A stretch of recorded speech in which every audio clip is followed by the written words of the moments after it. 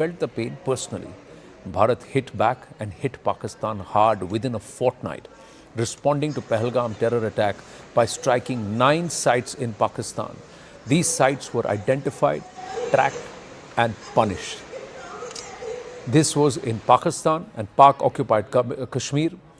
This carrying a message that was both emotionally resonant and symbolically heroic and important.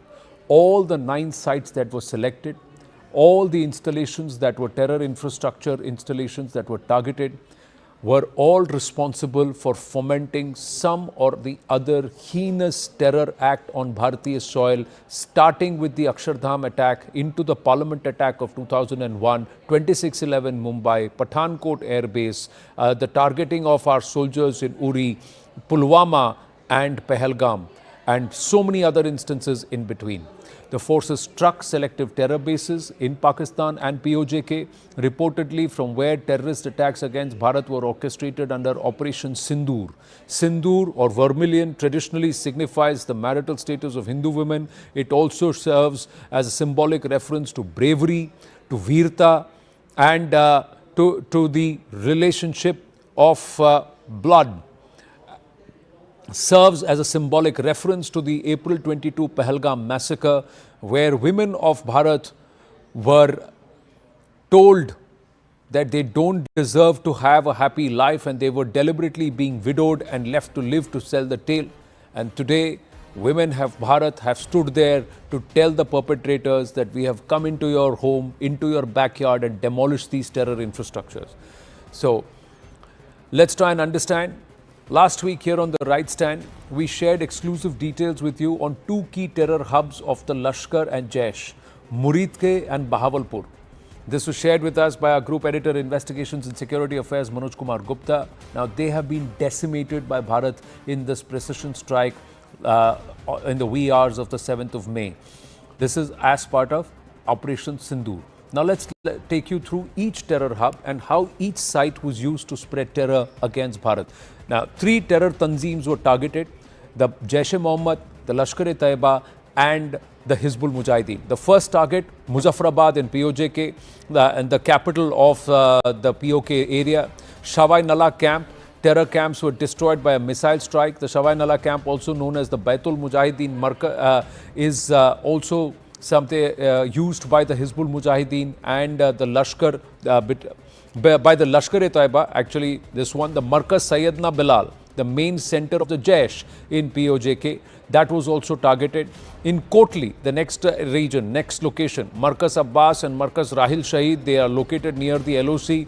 They have been flagged for infiltration.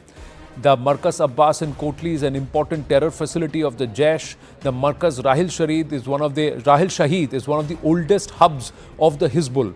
Then the next location, Gulpur, under the radar for terror training camps. Bhimbar Markaz-e Ahle Hadith, Barnala, the center of Pakistan ceasefire violations. Lashkar hub in POJK. The next one, reportedly again a Hizbul hotbed called the Mehmoon Joya in Sialkot, under the radar for terrorist activities. Chak Amru, again under the radar for terrorist activities and also for training Fidain. Muridke, Markaz-e-Taiba, under the radar for terrorist activities. This is the headquarters and the alma mater of the Lashkar-e-Taiba. Of course, then the biggest of them, the 14-acre plus area of the Bahawalpur Markaz or center. That's what it's called, Markaz Subhanallah, center of a fantastic center. That's what it is supposed to mean. Hometown of the Jaish and home base of the Jaish chief Masood Azhar. And the Jaish-e-Mohammed itself has now confirmed that these strikes have accounted for nearly 10 of the Masood Azhar family, many of whom were not just operational commanders but also huge instructors in these training camps. The Lashkar also has lost 2 or 3 of its key operational commanders. So Bahawalpur is the main center for Jaish for indoctrination and training, and it's the operational headquarters of the Jaish. So let's try and understand. Muzaffarabad, the Shawai Nala camp, there are terror camps that were destroyed by missile strike. How were they accounted for? How were they targeted? The Shawai Nala camp, also known as Baitul Mujahideen, the Lashkar terror hub, 26/11 attacker Ajmal Kasab got his training here. Weapons for Lashkar Kader, Lashkar terrorists who are being sent to launching facilities opposite North Kashmir all emanate from this region, the Shawai Nala camp. Then there is the Markaz Sayyidna Bilal. It's the main center of the Jaish in POJK. It's right opposite the Muzaffarabad Red Fort. It's a transit camp for Jaish terrorists prior to their launching into Jammu and Kashmir region. Pak Army SSG, Special Services Group, imparts training to Jaish Kader here at this region, the Markaz Sayyidna Bilal. That's the one. Then let's go to Kotli. Markaz Abbas and Markaz Rahil Shahid, located near the LOC, flagged for infiltration. Markaz Abbas Kotli is important terror facility of the Jaish. Close aide of Jaish commander Asghar Qari Zarar is the head and plans and executes attacks in Jammu and Kashmir. This place can accommodate up to 125 Jaish terrorists. The Markaz Rahil Shahid is one of the oldest hubs of the Hizbul. It can accommodate again about 150 to 200 terrorists. So this is located near the LOC. It's been flagged repeatedly for infiltration. The Markaz Abbas in Kotli. It is important terror facility of the Jaish. Let's understand close aid of the Jaish commander, Asghar Qari Zarar. He is the head of this entire Markaz or this center. It's called Markaz Abbas. He plans and executes attacks in Jammu and Kashmir. Let's go to the next one as we bring in Markaz Rahil Shahid. So this can accommodate 100 to 125 Jaish terrorists. This is Markaz Abbas. Then you have the Markaz Rahil Shahid. It's one of the oldest hubs of the Hizbul Mujahideen. This is also in Kotli. It can accommodate 150 to 200 terrorists. The next one is in Shakargarh. This is the Sarjal Tehra Kala terror hub. It's in Shakargarh Tehsil of Pak, Punjab. Now, it's the main launching facility of the Jaish. Close proximity to the international border in the Samba sector. The next location, Gulpur. Let's understand, where is Gulpur? Gulpur comes up, flashes up there on the map. It's under the radar for terror training camps.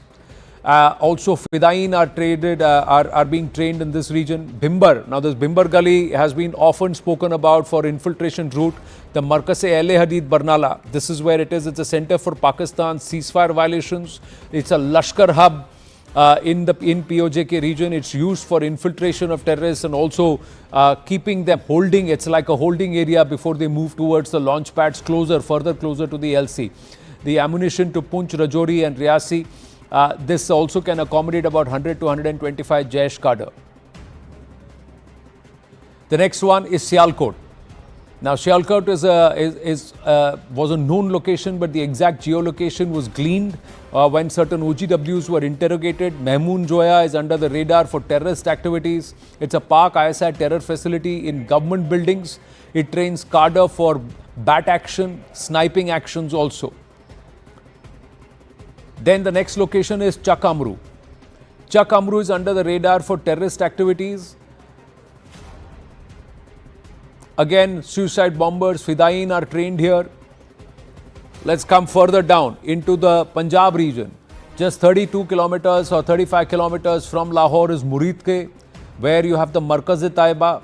It's the headquarters of the Lashkar-e-Taiba. It's under the radar for terrorist activities and fomenting multiple acts of terror on Bharatiya soil. It's the alma mater of the Lashkar arms and training facility. There is radicalization, indoctrination on acts.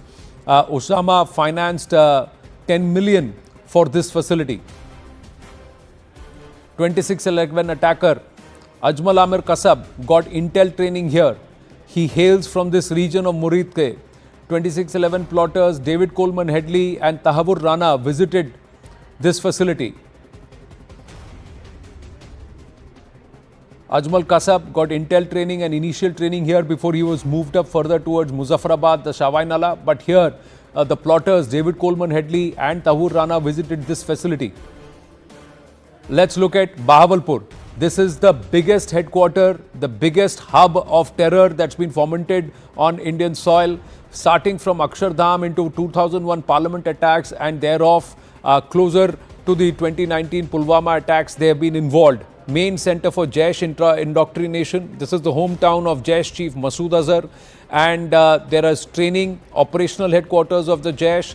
Pulwama attack was planned here. Masood Azhar, Rauf Asghar, they all reside here. There is regular arms training for Jaish cadre that is given.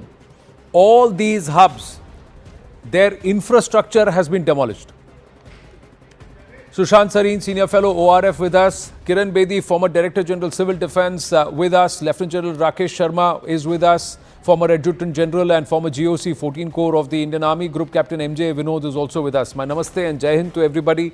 A significant, comprehensive demolition of terror infrastructure which has long existed, and there's been a demand that this should have been done. Kiran Bedi ji, your thoughts on what Bharat has done and how the Pakistanis have responded, what they are doing currently along the LC, again claiming civilian lives. I've been listening to my Indian news and I've been listening to some foreign news as well. Ji. I wish to point out that the foreign news is not doing justice. Is not doing justice. In fact, we should even have a session as to how are they reporting who. They're hiding certain news and they're spreading false news, fake news. So I think we need to even have a session. How is who reporting how? How is Al Jazeera reporting? How is BBC reporting? How is CNN reporting? How is Sky News reporting? I think we need to have a little session on that because this is alarming. They are presenting certain news and I don't want to repeat that. Why should I repeat that? But they're giving fake news. So I think that's a matter of concern. While we know what we've achieved, we know that how our armed forces and our political leadership and the entire governance has led us where we expected to. We were confident of after 15 days of due diligence. Not reaction, but action and salutary action, which brought a lot of huge relief to all of us. It's actually released some pain from within. But I think we need to understand and share with us ourselves who is reporting what language. I can understand how they reported Pahalgam. In fact, we might have to go back to the source. How were they reporting Pahalgam? Are they calling it brutal attack? Are they avoiding using the word terrorist? Are they linking other country with the, terrorism with Pakistan or not? I think we need to understand. Let's not just print it. Let's have a session, a focused session. What is the language being used by the foreign media? It's of concern to me because how do I let the world know? How much can we disseminate? How will we disseminate what is factually correct, as we believe? What is our version is not getting reported. The kind of strikes we've made on all the 9, and how we've demolished the terrorist factories is not being stated. I have not heard that here are the 9. Some are saying 6, some are saying 3, some are saying they are understating what factually has happened. So I think before I give you my view, I've been also trying to listen who is saying what, because that's where the world is getting to know. But secondly, I think the second social my feeling is we can also know how the countries have stated. How the media is reporting, international media, the key news. Secondly, what are the country statements happening? Who is regretting? Who is regretting? Who is supporting? Or who's saying what? So I think let's have the major countries also say what is their leadership, because I've been responding to some of these statements. And I've been saying to certain media, well, everybody outside our country is responding as it suits them. All right, so let us know if it suits them, it's as expedient to them, or it's as I don't know, diplomatically suitable to them. So let's know the diplomacy they are using. So I think the world, our India, also needs to know how are the other countries reporting news, media news. Secondly, how are they responding? We also know what Security Council dealt with, how Security Council, the language of the resolution, and of course we got some certain leakages, let's say overhearing or leakages. So I think that's another, but that sets the tone, and therefore how has the strategy of Pakistan has not worked by bringing it into the Security Council, because Security Council is a very closed institution. You cannot know. But their statement is, what is their statement also saying? So let's have the UN. Let's have the Secretary General of the UN saying what. So I think we need to know as a world, as India, what is the world saying. So I think it's a very important case to be made out of who is saying what. And now we leave it to ourselves. So we really know who's playing neutral, who's being more realistic, and who's undermining. I think that's what I want to know as an Indian. Kiranji, your point well noted, the concerns well noted, and with a lot of respect to whoever are the media, that foreign media that you have named, they are very, very independent, Kiranji. So, even if they're so independent that they can call the moon the Mars and get away with it. So let's leave it there. Let's leave it there. I think what we need to be concerned is how are Bharatiya reading and what are they trusting. Or our Bharatiya is telling us, I have no doubt, our Bharatiya is being, because we are an open, transparent democracy. We are an open democracy and an open media, and also independent media. We are not in doubt, but I think the country needs to know what is the other independent media saying, what is the other print media saying. I think that's one session I would request you, if you can consider. Well, if they were truly independent, they would be putting out both sides of the story. If they are not, then we'd leave it to the wisdom and the judgment of the people who are having the remote in their hands and what they need to do with it. I can only say that for the moment. The other thing, Kiranji, is that in the UN Security Council, 13 of the 15 nations, so barring China and Pakistan, 13 of the 15 nations have backed Bharat. As long as Bharat diplomatically is able to continue to wield that influence and is able to bring nations to their side. Compared to the last time it was in Balakot, I'm just for the viewers' information, this time around the briefing has been far more robust, far more regular, and it has been faster. So any amount of misinformation, disinformation, there has been an attempt to call it out much better than Balakot. Can we do a far better job of it? Can we do it, improve it 10x? Yes, we can. Do we have a state media that is robust enough to go across into foreign nations and to try and influence and to try and put the facts out there? Perhaps we need to get there, and that's the learning for us as a nation. But at the moment, what we can do is that we can put the facts out as robustly and as often and disseminate that as much as possible. That's where we can. And I agree with you that we need to have, as the dust settles, when things calm down a little, we need to look back and say who's doing what, kaun kahan pe hai, and what their real face is. And we should have that discussion. But for the moment, I'm just going to stay. I agree that let the dust settle, but we must know. I totally agree. And then let's just circle back to come back and say Operation Sindoor, perhaps one of the most robust measures that we have taken as a nation against a neighbor who has for long tormented us.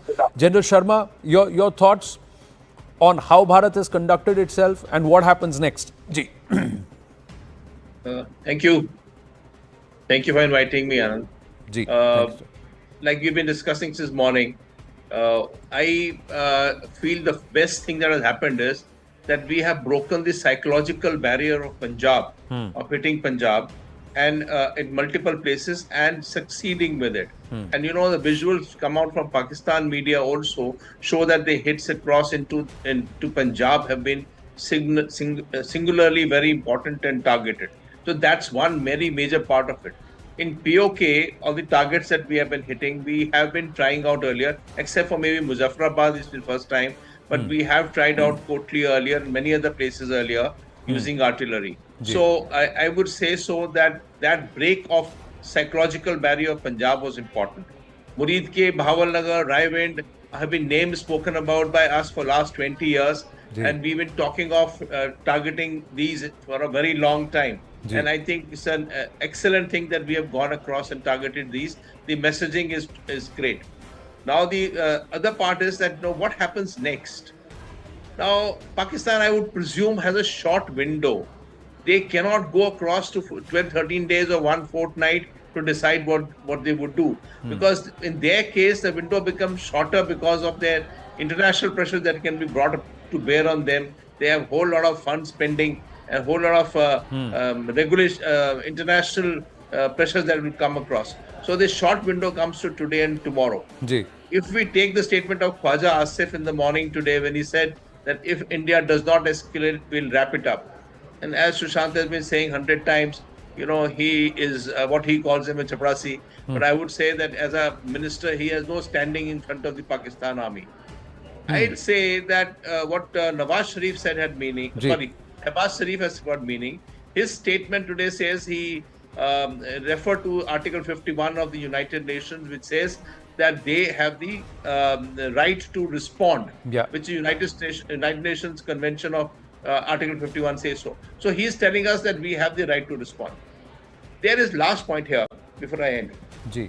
The claims of Pakistan that they have already done successful operations in India since last night, which is targeting these places that you have been referring to in the south of Pir Panjal belt from Punch right up to close to Samba area by artillery fires is one, and they said they have targeted many brigade headquarters and downed some aircrafts of India.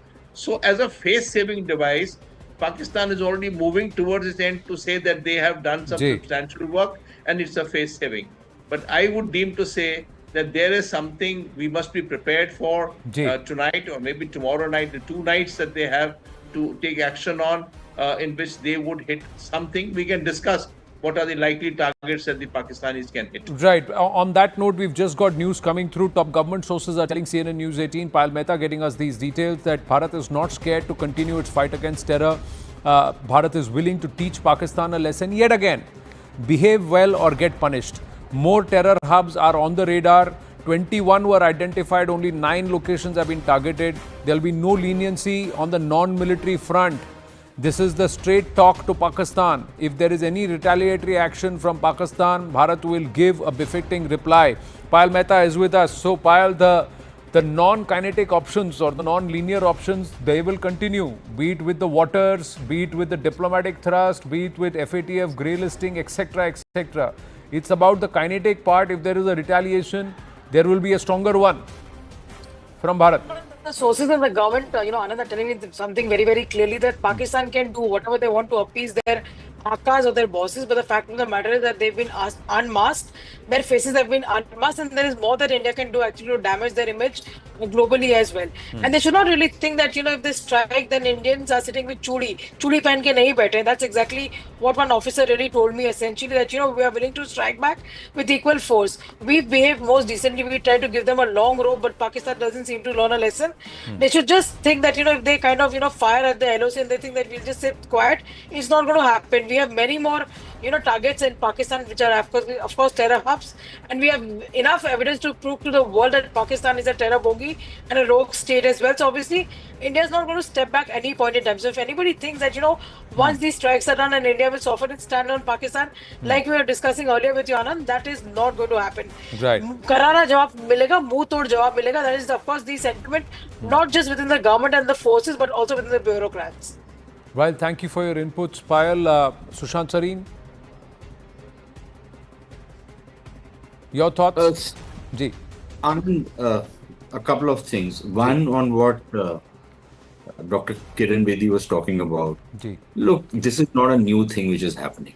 This has started from around 2014, and let's face it, most of the newspapers that she's talking about, Al Jazeera is particularly problematic, as are some of these other news channels. TRT is a complete mouthpiece of the Turks, and the Turks are completely backing the Pakistanis. Al Jazeera is full of Islamists and jihadists, and they peddle that propaganda. We've seen what they've done on the Hamas front. But even otherwise, some of the Western newspapers or news organizations have an ideological bent of mind, and they have been going hammer and tongs against this government for the last 11 years. When have they relented? And we have, in a sense, decided that we'll ignore it. We won't, react to it beyond a point. And maybe Dr. Bedi has a point that I don't think you should let this pass. on the other front, look, we are now in the next phase of the situation. I think the messaging from the Indian side, as General Sharma very correctly says, I think it's a very, very strong message that has been given. And the message is that, look, if you are going to be having these kind of terror camps and these terror establishments, then they are fair game. If, things go out of control, then these are fair game. We are going to come for them. We are not going to limit whatever strikes we have been doing to just, artillery exchanges along the LOC or any action across the LOC. Everything is fair game. Ji. But I think let's be very clear about something. India's approach on Pakistan, even on the Indus waters issue, what have we said? Forget what is being said publicly or in the media. What is the official position? We haven't abrogated the treaty. We've said we are putting it in abeyance and we are linking it with the terror infrastructure in Pakistan. That if the Pakistanis abjure terrorism and they dismantle that entire system, frankly, I don't think anybody in India has any interest in trying to block water supply to Pakistan on the rivers which were allotted to Pakistan. It's another matter that whatever is our share out of those rivers, we will exploit that to the maximum possible and perhaps, try and get some design changes done so that the life of those projects increase. But I think the basic approach of the government of India has been that we are not interested in stopping the water. But, water and blood cannot flow together. You take your choice. If you are going to make blood flow in India, then water is not going to flow. And if blood stops flowing, then water will flow. Secondly, I think the Indian approach to Pakistan has been very clear. We've turned our back on Pakistan. They might not like it, but that is the fact that we say that we have nothing to do with these guys anymore. We are going to do our own thing. We are going to focus on our own economy, on our own people, and we have nothing to do with Pakistan. And yes, if we have to compete with some country, we are going to compete with China. We are not competing with Pakistan, right? The Pakistanis have a habit of like leeches trying to drag us down. They've done it again. If they take the off-ramp, which again General Sharma was speaking about and we've spoken about it in the morning as well, that, if in a sense this can be a win-win without going up the escalation ladder, that we've done what we had to do. The Pakis claim that, fine, the Indians did and we hit back and, matters settle out here, but we reserve the right. The rest of it is rhetoric, right? This can become an off-ramp. But if the Pakis are going to react, then there are two options for them. One option is that they carry out a few strikes on empty plots, maybe very deep into Indian territory to make a point. But there is no loss of either infrastructure or of lives. They don't target any military or civilian targets. And they make their point. Now, at that point of time, India will have to decide, okay, fine, do we consider this an off-ramp?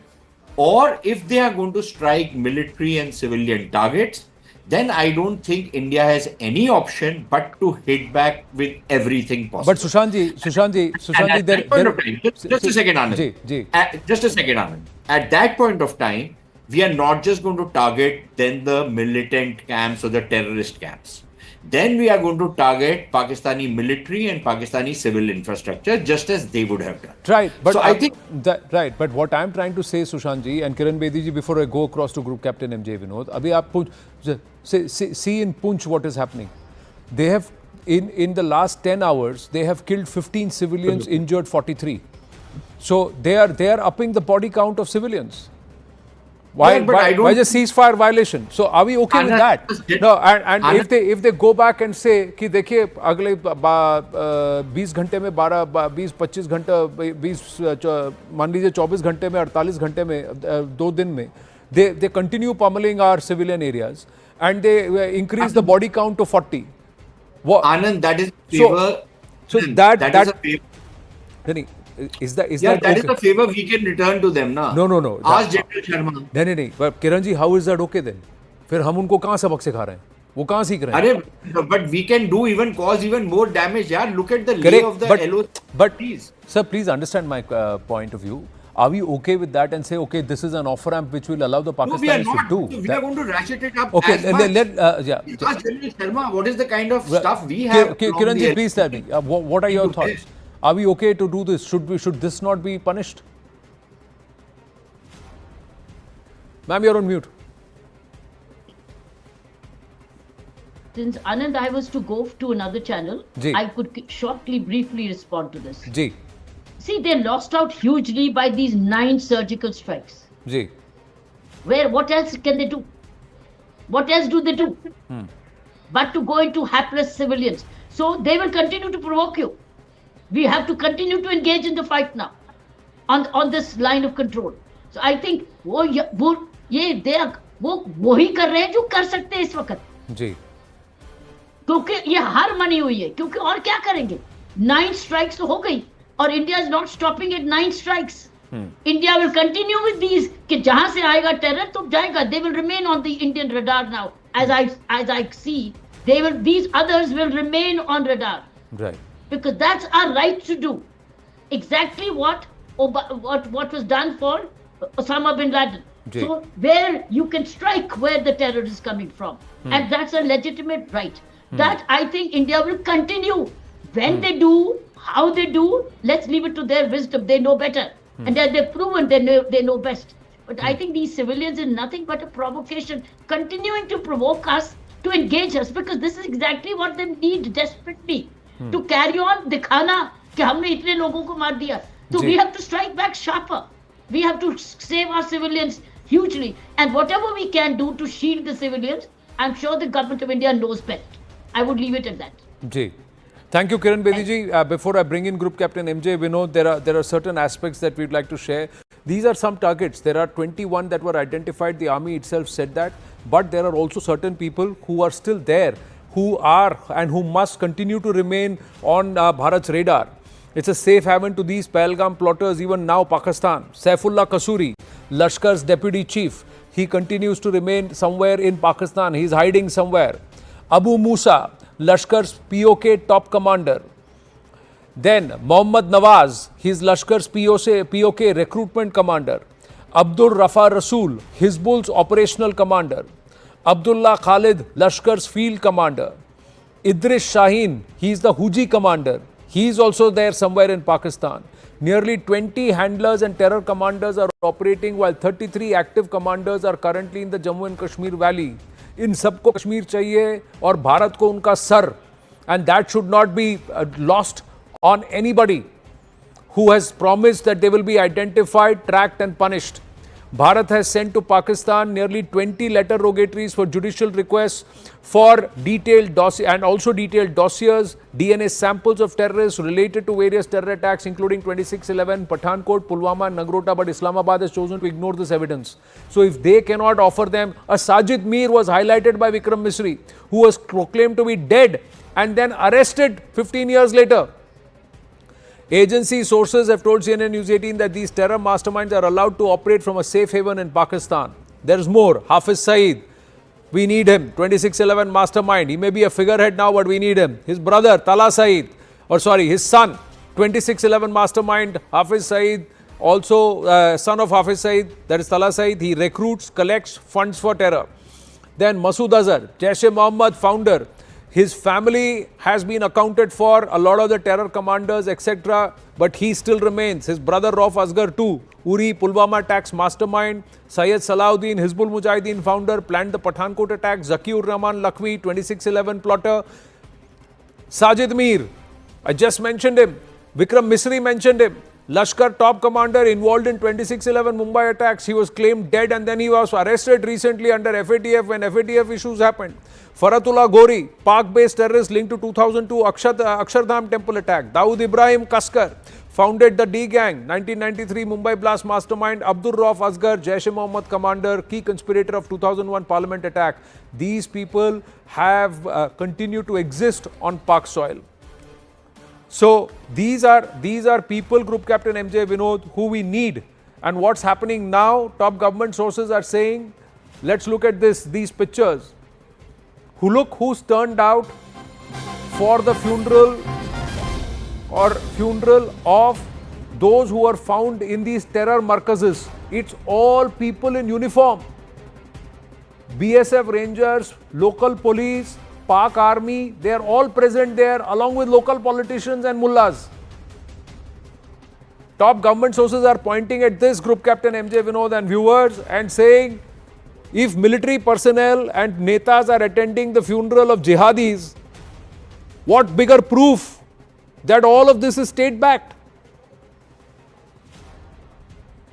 Absolutely. I don't think we have any doubt on that. In fact, I would have even looked at this particular funeral procession as itself as a very big target, because in one probably scalp, we could have taken out all of them. Anyway, be that as it may, the point is, Anand, we still have viable targets in Pakistan. For retribution, what target does Pakistan have? Actually, there's nothing. I think they should be thankful to India that we cleaned up a little bit of trash which they wanted to and they couldn't. And we did their job. At least that is my take on the subject. And second and most important thing, Anand, is out of 21, we took out only 9. Yeah. We have more to go. So which means we will, we at least hold the right to revisit these rest of the targets. Yeah. But in the same breath, let me also tell you, for Pakistan to go back to the world to say, to do some kind of operation, I would look at, if I was a Pakistani, I would look at probably the dams. Because we stopped the water, the only viable target that he can go against is probably a token attack on a dam. You can't break a dam. It takes, a few years to break a dam. But a token attack on dam is something which we should be watching out for. And Operation That's Sindoor an open act of war. That's not a de-escalatory measure. That's an open act of war. So is Poonch, Anand. This Poonch itself, Poonch has been completely evacuated. That's what my sources tell me. There's not a soul today. So Poonch itself is an open act of war, because number of people who have died in Poonch, your numbers and the numbers that I'm hearing are slightly in difference. I'm hearing numbers upwards of 20 to 25, which is very close to the numbers that happened in Pulwama has happened in Poonch. So to me, Poonch is another Pulwama, and which requires even a bigger kick than what we have already given. The aspect about Operation Sindoor is also, it's an operation which is wrapped in courage and soaked in sacrifice. Yes. So it's like saying, you may break our hearts, but you'll never break our spirit. India moved with purpose, pride, and pain. If you look at, look at Delhi and people in Delhi, they all are very happy, but they are also in a heart of heart, they are, pained because so many people were killed. Sindoor, like you rightly said, is not only a marriage between a man and a woman, but also a marriage between soldier and the soil. It is the color of the blood, this is correct, but it is also a color of commitment. And this is not retaliation. This is a retribution with responsibility. So that is what I look at Operation Sindoor as. Right. But General Saab, what happens now? What are Bharat's options? Are both sides, from your understanding, looking for de-escalation, or if anything that the Pakistanis do now, till what level are we let it to look at it as an off-ramp? How many more lives are we ready to lose to look at an off-ramp or a de-escalation, as Sushant Sareen puts it? Or are we going to continue to press on the buttons if Pakistan does any act of retaliation? So, Anand, once we breached the LOC and the IP together, we should deem it that the ceasefire is dead. Not dragging the ceasefire to our bosoms beyond this is, I think, is incorrect. And it's not Poonch alone. It's about 600 kilometers of villages all along the line of control, right up to Kathua, which are all close to located there. And they are across the fence also. They're tilling across the fence. Today morning, the LG had ordered all these villages to be vacated and moved backward. Because, obviously when we are stuck across the line of control, they would be targeted. And, Poonch being a bowl gets targeted first. We would be targeting Kotli also, even as artillery, not as part of the yesterday night. Kotli is normally also targeted, Nikyal, and there are many other hundreds of places that we are targeting ourselves. So either we respond back in equal measure and hit into their townships like they're hitting Punch as a measure to quieten them, which has been done earlier, to say that you hit our villages, we hit your village back, and then that quietens it. Or we do technology and push the artillery out. You know, the artillery has got finite amount of range, say 30 kilometers. So you have to use those loitering ammunition that we used yesterday night to target those artillery gun positions so that they are pushed out from there and move further backwards away from being hit. So, you know, this Punch will be hit. And, you know, earlier also, before this ceasefire was called off, these townships and villages were being hit. Surankot, Rajouri, Nashera, Bimbar Gali, or Jordia, all were being hit earlier, and they will be hit. So either we take strong action to hit their villages, Chakoti, in Neelam Valley, etc., or we target their gun positions which are targeting us and push them out. Either way, this problem is going to stand, and it will be. And we have been stating this for the last 12 days, that this is an issue. And I'll add one more issue, please allow me. One is choreographed response, as Shushant mentioned. It is always possible that with choreographed response, like what happened after Balakot, they hit close to Naria ammunition point and close to Nashera without hitting them. So we say, okay, all is well, it's done it. And I, end by saying, it's all leadership issue now. We keep naming whole lot of these people, families, leaders. You know, many of them died, or hundreds have died, but hundreds others come up subsequently and they take their place in no time. And, you know, this terror factory continues. So killing a leader matters for, say, 6 months. After 6 months, the next fellow will wear the same boots and he will be doing the same task across here. It is the factory that needs to be sorted out. Right, very, very rightly said. It's the factory that needs to be sorted out. Big update coming through. Jammu and Kashmir is all hands on deck. So right now there is an office memorandum of the Civil Secretariat that's just been put out in view of the prevailing situation. The undersigned directed to request all administrative secretaries and heads of departments working under the administrative control not to sanction any kind of leave in favor of any employee except under exceptional circumstances. So after the CAPF, after the BSF, the army, it's also the administrative services that has now been put on all hands on deck. So clearly indications are that there is some counter that is expected, especially along the LC area, not on the IB. That's what, and it could be around the Jammu and Kashmir region in terms of the theatre of action, if there is any retribution or reprisal that the Pakistanis are at this time planning. Thank you very much to all our guests. We are joined by the former Army Chief, General Bikram Singh. Let's go straight across to someone who I have huge admiration for, the former Army Chief, General Bikram Singh. Jai Hind, sir. This is Anand here. Thank you for making the time. Anand. Jai Hind. How are you? I'm good, sir. Your thoughts on Operation Sindoor and how Bharat has gone about it. I think it's been launched in a very calculated manner, and right from the beginning, as the Honorable Prime Minister had announced, we have adopted a whole of government approach. We've dealt with Pakistan at the economic level, diplomatic, political, informational level, and now, of course, the military went in last night. And I think this operation definitely has assuaged the sufferings, and I would say the emotional trauma that the families were suffering after the Pahalgam incident. As far as the message to the Pakistanis is concerned, I think the message has gone out loud and clear on the political front, on the military front, that of course the first political, that we shall not tolerate any nonsense. There is zero tolerance to terrorism, and that is the message that has gone across. And Honorable Prime Minister's old adage right from the beginning, कि घर में घुस के मारेंगे, he's proven that point. That has been done again by the Indian military. And of course, I would like to compliment our intelligence agencies and the military as well. The way they've gone about collecting intelligence, precision, precise intelligence, and the precision weaponry that has been employed by Air Force, by the Army, to neutralize these 9 camps.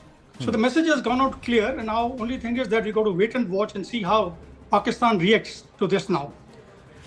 Would like to draw your attention to the PMO statement, the Prime Minister's office in Pakistan, their official statement. it has made a few claims. One, they have not said anything about terror tanzeems or their headquarters. They have blamed Bharat for targeting civilians, including children and women.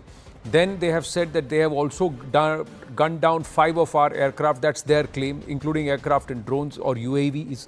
The third thing they've said is that the Pakistan government authorizes its military to take corresponding action.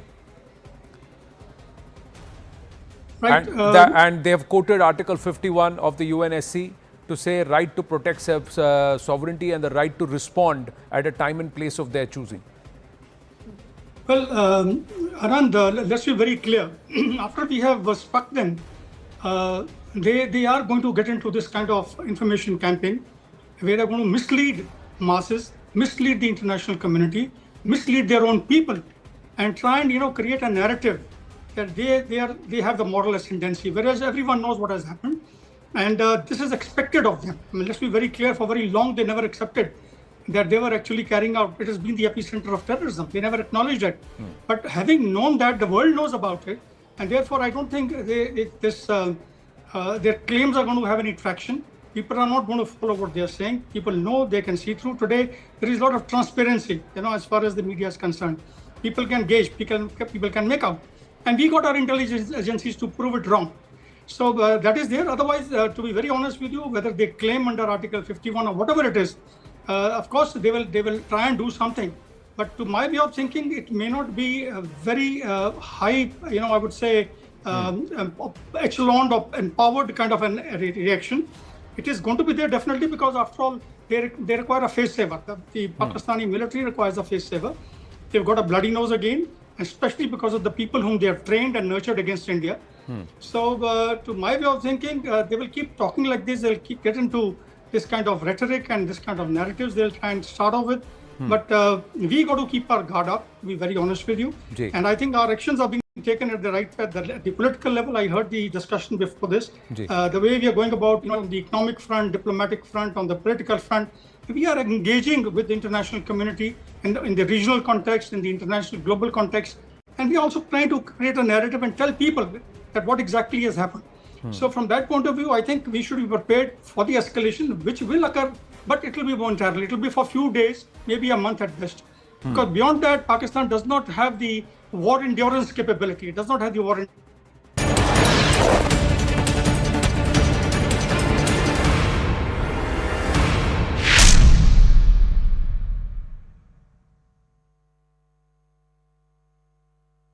Brought to you by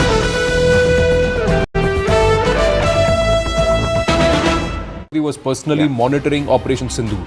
So PM was monitoring Operation Sindoor, so he was there, aware of what was going on and personally monitoring what was going on. So for some of the jibes that came at where is our Prime Minister and he's Gayab, etc., this is confirmation that he was right in the thick of it. And at the highest level of government, this Operation Sindoor was being monitored, it's been planned and it's also now been implemented. Yes, Group Captain Vinod. Great point. So let me quickly finish about this loitering munition. Most of the loitering munition today has the capability to go up without any target. And once the target pops up, it keeps loitering. And once the target pops up, it will go and hit the target. Erstwhile loitering munitions were against the radars. Today, loitering munition can be against anything. Point number one. Point number two, and coming back to Anand, your point. When is the last time when we have seen the premier of a country, of our country, Prime Minister of our country in the ops room, monitoring operations like they do in US? I mean, in the US operations, you've seen many times Obama monitoring the operations, or even Junior Bush monitoring operations. Likewise, in India, this is the first time I have seen for the first time that Prime Minister is so much involved in monitoring the operations and also taking call as to what kind of targets to take. Very, very important. Muzaffarabad, I just came to know that the tolls have gone up to 30 to 31 people, which means big names and big people in Muzaffarabad must have gone. Same is in Just give me a moment. I also want to go across to Aman Sharma, our political editor. The Prime Minister Modi monitoring these operations live. Aman, what more details do you have? All right. This is an important development actually in the larger scheme of things, not just optically, but this does tell you that the Prime Minister is completely involved. And you know, people who have been constantly critical of the Prime Minister perhaps will need to look back. I don't want to make this political at any level, but the fact of the matter is that the Prime Minister guiding this, you saw him on the first day itself. He returned from Saudi Arabia very, very quickly. He was on the first flight as you know, he's landing at 7 in the morning, held a meeting at the airport, came to his residence within an hour or two. He was already conferring with the inner core and the inner team, and by the evening he was chairing important meetings with the entire defense establishment. Aman is also joining us. Aman, what more can you tell us? PM Modi was monitoring this live at 7 LKM. Yes, Zaka, this which we can confirm that Prime Minister Narendra Modi was monitoring Operation Sindoor. He was very much in the thick of the things as the Indian Army, the Indian Air Force have conducted a joint coordinated strike inside 9 sites in Pakistan, especially targeting the terror headquarters of the Jaish-e-Mohammed and the Lashkar-e-Taiba. This strike is much, much bigger than Balakot. You know, when one terror camp was targeted, now we have 9 sites, including the terror headquarters of the Jaish and the Lashkar. What we can confirm through top-level sources is that the Prime Minister was monitoring this operation. He had a busy day. You know, yesterday he was also at a media event later in the evening at 8 o'clock, but he was monitoring the operation, and he has had multiple meetings yesterday also where the entire operation was fine-tuned. No, over the last 2 to 3 days, we saw him having separate meetings with the Air Force Chief, the Army Chief and the Navy Chief. He also had multiple meetings with the NSA Ajit Doval, Defense Minister Rajnath Singh and the Home Minister Mr. Amit Shah. All this seems to be a very, very planned, coordinated Do you know operation. Who else was with him while this operation was underway and while he was monitoring it? Any idea? Well, Rahul, those details we don't have yet, but we can confirm this much that the Prime Minister was monitoring this operation. This has been the case earlier in the big surgical strikes carried out earlier also. But this time, I think because the strikes size and the strikes... There's more. Payal Mehta has just now got more information. Aman, at this point, Payal Mehta has got more information where she's saying that 9 targets, all successful. Top sources have now confirmed this. Payal is with us on the phone line. Yes, Payal. So the government confirming that there were 9 targets and all have been successfully hit. Anand, a very, very important development coming to the 4 top offices in the government have told us the Prime Minister was constantly monitoring the operation throughout the night, and the information that we have is that 9 targets were targeted by our armed forces and all are successful. That's the big official confirmation coming in from the highest offices in the government of India. In fact, even though Pakistan is trying to peddle in some lies and some false information saying 5 targets, etc., but you know, undeniable sources have confirmed this to us. So big.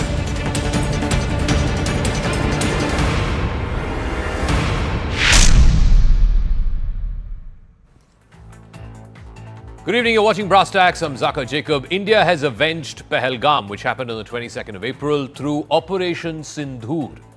26 Indian daughters and wives and sisters who lost the male members of their family today found a sense of justice. The Indian armed forces targeted 9 terror locations in Pakistan-Occupied Kashmir and Pakistani Punjab, which is the heart of the Pakistani state, the Pakistani military establishment. The combined operation by the 3 services, the Army, Navy and the Indian Air Force, hit 9 locations, among others, Muridke, which is the headquarters of the Lashkar-e-Taiba, and Bahawalpur, which is the headquarters of the Jaish-e-Mohammed. These are 2 terror organizations that have singularly been responsible for a large majority of the terror attacks that India has seen in the last 30 or 40 years, from 26/11 to Pulwama to Uri to the very latest that happened in Pahalgam, the claim for which was taken by TRF, an offshoot or a proxy for the Lashkar-e-Taiba. India has been very clear right after undertaking Operation Sindoor and these multiple hits. The objective is non-escalatory. The objective was not to target military installations. The objective was certainly not to target any civilians. In response, Pakistan has said it will retaliate at a time and place of its choosing. Are both countries on the brink of war, or will calmer heads prevail? And is there an off-ramp for both Pakistan and India to pull back from the precipice of what looks like a full-blown war. We will delve deeper, but first, I want to bring you up to speed with what the Foreign Secretary told the world at about 10:30 this morning, announcing to the world the confirmation of Operation Sindoor, in which the Indian armed forces hit multiple locations inside POK and mainland Pakistan. On April 22, 2025, Pakistani and Pakistan-trained terrorists belonging to the Lashkar-e-Taiba carried out a savage attack on Indian tourists at Pahalgam in Jammu and Kashmir in India. They murdered 26 people, including one national of Nepal, causing the largest number of civilian casualties in a terrorist attack in India. Pakistan also has a well-deserved reputation as a haven for terrorists from around the world, with internationally proscribed terrorists enjoying impunity there. Earlier this morning, as you would be aware, India exercised its right to respond and preempt, as well as deter more such cross-border attacks. These actions were measured, non-escalatory, proportionate, and responsible. Indian armed forces attacked at 9 different terror locations in Pakistan. It is, up until today, the most expansive and widespread and deep retaliation into mainland Pakistan, into heartland Pakistan, that India has undertaken in recent years. It starts from the north, which is Muzaffarabad, which is the capital of Pakistan-Occupied Kashmir. That is the northernmost point of these 9 points that India has targeted. To the east of that are the Jammu and Kashmir districts of Baramulla and Kupwara, again up north. It's known to house a cluster of terror groups whose members are helped by the Pakistani army. Then there is Kotli, which is also in Pakistan-occupied Kashmir. It's directly across the line of control from Jammu. Markaz Abbas and Markaz Rahil Shahid, terror camps that are flagged for infiltration in this place, Kotli. Then there is Gulpur, Bimbar, Chak Amru and Sialkot. Sialkot is also in Punjab, not in POK. All of these areas are believed to support the broader terror ecosystem in Pakistan with weapons training, storage and safe houses. And then there are the 2 big ones, the 2 most important sites. Murid Ke, about 30 odd kilometers from Lahore, literally on the outskirts of Lahore, and Bahawalpur, which is 100 odd kilometers from Lahore, again in the heartland of Punjab in Pakistan. Murid Ke is the headquarters of the Lashkar-e-Taiba, the terrorist group that's responsible for the 2008 Mumbai attacks. Bahawalpur, the headquarters of the Jaish-e-Mohammed, where the Indian airstrikes hit the Subhanallah Mosque, which is believed to be the epicenter of the operations of the Jaish. I want to get an international perspective, a perspective from Washington on this, the ever-evolving situation between India and Pakistan in the aftermath of the Indian Armed Forces operation at multiple locations inside Pakistan. Julia Benbrook is the White House correspondent for CNN. She's now joining us live. Thank you very much, Julia. Any response from the White House to this developing situation between India and Pakistan? So President Donald Trump was asked about this in the Oval Office. Reporters were in there yesterday and they asked him to respond to these attacks. He said that he had really just learned about it as he was walking in, but said that it was a, quote, shame. Didn't go into a ton more detail, but he did go on to say this. He said, they've been fighting for a long time. You know, they've been fighting for many, many decades and centuries. I just hope it ends very quickly. So the United States president has made it clear that he hopes to see de-escalation here. But what remains to be seen is how much more he may say or do when it comes to this conflict. Now, we may get some more White House reaction in just a matter of hours. White House Press Secretary Caroline Leavitt is scheduled to give a briefing, and I do expect her to get some questions directly on this. All right, this of course falls in the domain of the Secretary of State and now the acting National Security Advisor Marco Rubio, who I believe has spoken to his counterparts both in India and Pakistan. Do we know anything further about those conversations?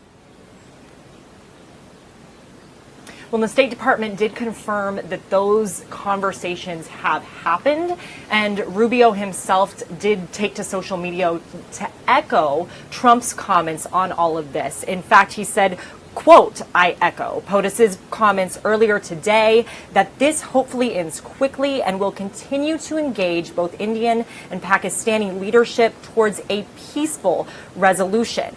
So he also said that he continues to monitor the situation closely. And as you pointed out, Rubio really has two key roles in all of this. He is leading the State Department, but as of last week, Trump has also made him the acting national security advisor.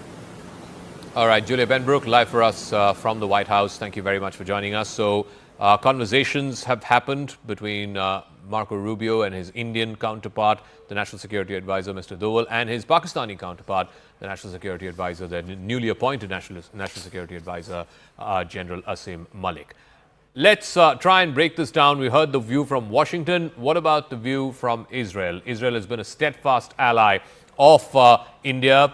In fact, one of the first countries to come out in the aftermath of Pahalgam 22-4 and unequivocally condemn this terrorist attack, much like India condemned the October 7th attacks that Hamas carried out in Israel. I had a chance earlier this evening to sit down with the Israeli ambassador to India, Reuven Azar. All right, so there's been an outpouring of support from the international community after Pahalgam, and of course now with the action that India has taken with Operation Sindoor. One country that has been the very first to come out and express solidarity and support with India is Israel. I'm now joined by the Honorable Ambassador of Israel to India, Reuven Azar. Thank you very much, sir, for speaking with us here on CNN News 18. Your first thoughts on a day such as this. You spoke to us when Pahalgam happened in the aftermath of the terrorist attack, and now India today has carried out Operation Sindoor, in a way, avenging what happened in the terror attack. Well, it's only natural that in the backdrop of this terrible attack, in which people were killed in such an atrocious way, India would exercise its rights for self-defense, and we support Indians' right for self-defense. Israel found itself in a similar position on the 7th of October 2023. India was one of the first countries to come out in Israel's support unequivocally. Do you see this also, what happened to India, similar to what happened to your country and the response as well? Zaka, my sense is that as much as India and Israel are rising as economic powers, as regional powers, the terrorist organizations are becoming more desperate, and they are looking for more shocking ways to hit us, to kill civilians, to do things that are unspoken of, to breach any rule in the book, any rule of humanity, any rule that decent nations have crafted in order to maintain decency. They are breaking all of that because they want to bridge the strategic gap that is being created as a result of our success and their failure. Why do you think then there isn't a consensus understanding in the world that you cannot have terrorists and you cannot have violence against civilians? That's what happened in Israel on 7th of October. That's what happened in Pahalgam on 22nd of April. Why does the world have a different set of rules? I mean, terrorists cannot be attacking non-combatants. It's as simple as that. Well, you know, on the positive side, you can say that indeed you have been getting a lot of solidarity from countries in the world, and that's what happened also following the 7th of October, when people saw the terrible pictures of terrorists boasting about the killing, about the torture, about the burning, about the decapitation. So the question is what happens after that? Mm-hmm. Because beyond condemnation, sometimes people tend to do contextualization of the situation, which is has to be completely out of the equation. Terror is terror and has to be condemned, and we have to act in order to eradicate terrorism. I also want to ask you, now there seems to be a lot of concern about whether there will be an escalation, will there be a full-fledged war between India and Pakistan? Are you worried? Is the government of Israel worried about such a possibility? Well, we always prefer a situation of peace, and we trust the Indian government that will do the necessary calculations on how to defend itself in the best interest of the Indian people. But what would your word of, I know diplomats generally do not share words of advice with foreign governments, particularly host countries, but from your experience in dealing with counterterrorism in Israel, what would your advice be on how India should go forth now that this operation has concluded? Look, there's no doubt that this is a challenging situation. Because on the one hand, you cannot stay put in a situation in which you are attacked in such an atrocious way.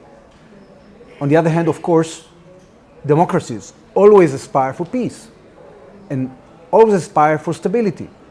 But this cannot be on the account of an increasing threat of terrorism that will wipe out your citizens.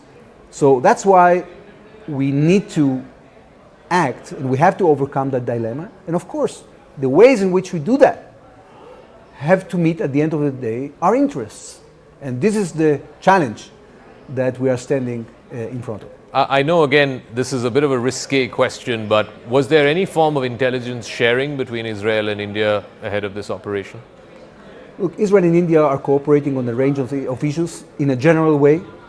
We do not deal with specific situations. Okay. We do not elaborate on them.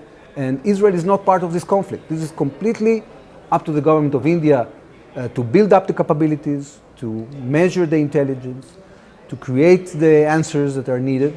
And we, as a country that knows the pain of being hit by terror time and again, we identify with the feeling, we understand the challenge, we share sympathy, and we wish success to the government of India. I also want to talk about what's happening in Gaza. I'll just come to that in 1 second. But, you know, something that you said earlier, that with each terrorist attack, it is getting more outrageous. You know, for example, attacking tourists or music festival goers in Israel.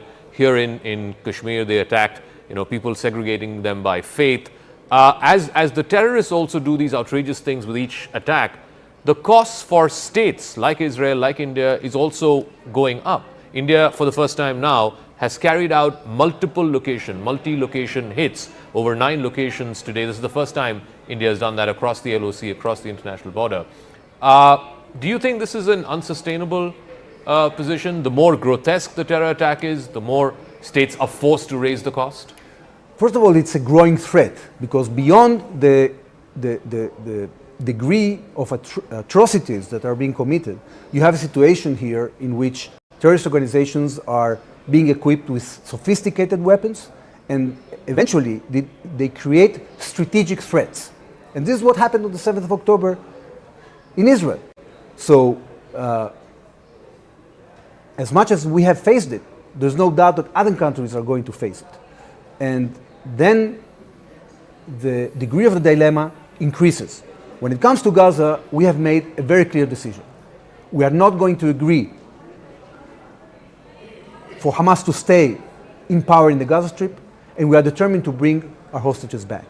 We've been able, through a combination of negotiations and military pressure, to bring back 194 hostages. There are still 59 left in the Gaza Strip. As time continues, time passes, it becomes more difficult for us to extract our hostages from Hamas, and therefore the Israeli cabinet has made a very important decision. We are going to change the way in which this war is going to end. We are now in preparations for a massive operation that is going to include different elements: civilian, military, and foreign policy. On the humanitarian side, we are going to create a special zone in which population is going to be evacuated to, but this time the humanitarian assistance coming from the international community is not going to flow to the hands of Hamas. That's number one. Okay. Number two, we are increasingly going to take more chunks of the Gaza Strip until Hamas comes to terms with our conditions, which I mentioned: release of the hostages and giving up their arms. They can do it right now and, you know, avoid the operation. Yeah. So we are very clear now in the way that we are uttering our intentions, so they can have the chance to avoid more casualties, to bring back normalcy to the population of Gaza and the population of Israel. But Ambassador, you know, the criticism against that move is Israel's now preparing the ground to go and occupy Gaza, to be there indefinitely, and that means the two-state solution is pretty much dead on arrival. How would you counter, or how do you respond to that criticism? Well, first of all, Hamas has killed the two-state solution by doing the unthinkable. An unprovoked attack after Israel has withdrawn from the Gaza Strip. Okay? That finished the way that we saw. The second thing is that, Israel doesn't have any intention of permanently staying in the Gaza Strip. We are working with the international community, and after the first phase of preparation and the second phase of action, there will be a third phase of creating an alternative to Hamas in the Gaza Strip. So this alternative cannot be created as long as Hamas is terrorizing the population. We've seen only in the last few days the terrible pictures of Hamas torturing and massacring people just because they wanted some food. Okay, and we know that they are having all the supplies in their places of hide, occulting it from the population, selling it to the population. This cannot continue. So Israel is determined to bring this war to an end, and we are explaining very logically and very openly what we're going to do in the next phase. Just one final word before we go, and I'll go back to where I started. India has taken a definitive stand, definitive action today with these multi-location strikes. What do you reckon is the way forward in this battle against terrorism? Because just like Israel, India's been fighting this battle of terrorism for the last 30, 40 years. And today is a line in the sand. No one thinks that terrorism is going to end. But then how does one break out of this cycle of terror attack, punitive action, terror attack, and then punitive action again? Well, Zaka, there is much more than the international community can do in order to tackle terrorism. Like not only condemning, but also putting pressure and putting sanctions on those involved in terrorism. We can create networks to exchange information. We can develop tactics to deal with the terrorists. We can invest together in preventing the broadcast of radical content on social media and on electronic media. We can invest in education of the next generation. There are many things that we can do. So condemnation is not enough. And as much as we succeed in the international effort to tackle terrorism, there will be less need for the use of military means. What about the states who are backing these proxies? Iran certainly is backing the Houthis and Hamas. In India, we genuinely believe that these terror proxies will not survive if the state is not backing them. How come the international community never calls the states out? Right. So that's a very good point. Those who harbor terrorists have to be exposed and have to be punished. All right, we'll leave it at that. Thank you very much, Ambassador Azhar. I know you have a busy schedule up ahead, but thank you very much. So India and Pakistan on the edge of a precipice. India has carried out Operation Sindoor, in which 9 different locations have been hit, 21 strikes over a period of 25 minutes. India has indicated it does not want to or is interested in escalating further. The question is, how will Pakistan respond?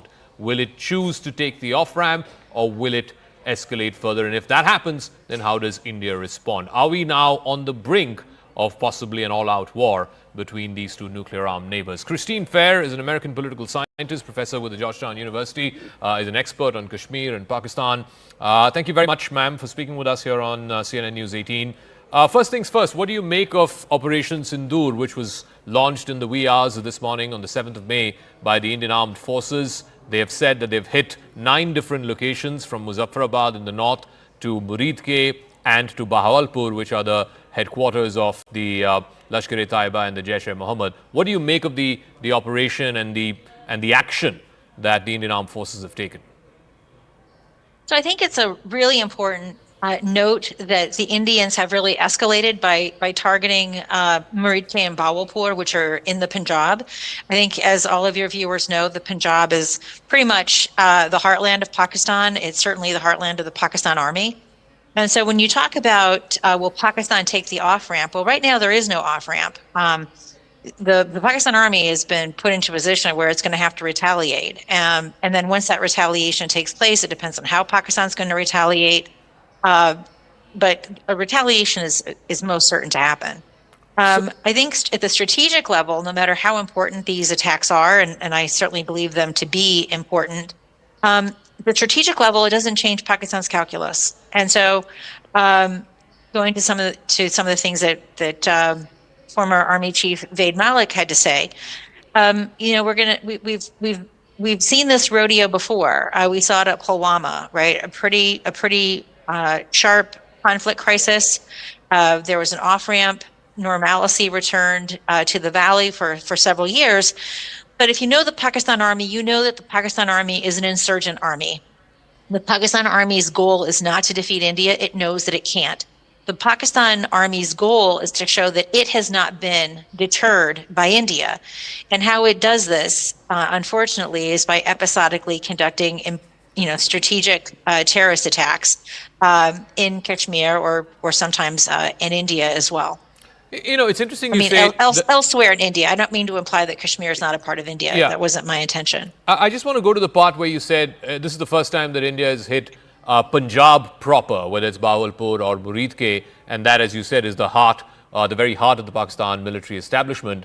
Why is that such a, crossing a red line in your view?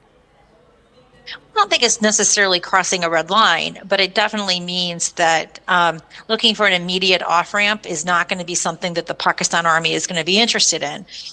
We also have to remember that this particular Pakistan Army at this juncture in time is really waning in popular support. Many Pakistanis have soured on the institution because of its treatment of Imran Khan. In fact, one may even say that maybe the timing of this attack in Pahalgam was precisely to generate a conflict wherein Pakistani support for the army would be shored up.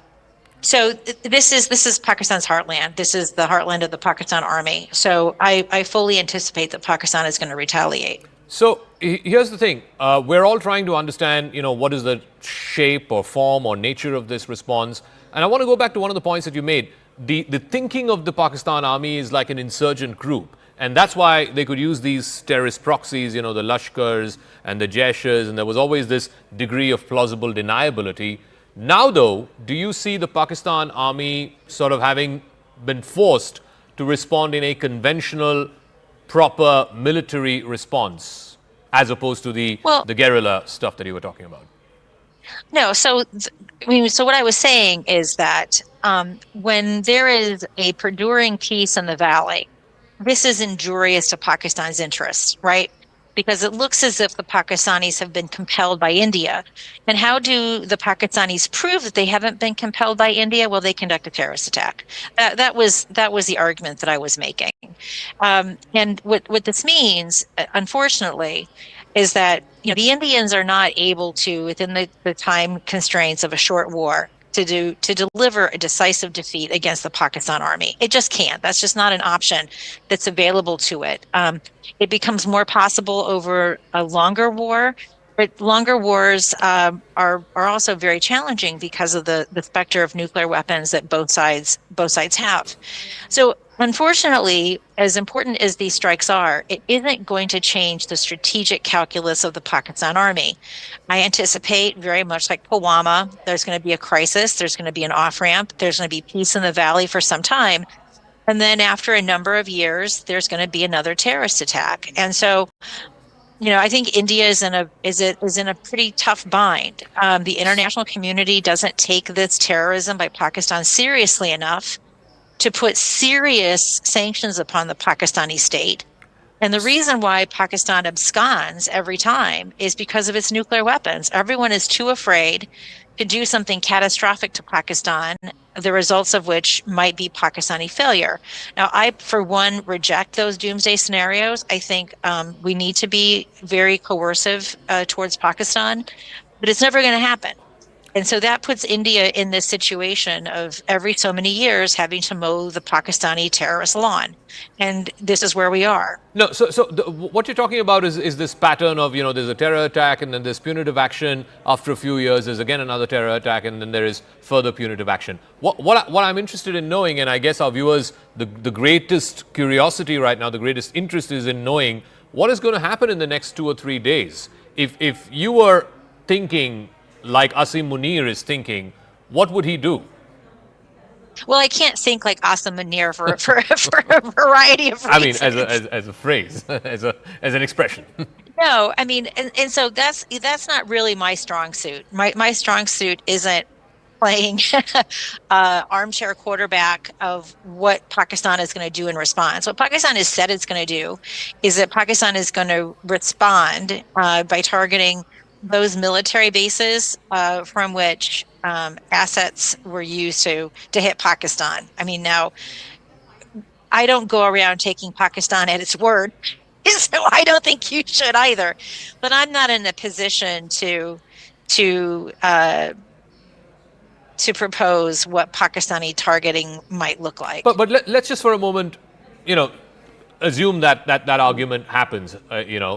Because look, India is very clear in the statements that it put out. It drew a very, very fine distinction. It said no military targets have been hit. It is only terror and terror infrastructure. If Pakistan were to retaliate, it would have to cook up that these are the places where India is fomenting, Baloch terror or whatever it is that they want to cook up, or they have to hit military targets, like you said.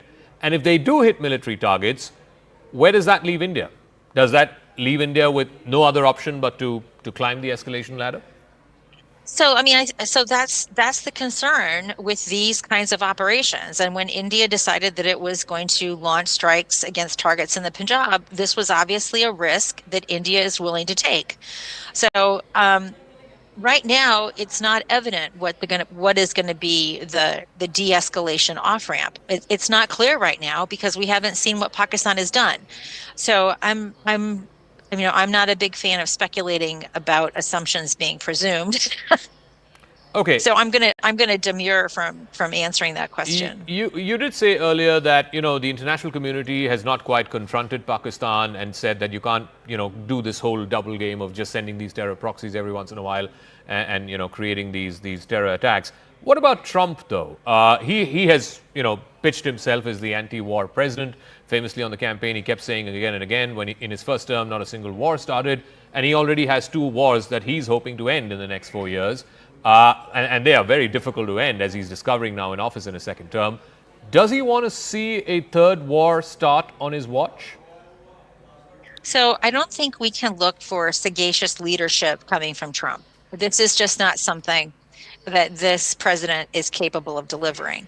So we have to look at the State Department and Marco Rubio. Marco Rubio is not someone that I find particularly palatable. He is very much Trump's sycophant. He was a pretty vocal Trump foe turned Trump loyalist. I know that Paul Kapoor has been tasked with has been proposed as the Assistant Secretary of State. I presume that he is providing wise counsel to the State Department, although I haven't seen any impacts of that wise counsel. What we're still seeing is the both sidisms.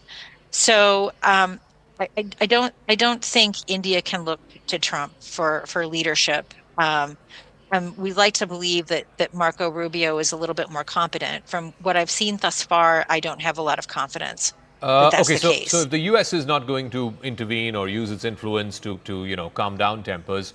Well, I didn't say that. I didn't say that. What I thoroughly anticipate is there's going to be a lot of diplomacy with regards to Pakistan and with regards to India. Mm-hmm. I just don't know how efficacious those efforts are going to be. Okay, so that's the U.S. question.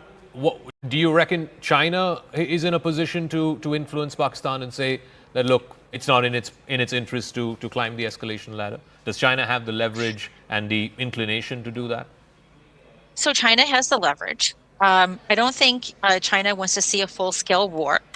But I also don't think that China I think China does have a mild incentive for this conflict to play out a little bit, kind of along the lines of the duration that we saw at Pulwama.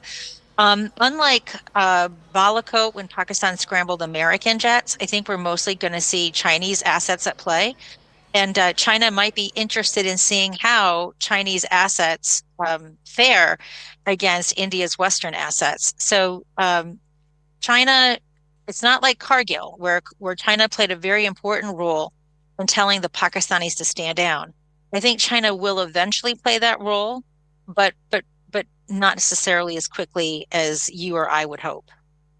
Okay, so coming back to as we come to the concluding part of this interview.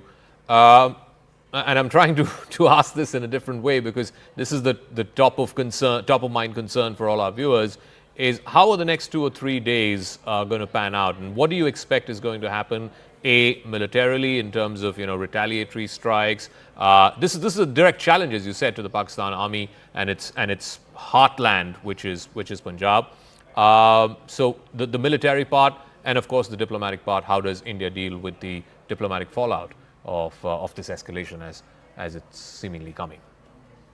I mean, I don't know the answers to those questions. And so I'm not someone who just makes up bakvas to fill up airspace. I don't know the answers to those questions. I think Pakistan is going to take a while, maybe a day or so, to figure out what its response is going to be. If you think that Indians were demanding a response following Pahalgam, you can imagine that the Pakistanis are demanding a response following these strikes into the Punjab. Pakistan will tolerate attacks in so-called Azad Kashmir or Pakistan-administered Kashmir. Ordinary Pakistanis are not going to tolerate attacks in the Punjab. So this was a really important risk, a really important gamble that the Indians took. So we're going to have to just, whether one likes it or not, it doesn't work well for news cycles. We're just going to have to wait and see what the Pakistanis do. And how the Pakistanis choose to retaliate, then the ball is in India's court. And then we're all going to be hoping for swift global diplomacy to create some sort of an off-ramp where both sides have their pound of flesh and can create the domestic narrative that it's time to de-escalate. Is the IMF negotiation that Pakistan has in a couple of days from now in Washington, is that a mitigating factor, if you will, in disincentivizing the army from retaliating? No. It isn't? No. And why wouldn't it be? It's a lot of money for a country that's broke. Because Pakistan knows that its history with the IMF is that Pakistan never gets cut off from the IMF. And the reason for that is Pakistan's nuclear weapons makes Pakistan too dangerous to fail. So Pakistan knows that the international community doesn't play this brinkmanship with the IMF. That's why Pakistan was never put on the FATF blacklist. It was always on the gray list. And then, in a complete farce, it was even removed from the gray list, right? So yeah. Pakistan is confident that the international community is not going to play brinkmanship with the IMF. Even if in the next 24 hours they retaliate, there's a big military strike, and in the next 48 hours they go to the IMF asking for money, it wouldn't be a factor, no. You think? I don't believe it's going to be a significant factor that deters Pakistan from undertaking retaliatory strikes. All right. Christine Fair, thank you very much. Fascinating conversation. We're all trying to make sense of what happens next. But thank you very much for attempting to make sense of what could likely happen next. But we'll see. We'll see. Thank you for having me. This was great fun. I enjoyed listening to Vaid Malik as always. All right. Thank you. Bye-bye. Thank you. Everyone's sort of scratching their heads and trying to figure out, A, will there be a response? B, what is the nature of that response? What may be the targets that the Pakistan army could likely pick in terms of a retaliatory hit? Look, picking a military installation will have much wider ramifications. Then it means that, again, as Christine Fair was saying, then India is left with no off-ramp. It means that India will also have to climb the escalation ladder. Two things which stand out in the Indian statement. You heard from Vikram Misri, the Foreign Secretary. You heard from the two military officers, Wing Commander Singh and Colonel Qureshi, the two women officers who were chosen to announce this publicly to the world. The language that they used was very, very specific, that it was non-escalatory. India is not looking to escalate further. The targets were terror infrastructure and terror launch pads, not civilians, and also underlining the fact that the targets were not military installations. I guess the messaging to the Pakistani military is, if you want to retaliate, do not think of targeting military installations, do not think of escalating, and do not think of targeting civilians. These are there's a lot of fog of war happening right now. Let's try and make sense of that again by speaking to yet another very, very influential voice, somebody who's a familiar sight here on CNN News 18, one of the most noted American political scientists from the University of Chicago, Professor John Mearsheimer. Thank you very much, Professor, for speaking with us. Good morning to you in Chicago. It's evening here in New Delhi. I'm sure you're up to speed with the developments that we've had over the last 12 hours or so.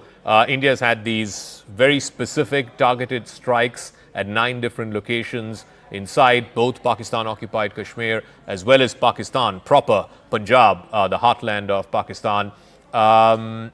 What do you make of this Operation Sindoor, as it's known, to avenge the terrorist attack that happened in India a couple of weeks ago? Well, it's hardly surprising that India retaliated.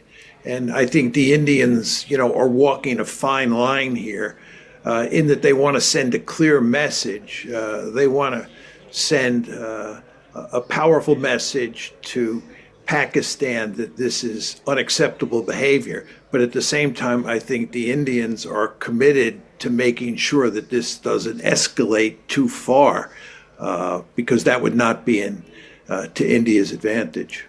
But the ball is really in Pakistan's court, and the fear here in India is Pakistan will escalate, and the Pakistan army in particular. I was speaking to Christine Fair some time back, and she said there doesn't seem to be an off-ramp for the Pakistan army, and therefore they will have to escalate. It seems to me that the Pakistanis have to retaliate. The question is, what does that retaliation look like? And then what does India do?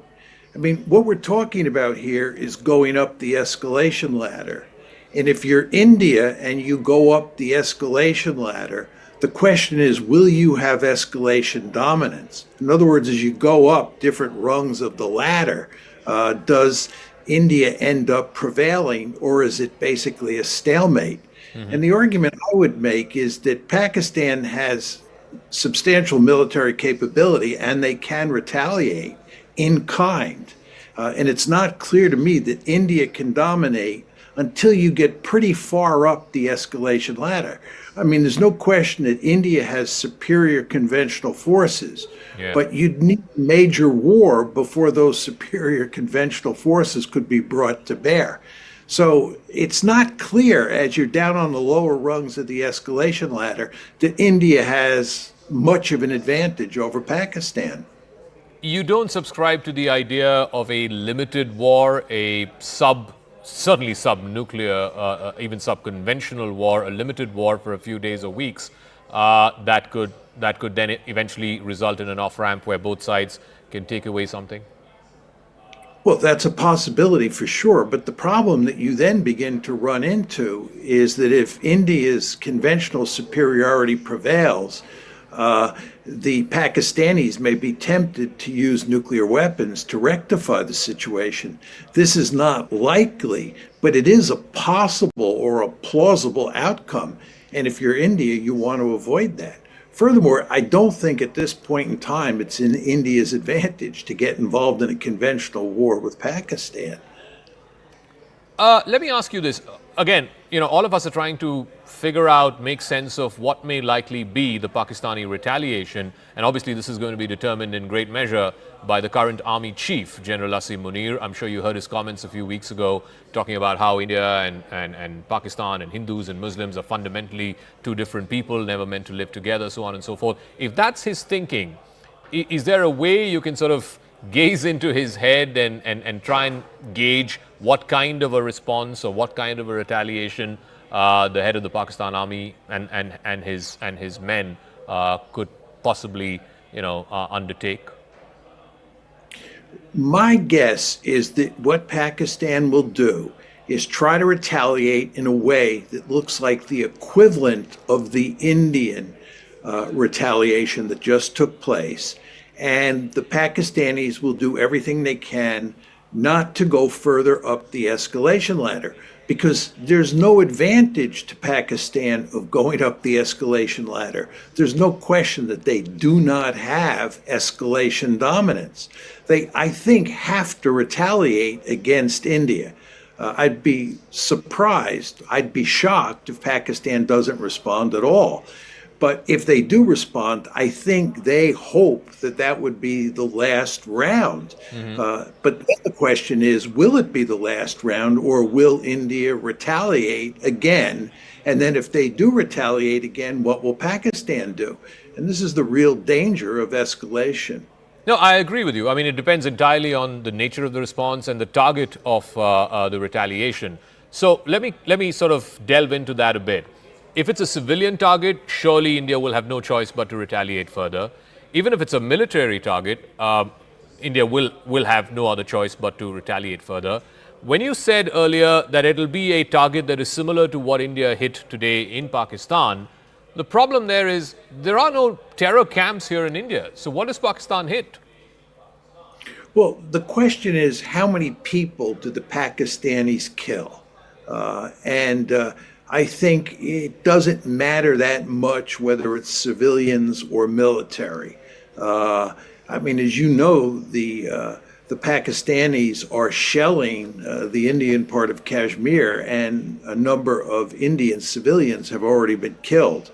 So that precedent has been established, the killing of civilians, that is. I think the question is just how big the attack is. If the Pakistanis were to attack in a way that made the Indian attack look like it was much weaker than the Pakistani attack, then the Indians would have very powerful incentives to really slam Pakistan. But if the Pakistanis retaliate in kind, it's a similar retaliation in terms of the number of casualties, the scope of the target set, and so forth and so on, then the incentives for India to retaliate again are not so great. But I don't see an obvious off-ramp unless somebody comes in and can help put pressure on both sides to shut this one down. It's interesting you say that, you know, in the Pakistani calculus, if they are able to demonstrate to the Pakistani public, if the Pakistani army is able to demonstrate to the Pakistani public that they have hit as many targets or they have hit as many individuals as India has done, then that should suffice. Of course, the ceasefire violations are happening at the line of control and have been in a very intense way over the last 12, 14 hours or so since the announcement of this Operation Sindoor. The Indian Army has confirmed that 15 people have died. The concern and the fear here in India, and I guess part of it is built into India's strategic calculus, is if it's ceasefire violations, if it is fatalities at the line of control, that is something that is factored in India's strategic calculus. But if Pakistan starts scrambling its jets and wants to hit targets outside of Kashmir, then that puts India again in a position where it has to again match retaliation for retaliation. Would that possibly be a window of opportunity for both sides to try and find the elusive off-ramp? I think it would be an incentive to do exactly that. As I said, I don't think Pakistan has any interest in going up the escalation ladder. I do think they have to retaliate. But if you go up the escalation ladder, they can't beat the Indians at any point. And the further up the escalation ladder you go, the greater the disadvantage that Pakistan is at.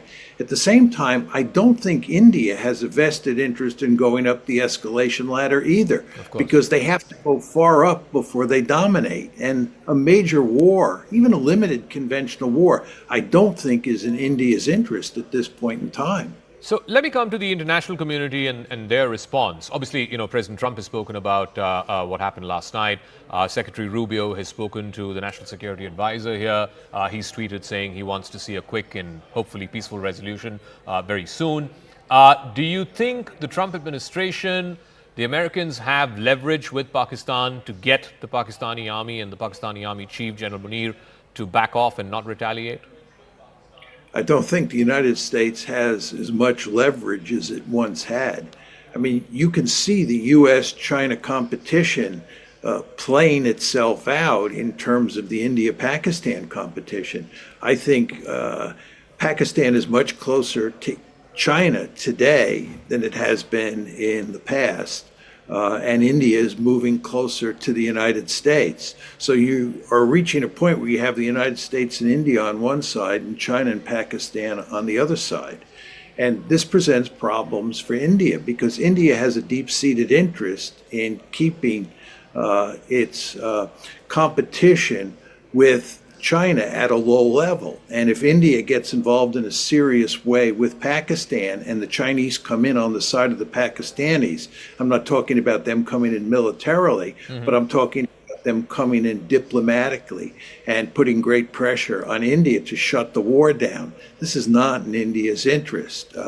So I think from now on out, including what's going on today, it's quite clear that the U.S.-China competition and the India-China competition is superimposed on the India-Pakistan conflict. I just want to explore that thought a little bit, because if you're saying basically that the India-Pakistan, situation, the India-Pakistan escalation is basically a proxy for the big power competition, the great power competition that's going on between the United States and China, isn't that even more of an incentive for the Trump administration to come in on the side of India, visibly do so, and try and de-escalate the situation? Yeah, I think that the Trump administration, from a strategic point of view, has a vested interest in siding with India, but at the same time going to great lengths to make sure that this does not escalate. It's not in the Americans' interest to see this war escalate. By the way, it's not in China's interest as well. I think if anything, both the Chinese and the Americans and even the Russians will all go to great lengths to try and prevent this war from escalating. So I think, again, as we were saying, I don't see great incentives on the part of Pakistan or on the part of India to escalate further once Pakistan retaliates. But at the same time, I don't see any great incentive to allow this escalation on the part of the three great powers in the system, China, Russia. You talked about China, and I'm curious to know, obviously China has leverage with Pakistan, influence with Pakistan to try and get it to de-escalate. The question is, does it have the inclination? Does it want to get in here and ask Pakistan to stand down? Well, I think that China has a vested interest in seeing India pinned down in Pakistan. The Chinese have 2 points of potential conflict with India. One is the line of control, the border between the two countries, and the other is the Indian Ocean. And from a Chinese point of view, the more deeply involved India is in Pakistan, the less able it is to deal with the line of control and the Indian Ocean. So there's no question that China has a vested interest in tensions remaining in place between Pakistan and India. But whether or not China wants a war between India and Pakistan is another matter. And on that count, I think the Chinese at this point in time certainly do not have an interest in seeing this present conflict escalate. So I think they'll be a force for moderation. I just want one more question on the Trump administration. And Trump has famously said he's an anti-war president. He said repeatedly on the campaign that, in his first term, no war started. And his number one foreign policy priority is to put an end to the Ukraine war, put an end to what's happening in Israel and Gaza. Would he want to see a third war started on his watch?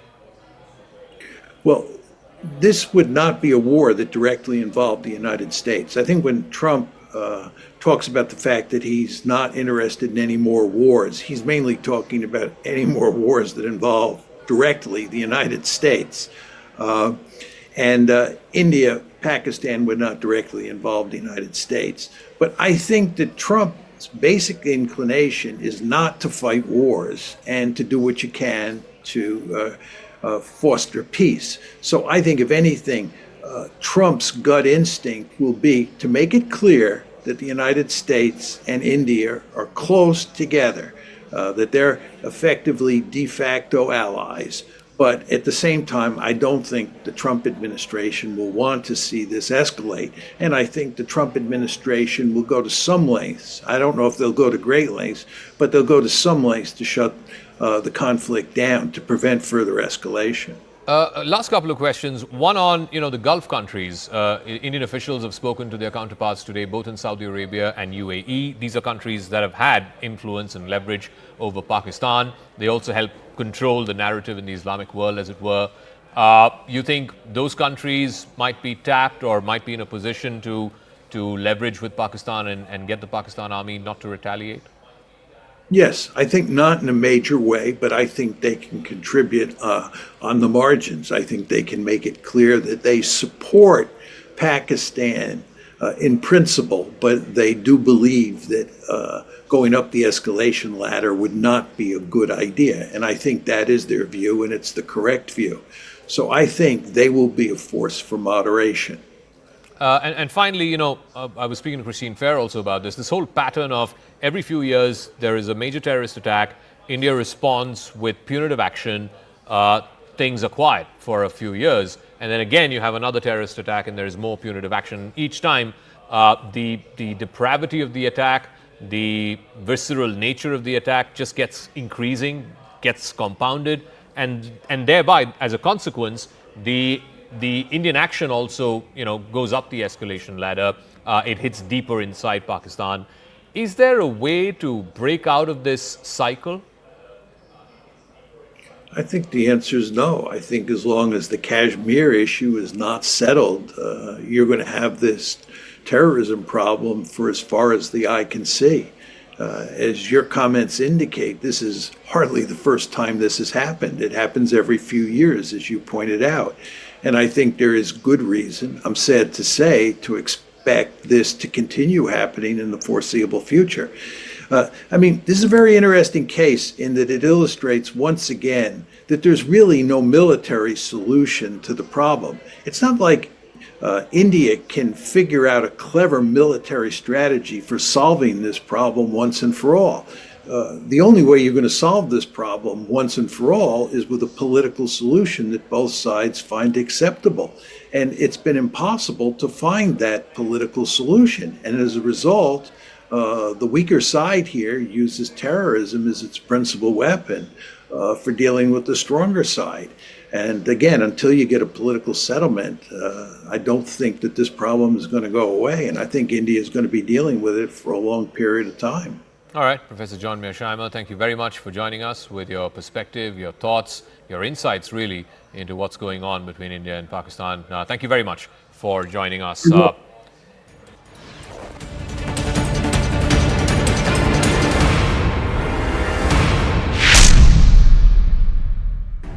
They have codenamed this operation Operation Sindoor.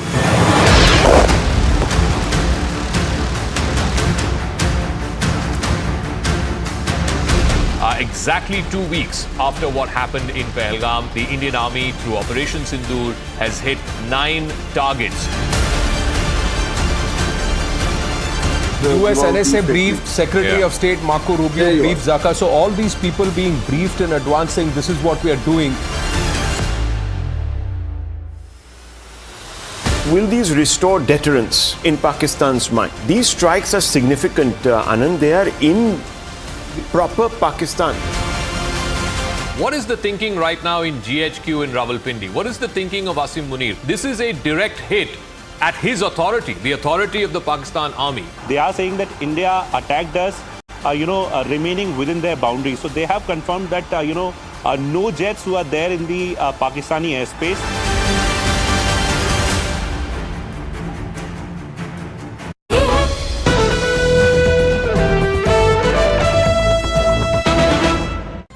For the funeral of those who are found in these terror markazes. It's all people in uniform. BSF Rangers, local police, Pak Army, they are all present there along with local politicians and mullahs. Top government sources are pointing at this, Group Captain MJ Vinod and viewers, and saying if military personnel and netas are attending the funeral of jihadis, what bigger proof that all of this is state-backed? Absolutely. I don't think we have any doubt on that. In fact, I would have even looked at this particular funeral procession as itself as a very big target, because in one probably scalp, we could have taken out all of them.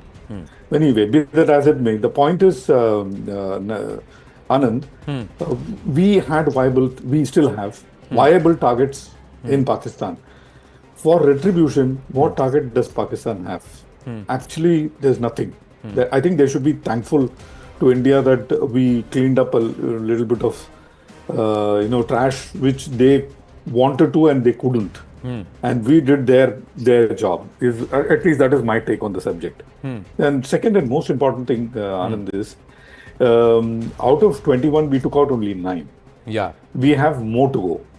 So which means we will, we at least hold the right to revisit these rest of the targets. Yeah. But in the same breath, let me also tell you, for Pakistan to go back to the world to say, to do some kind of operation, I would look at, if I was a Pakistani, I would look at probably the dams.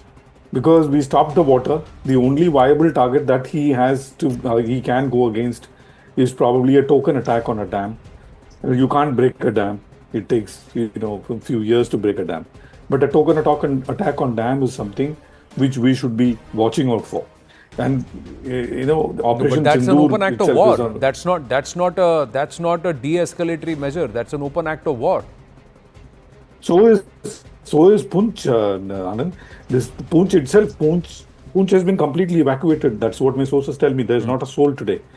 So Poonch itself is an open act of war, because number of people who have died in Poonch, your numbers and the numbers that I'm hearing are slightly in difference. I'm hearing numbers upwards of 20 and to 25, which is very close to the numbers that happened in Pulwama has happened in Poonch. So to me, Poonch is another Pulwama, and which requires even a bigger kick than what we have already given. The aspect about Operation Sindoor is also, it's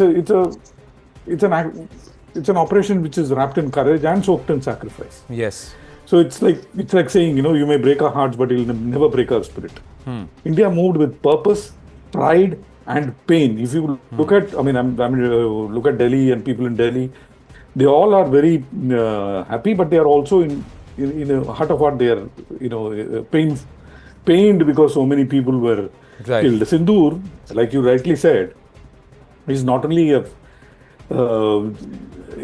marriage between a man and a woman, but also a marriage between soldier and the soil. It is the color of the blood, yes, correct, but it is also a color of commitment. And this is not retaliation. This is a retribution with responsibility. So that is what I look at Operation Sindoor as. Right. But General Sahab, what happens now? What are Bharat's options? Are both sides, from your understanding, looking for de-escalation, or if anything that the Pakistanis do now, till what level are we let it to look at it as an off-ramp? How many more lives are we ready to lose to look at an off-ramp or a de-escalation, as Sushant Sareen puts it? Or are we going to continue to press on the buttons if Pakistan does any act of retaliation? So, Anand, once we breached the LOC and the IP together, we should deem it that the ceasefire is dead. Now, dragging the ceasefire to our bosoms beyond this is, I think, is incorrect. And it's not Poonch alone. It's about 600 kilometers of villages all along the line of control, right up to Kathua, which are all located there. And they are across the fence also. They're tilling across the fence. Today morning, the LG had ordered all these villages to be vacated and moved backward. Because, obviously when we are stuck across the line of control, they would be targeted. And, Poonch being a bowl gets targeted first. We would be targeting Kotli also, even as artillery, not...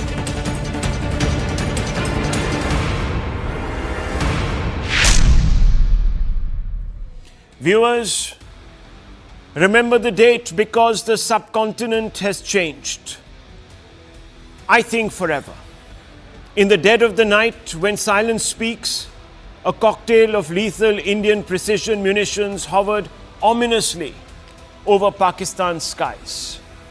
Each of the scalp and hammer bombs locked in on their unsuspecting quarry within seconds of the strike. And those are the pictures, viewers. Within seconds of the strikes, pictures of the resultant destruction were relayed back to Prime Minister Narendra Modi in real time, who was awaiting word at a command center. Modi was hoping to inflict, as he said, quote, unimaginable punishment, unquote, upon the Pakistan-sponsored plotters of Pahalgam. And the real-time video feed he was scrutinizing, Operation Sindoor, did not disappoint him. Perhaps the military action was divined to succeed. For Sindoor is the vermilion red powder that many traditional Indian women wear on their hair parting, only to remove it if they become widowed. And since in Pahalgam several women were widowed, Operation Sindoor's name was powerfully prescient. In a span of 30 minutes, yes, just 30 minutes, or even less actually, if you really go by the second, 9 terror havens, some in Pakistan's beating heart of Punjab, were reduced to rubble. Several top terrorist masterminds lay dead or critically injured. That wretched Masood Azhar, he's crying like a baby today. Viewers, I'm not the type of person who likes to talk in terms of vengeance, but it certainly would have made at least a few people feel that there was a God up there. Half his family has been vaporized. He's feeling the pain that he's inflicted on thousands of Indians. Pakistan Army's pride was mashed into the ground. Its image was in tatters, and its cadre was shocked and awed. What a come down for Pakistan. All those unhinged rants, those mad threats, that braggadocio called out by the quiet, steely resolve of Modi and the Indian military. Perhaps, viewers, most importantly, the Indian military. 9 hours later, India, clearly having scored big, briefed the world. And viewers, they scrubbed out any jingoism, any triumphalism, because we are a mature democracy and we are led by mature leaders. Instead, we gave a very legalistic account, viewers, a very legalistic account of what transpired between 1 a.m. and 1:30 a.m. Listen. On April 22, 2025, Pakistani and Pakistan-trained terrorists belonging to the Lashkar-e-Taiba carried out a savage attack on Indian tourists at Pahalgam in Jammu and Kashmir in India. They murdered 26 people, including one national of Nepal, causing the largest number of civilian casualties in a terrorist attack in India. Pakistan also has a well-deserved reputation as a haven for terrorists from around the world, with internationally proscribed terrorists enjoying impunity there. Earlier this morning, as you would be aware, India exercised its right to respond and preempt, as well as deter more such cross-border attacks. These actions were measured, non-escalatory, proportionate, and responsible. Measured, responsible, non-escalatory, and proportionate. In fitting symbolism, 2 women officers of the Indian Armed Forces briefed the world. They took turns in laying out how Operation Sindoor targeted major terror strongholds linked to groups such as the Jaish-e-Mohammed, the Lashkar-e-Taiba, and Hizbul Mujahideen. Key sites included Bahawalpur, and that's one of the officers on your screens, viewers. Meticulously, they explain the rationale. Why Bahawalpur, the Jaish headquarter, was struck. Muridke, the Lashkar headquarter, was struck. Muzaffarabad, Kotli, Sialkot, Gulpur, Bhimber Gali, Bagh, and Chakamru. All of them, viewers, were picked because they are the repositories of a obscurantism that has been bleeding India over the decades. Each of these sites, viewers, have at one point or the other tutored terrorists, including Ajmal Qasem, to come across and wreak havoc on Indian soil. Each was chosen for a reason. Too many to list here. But what can be said is that this was the first time since 1971 that India had struck this deep in Pakistan. In the annals of modern military history, India's Operation Sindoor arguably marks a watershed moment, and that's why I'm telling you, viewers, tonight. The military history of the subcontinent has changed, and perhaps with that, the subcontinent itself has changed. It has been blessed, this entire architecture of disruption has been blessed by Prime Minister Modi, but scripted by Ajit Doval. Let me linger a little bit longer on the role of these two men. Our Prime Minister, and we are lucky to be led by his steady, experienced hand, has never ever jeopardized India's case through loose talk. Even in Bihar, he was measured, never once naming Pakistan, never once had he appeared ruffled, anxious, or even in a hurry. Many have acted in haste in the past and made India repent at leisure, but not Prime Minister Modi. He, in fact, has steadily raised the stakes against Pakistan without, of course, allowing India to become hyphenated with it. And today was a classic example when Prime Minister Modi spoke about India's giant space ambitions in the only commentary he gave in public today. He talked about Viksit Bharat and about propelling India into a higher orbit, into leading humanity to the frontiers of innovation. He talked all of this when everyone thought he would talk about the military strike and would be triumphal. No, viewers, he completely has blanked it. And don't forget the role Ajit Doval has played.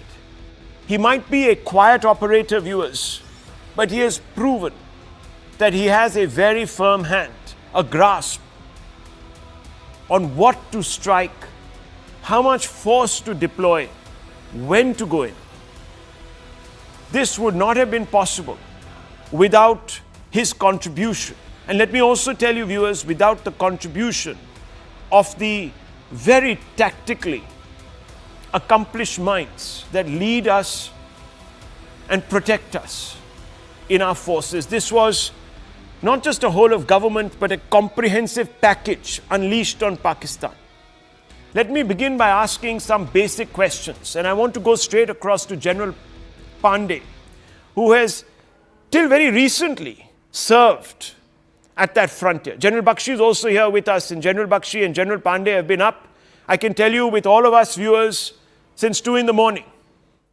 Since 2 in the morning, viewers, we've been keeping a hawk eye, and I have to say that none of them was given to jingoism, just clear assessment.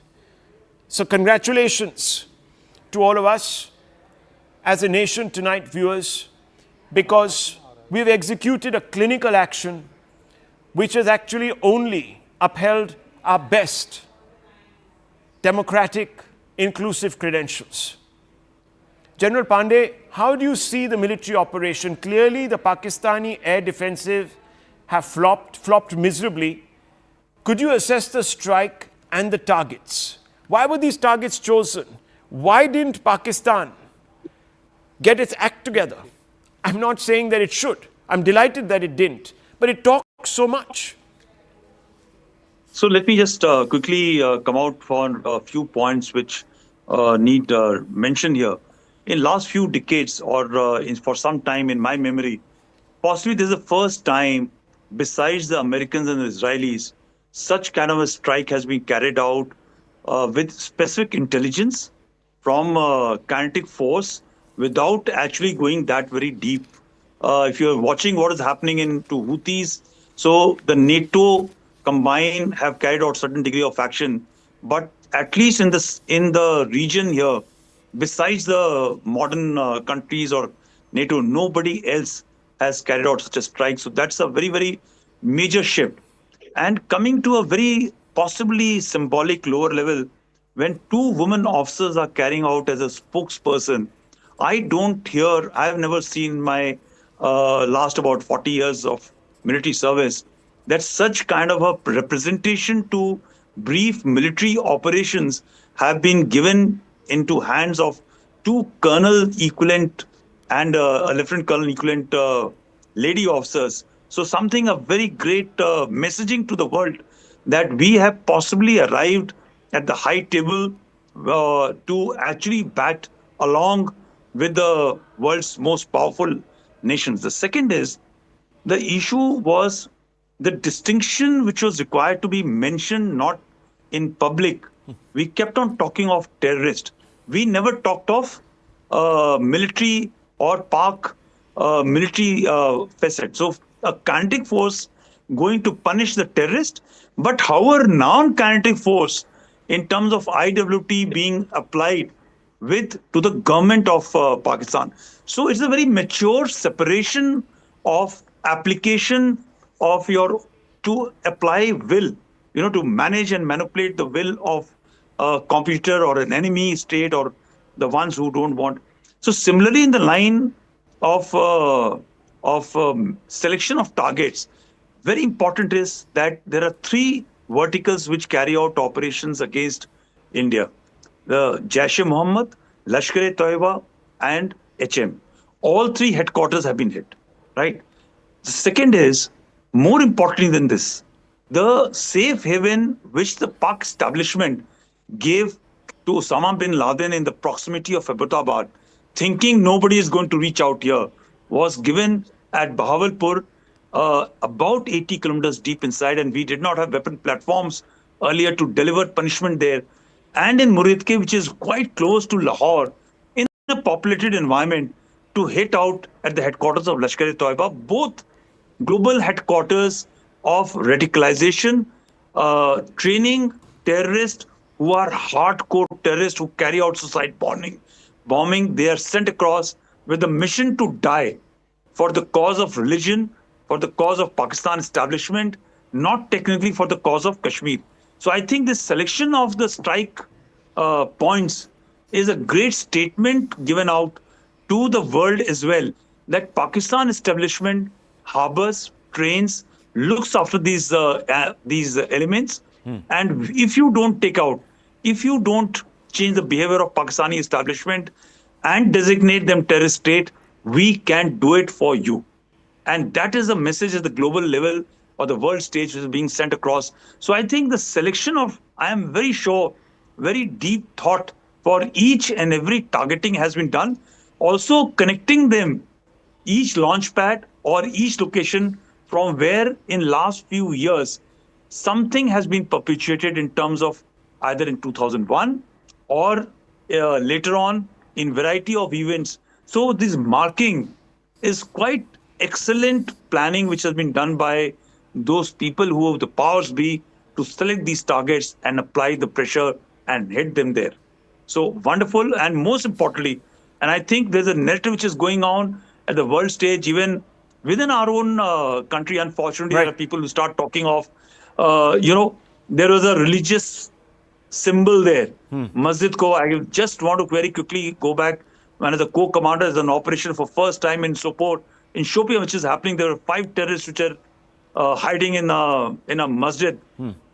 My only order to the GOC and the CO on the ground and to the public which was with me at that point of time was, the moment you occupy a masjid with weapon and equipment, it becomes a place for target. Right. We did the operation, we handed over to the people. So message should go back. Well, there is no place on earth where you can hide.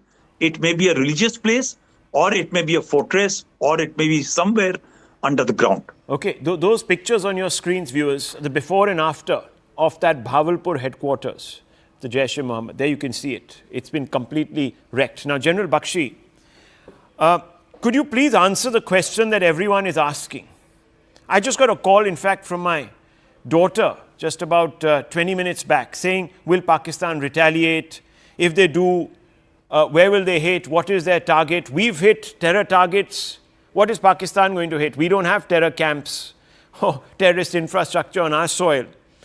Or is it that if you listen to what the defense minister has said today of Pakistan, is Pakistan already being conciliatory? I want to understand from you, sir.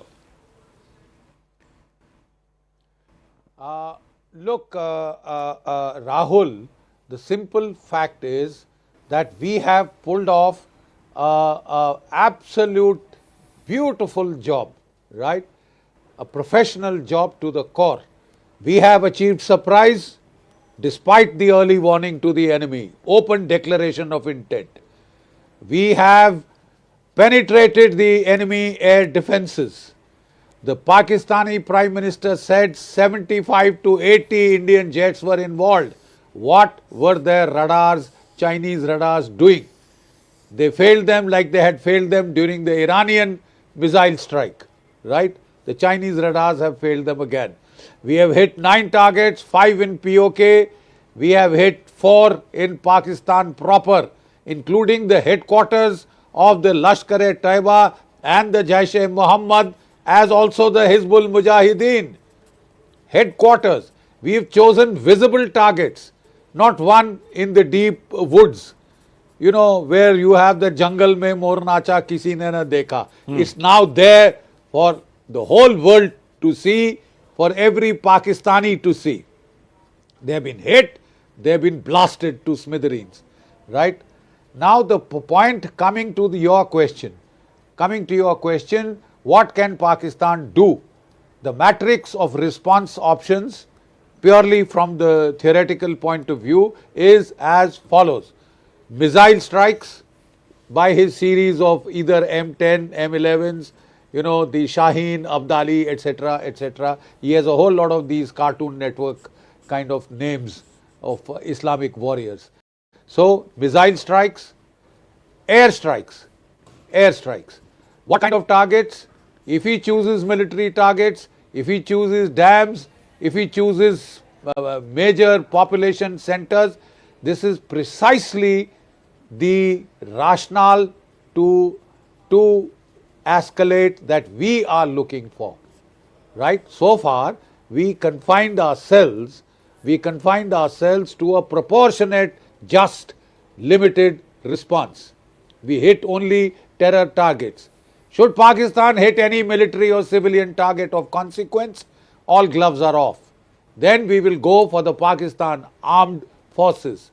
And the real caboodle, the terror ecosystem in Pakistan, is not headed by the terrorists.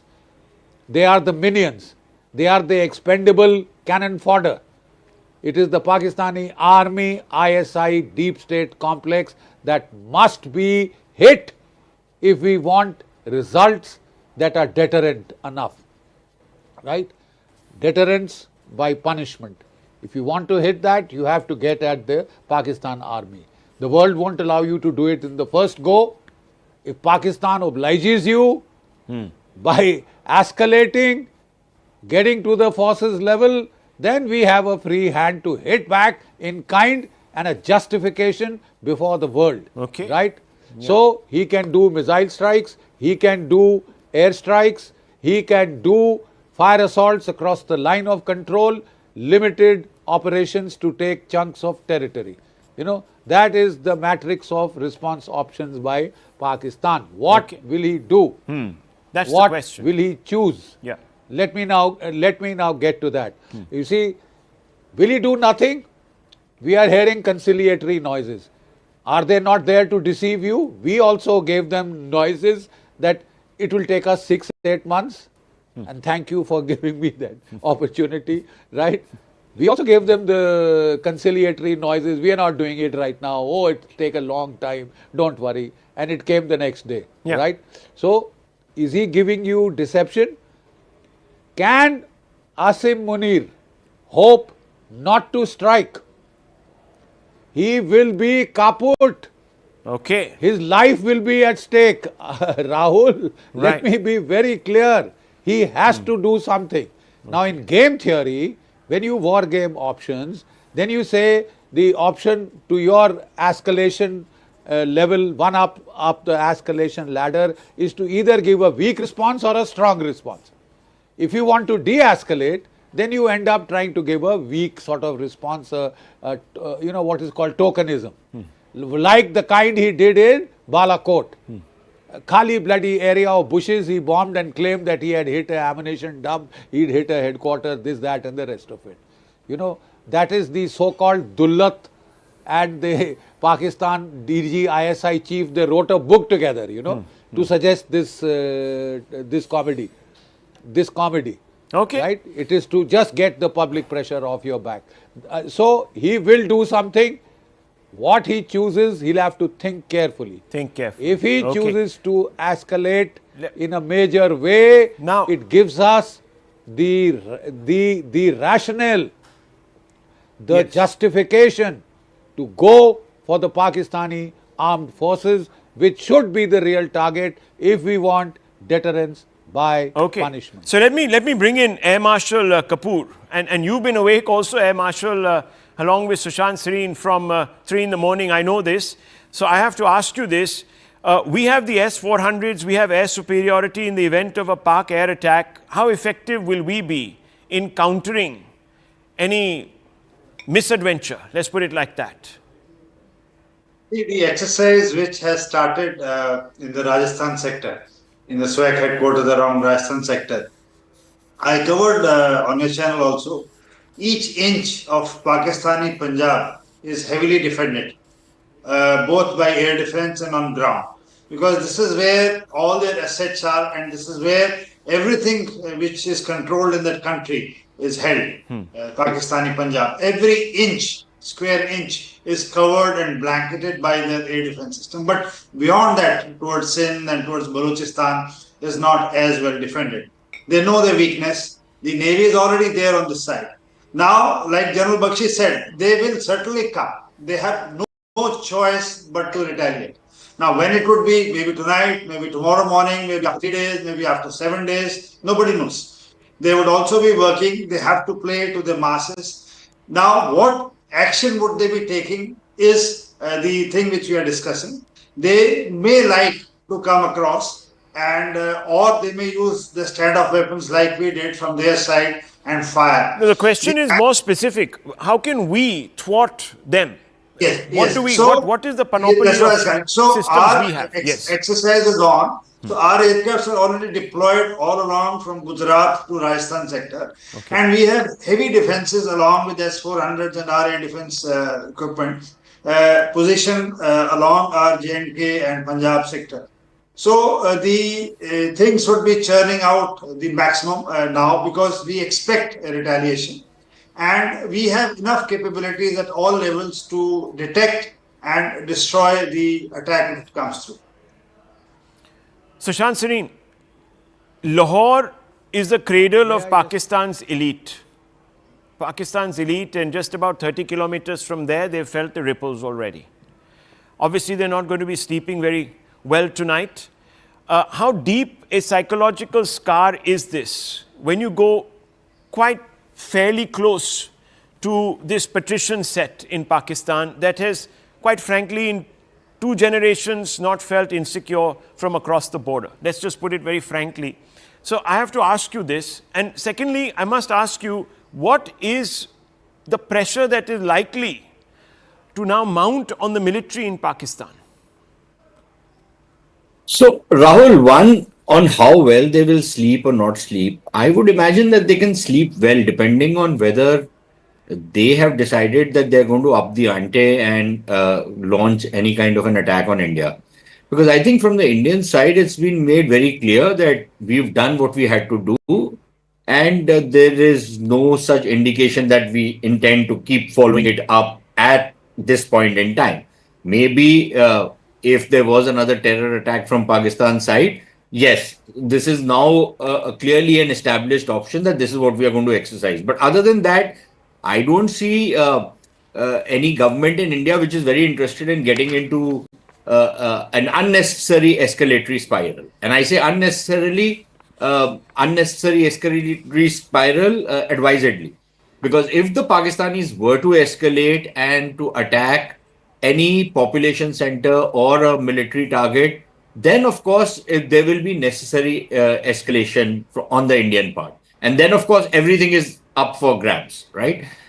So I would imagine that if there is no intention on the Pakistani side to do anything beyond what has already happened, then I think they can sleep in peace. But let's also, I would imagine that while I don't disagree entirely with what my colleagues earlier have said about what the Pakistanis may or may not do, but I feel that if the Pakistanis do not want to get into that escalatory spiral, then they have probably prepared enough sufficient ground for themselves to claim a victory.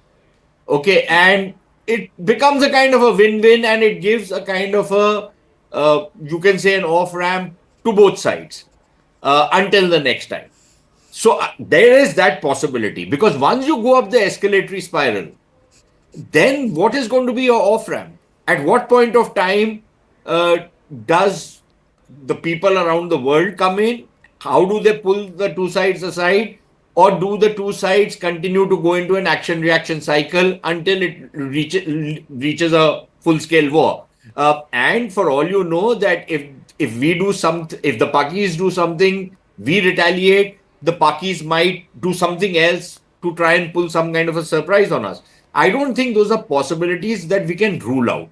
Please remember that you have a regime in Pakistan which, has the ability to spin the narrative in a way that it can proclaim victory and walk away from going up the escalation ladder.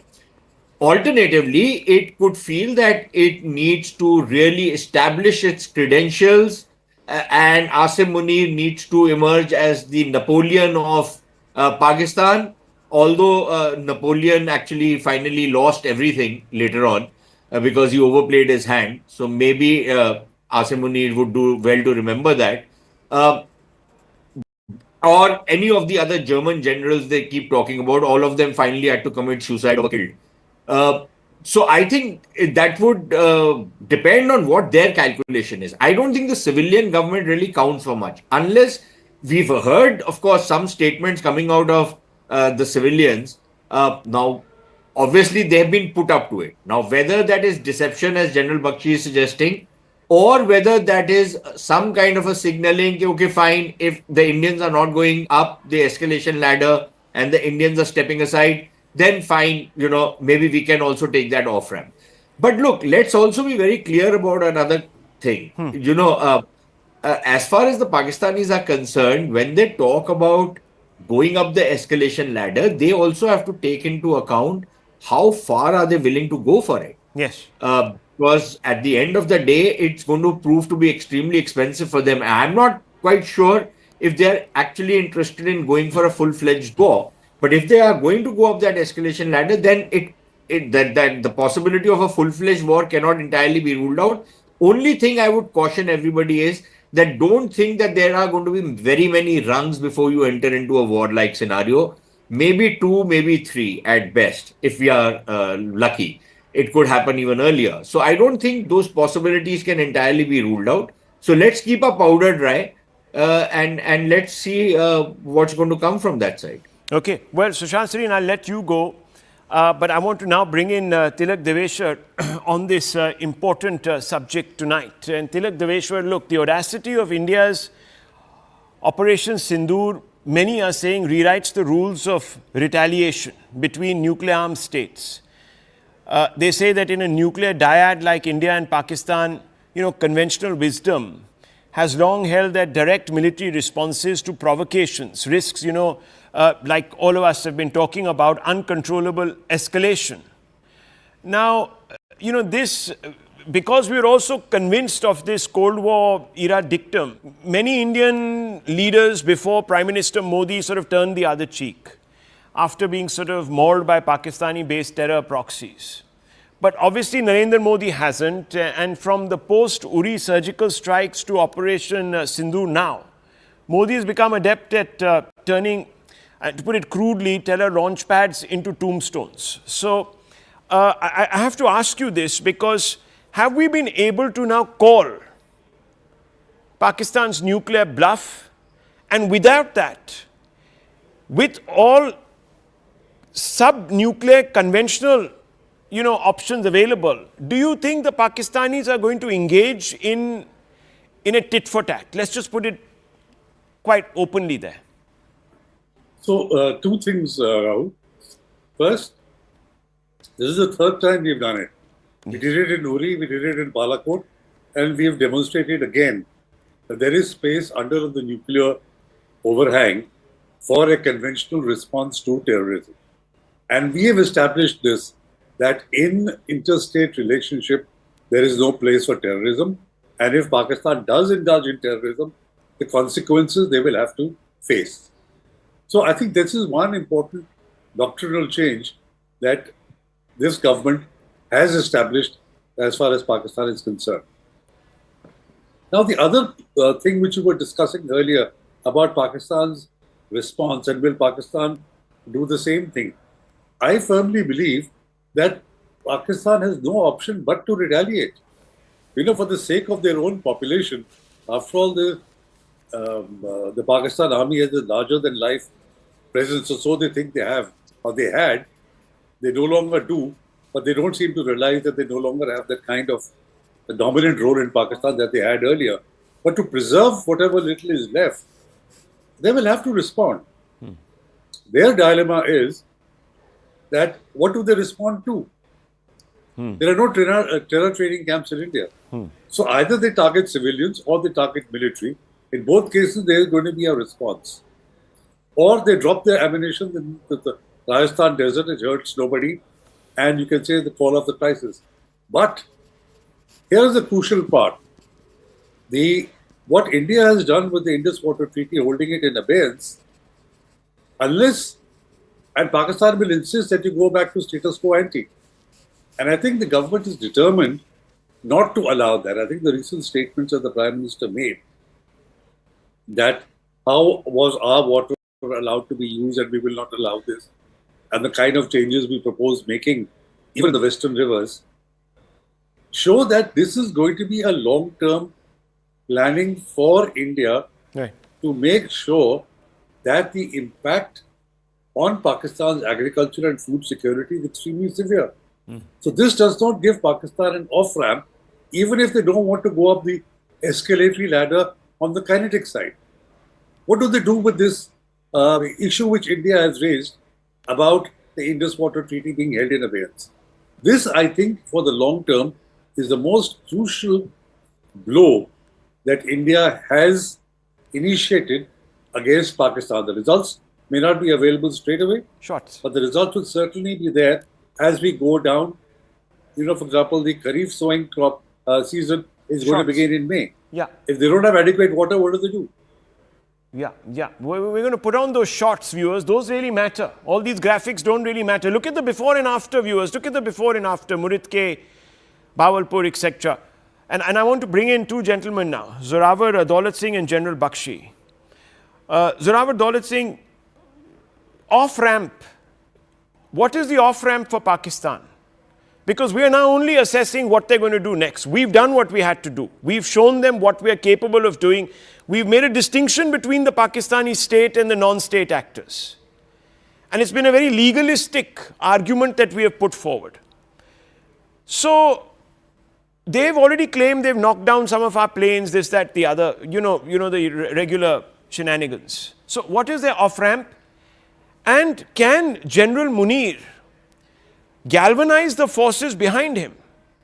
There are sectarian, there are also, and we know this, tribal fault lines in that country. They run quite deep. And he's been copying a lot of criticism. I think you're on mute, sir. Yeah. Apologies. In any kind of crisis, the adversary is going to have a vote. Now, we are facing three different audiences as we have approached our response to the Pahalgam terror strike. The first is domestically, it was absolutely necessary to showcase that we have responses to terrorism that are kinetic and calibrated. We also were looking towards the international community, particularly the most powerful players like United States, China, Western Europe, who have enormous influence with Pakistan and its army, that we are responsibly dealing with terror in a kinetic fashion and yet are not going to ramp it up to a level that will destabilize the regional security situation. But the third audience, which is the most important for us if we want to reestablish deterrence, is the Pakistan army. Now, the Pakistan army does not distinguish between non-state actors, state actors. Their sovereignty, as they see it, has been violated with this airstrike, which has taken out important symbolic targets, their cultivated assets. Now, they have been embarrassed as from their domestic polity. Now, if they are seeking to, they have two different approaches to how they will de-escalate the situation.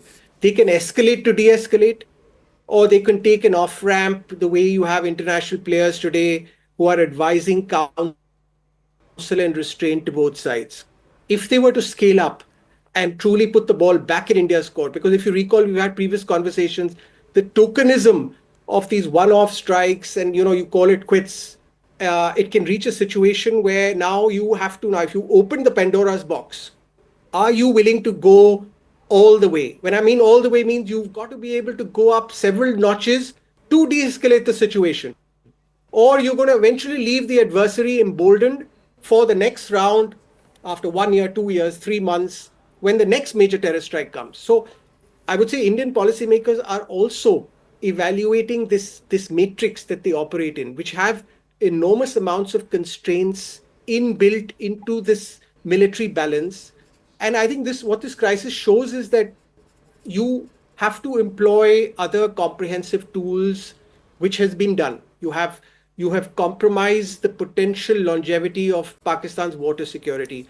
You're talking of the fault lines. I think when you put that entire picture together, that's what I think puts pressure on the Pakistani elite and the Pakistan army. Because conventionally, and I'm going to be very frank here for the Indian audience, conventionally at the high-tech level in a limited conflict, intensive vertical escalation, the Pakistan army believes it can face the Indian military eyeball to eyeball in this compressed time frame that we're talking about. Now, we would love to go up the escalation ladder and truly impose our superiority. Do we have time for that? I don't believe the modern technological environment, the international situation allows for that. So we have to use beyond conventional military power to reorient the calculus of Rawalpindi. If they see that these guys are not going to stop here, I don't mean by more rounds of brinksmanship. I mean, are they serious about a strategy of containment? If India is going to pursue a policy of containment towards Pakistan, then you have an opportunity to change the calculus of the Pakistani military. Okay. But if not, you are actually going to leave them emboldened for the next crisis. That's an interesting thesis. General Bakshi, could India be readying other kinetic options? Yeah. Could that be something that we've not looked at? Because, the idea was, and I want to ask you, be honest tonight, have we failed, perhaps, to take this opportunity to restore deterrence? Look, the simple fact is, if you repeat what you did in Balakot, a one-stop escalation ladder, you hit, Pakistan retaliate. No, General Saab, I'm asking you about this particular strike, this panoply of strikes. Will this restore deterrence? No, that's precisely what I'm saying. Why you do things with a particular aim. The aim, as you very clearly have articulated, is to restore deterrence. You do not restore deterrence if you give an off-ramp, he doesn't take it, he goes to the next step, and you are now looking for a way out.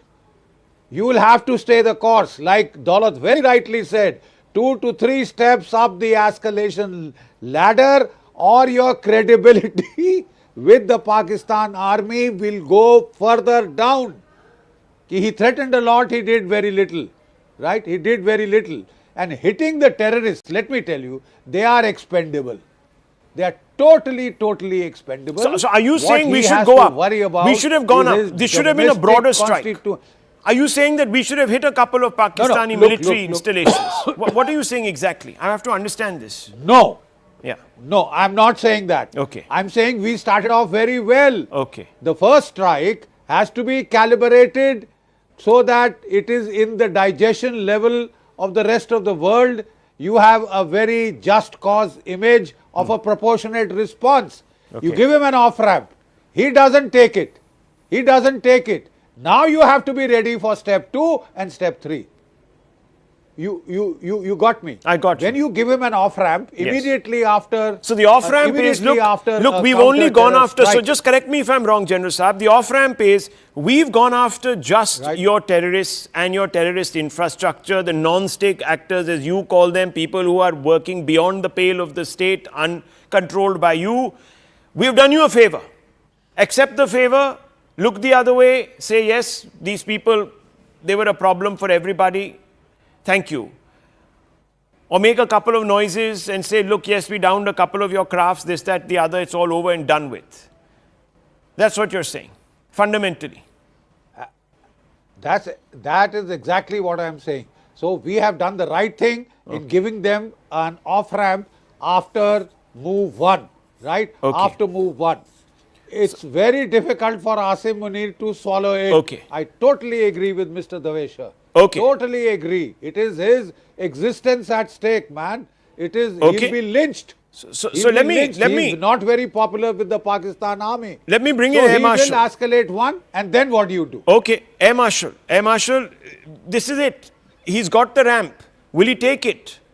See, the difference between the previous attacks and this is a precision strike. And it is at not one place. Uri and Balakot were a single target that was being taken out. Here we have put across a list of 21 targets. It's not that the word has not been told that this is not the 9. We chose this 9, but we have information. The next thing from Israel-Hamas war and Russia-Ukraine war that is coming is the use of satellites and precision strikes.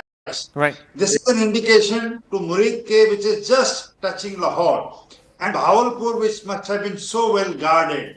This is an indication by the strike by our troops in the forces is that we exactly know how to take out things. We exactly are in a position to take out the specific target if we so desire. In my opinion, this is another message that we are wanting to send. Okay, I have 3 minutes precisely. I'm going to divide them between Mr. Deveshar and, of course, Mr. Daulat Singh very quickly. Very visible strikes, these ones. Tilak Deveshar, very visible. Makes this arrogant general in Pakistan look very weak. Would you agree? And therefore, his pride is on the line and he wants to do something. Or will he suck it in? And that's the question that maybe Zorawar Daulat Singh can answer. Yes. No, it is very visible for a specific reason. That after Balakot, they said only a crow and a few trees were hit. True. This time, the Pakistani public knows that despite investing so much of money in their armed forces, they could not prevent these strikes across the board, right from POK, right down into the heart of Punjab. So is he too egotistical to back off now? Or he can't. He can't. He's on a tiger. Okay. He can't get off the tiger. He can't get off. Daulat Singh, he can't get off? Or is there elbow room? See, they are obliged in their own framework to respond, but the precise nature of the response is very much in their control. They can choose to do it in a fashion that de-escalates the situation and calms it down, or they could place the onus back to the Indian military forces and the political leadership if they really want to sort of up the ante. So let's just see the ingredients of that response. But from an Indian perspective, you surely can't be preparing and hoping that they are just going to sort of take the off-ramp and walk away. Because what if they call your bluff and say, are you guys ready for that level 2, 3, 4? And if you are found wanting, then I'm afraid this particular duel can be considered to have been lost from the point of view of deterrence. It still has attained certain international objectives and domestic audience objectives, but we are trying to change the calculus of the Pakistan army. So we're going to have to wait and see for the next several days. Okay, let's go across now to General VP Malik. I'm going to ask him the same question. Thank you, gentlemen. Thank you and good evening and best of luck. Let's just hope that we pull through this and we pull through this with aplomb. VP Malik, I'm just going to go straight across to the General now and ask him the same question. Have we done enough to deter Pakistan? Let's go straight across. Yes. Now, viewers, is this only the end of the beginning, so to speak? Let's get that question in with General VP Malik, former Chief of Army Staff. Thank you, sir, so much for joining us. You were, of course, at the helm of affairs when India drove the intruders out of Kargil. But this is very, very different. The context is also very different. How would you evaluate, first of all, India's strike, this panoply of strikes, the packages that were used, and most importantly, do you believe that this is literally the end of the beginning, or is it not? Good evening, Rahul. It's always a pleasure to be with you. Thank you, sir. This strike, there has been a paradigm shift from our earlier proactive actions that we took. The first proactive action, politically sanctioned, was when we carried out surgical strikes after the Uri attack by the terrorists. That was the first time that politically we were given the mandate to go ahead and strike their camps, not very far away from the line of control. The second one was even slightly higher after Pulwama's incident that took place. And this time the Air Force went and struck the Balakot camp, which is not just in POK, but in Punjab. And it hit the Jaish camp there. So this time, when we thought that Pakistani terrorists and their sponsors had crossed the red line, it had to be a much harsher response. And that is what happened this time. We started off with whole of the nation approach, in which we started off with diplomatic and economic activities. We stopped their water and we told them that we are now suspending the Indus Water Treaty, which is a very major step that is being taken. It has been considered so many times earlier, but this step was never taken earlier. And this time we had the courage to take that step. And of course, here I mean political courage that we had. The other thing, as far as the strike is concerned, now this time we have taken on all the camps of both Jaish as well as Lashkar, not only in POK, but also in Punjab. As you know, we have struck Bhavalpur, we have struck Muridke, which is close to Lahore, and we have also struck another camp in Sialkot. And we have used the newer weapons that are available with us, the technology that is available with the services. We have made full use of that. So there has been a paradigm shift in our handling this particular activity this time, or carrying out this retaliatory action as compared to the earlier ones. And this whole of the nation approach is still ongoing, let me say that. The Indus Water River has, we have already suspended it, and we can continue to block or let the water flow whenever we want. And also we can make full use of the river water that we had in mind. You know, there are so many hydropower projects that we have in mind to be able to make use of these river flows, particularly in J&K, I would say. So this time has been a paradigm shift.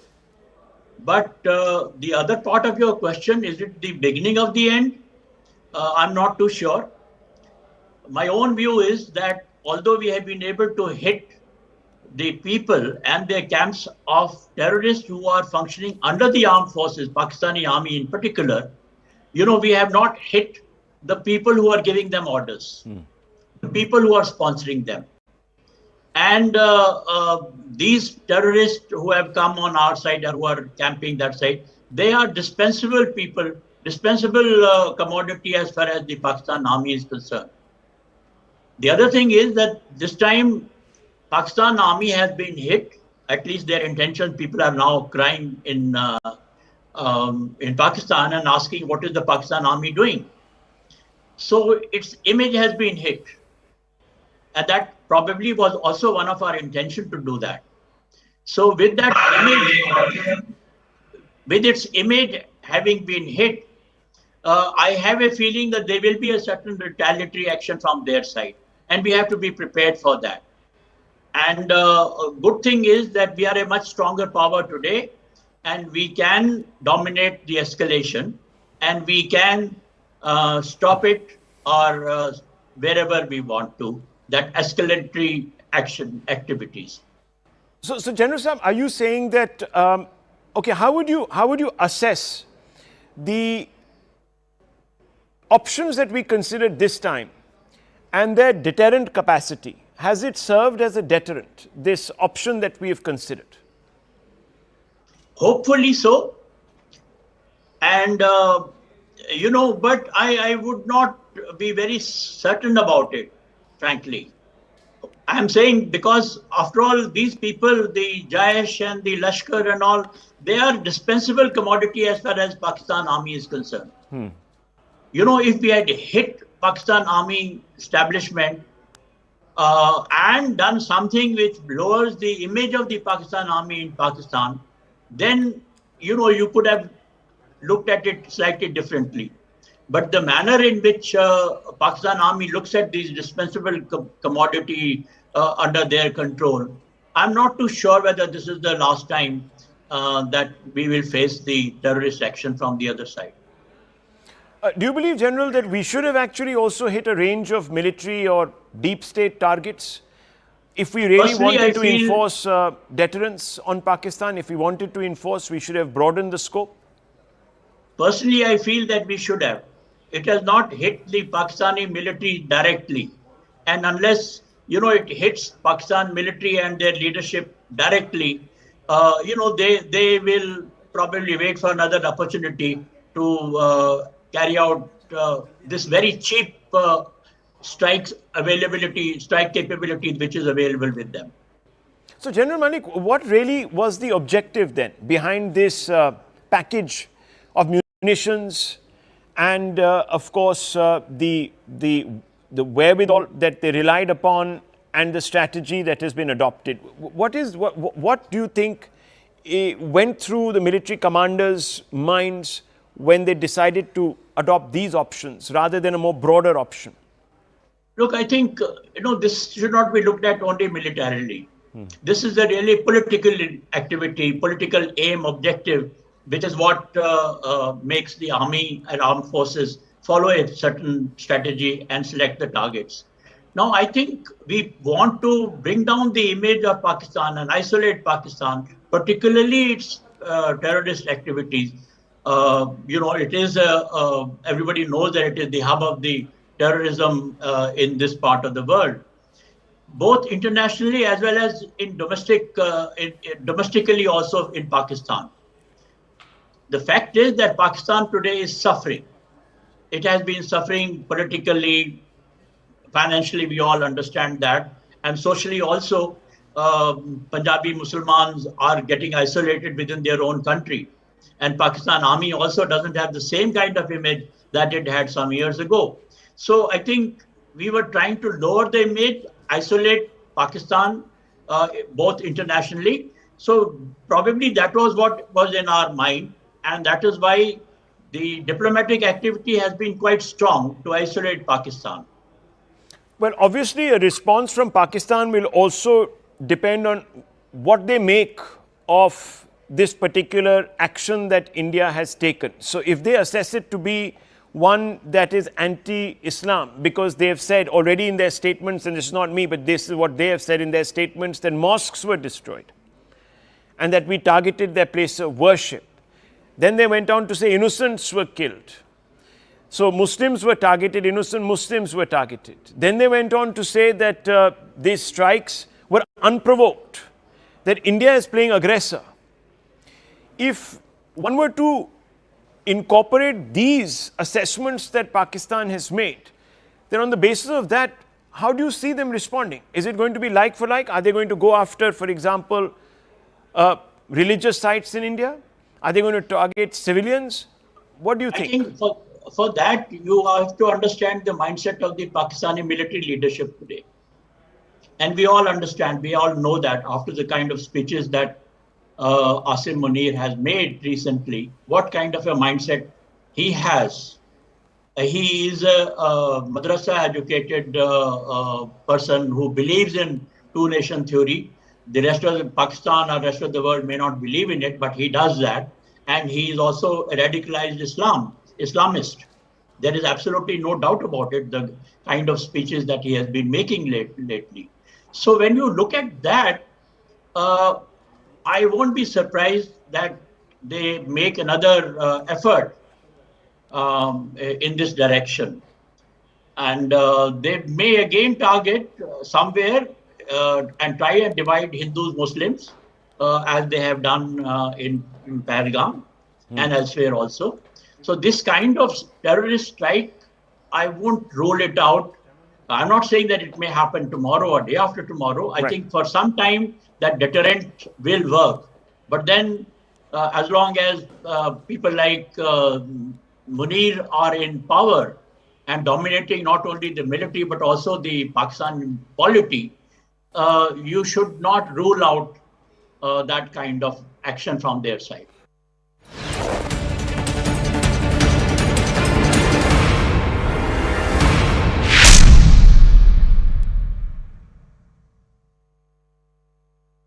Presented by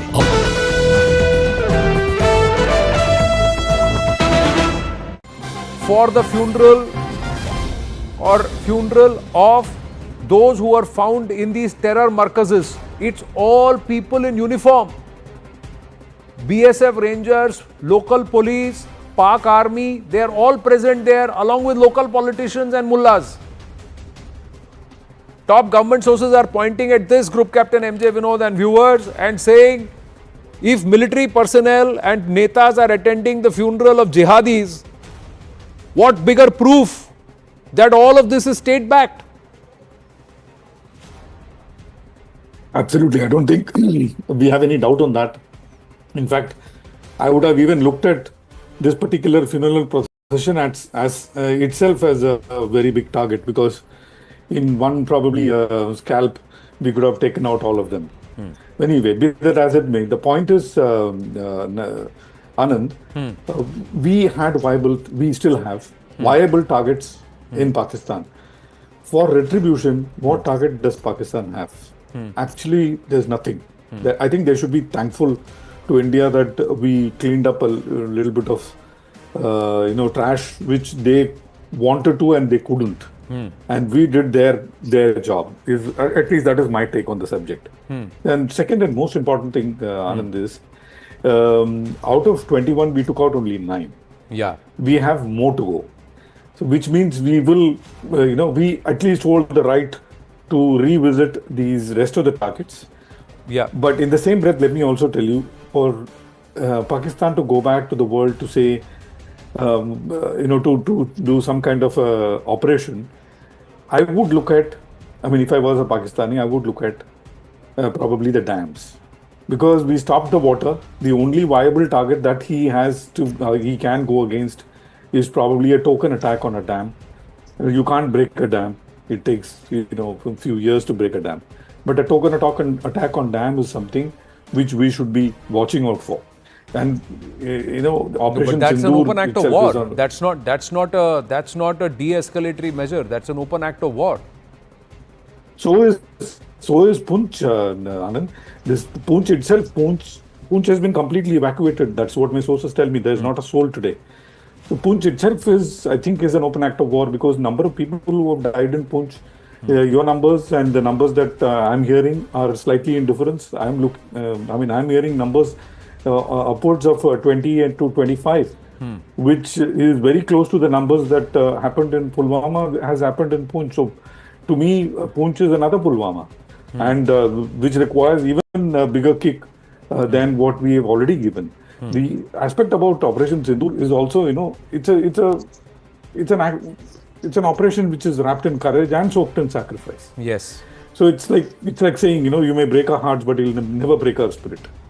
India moved with purpose, pride, and pain. If you look at, look at Delhi and people in Delhi, they all are very happy, but they are also in a heart of heart, they are, pained because so many people were killed. Sindoor, like you rightly said, is not only a marriage between a man and a woman, but also a marriage between soldier and the soil. It is the color of the blood, this is correct, but it is also a color of commitment. And this is not retaliation. This is a retribution with responsibility.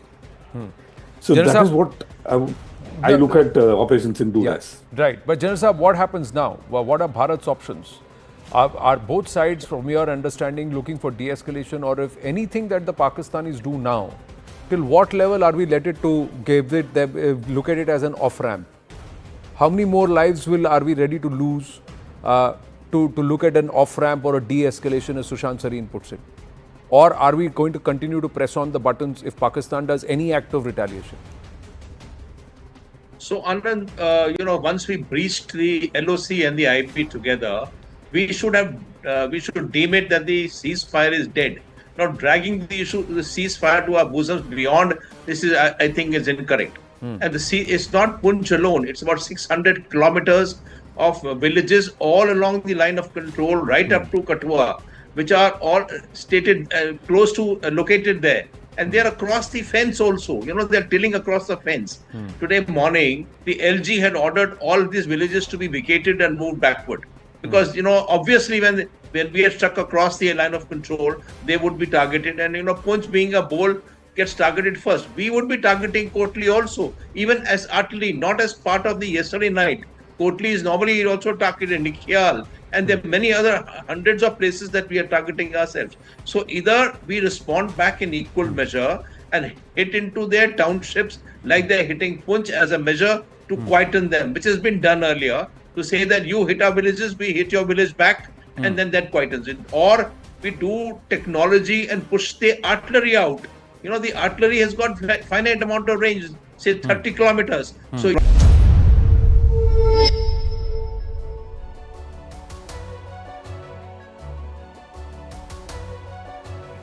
Hello, Namaskar. This is Firstpost and you're watching Vantage with me, Palki Sharma.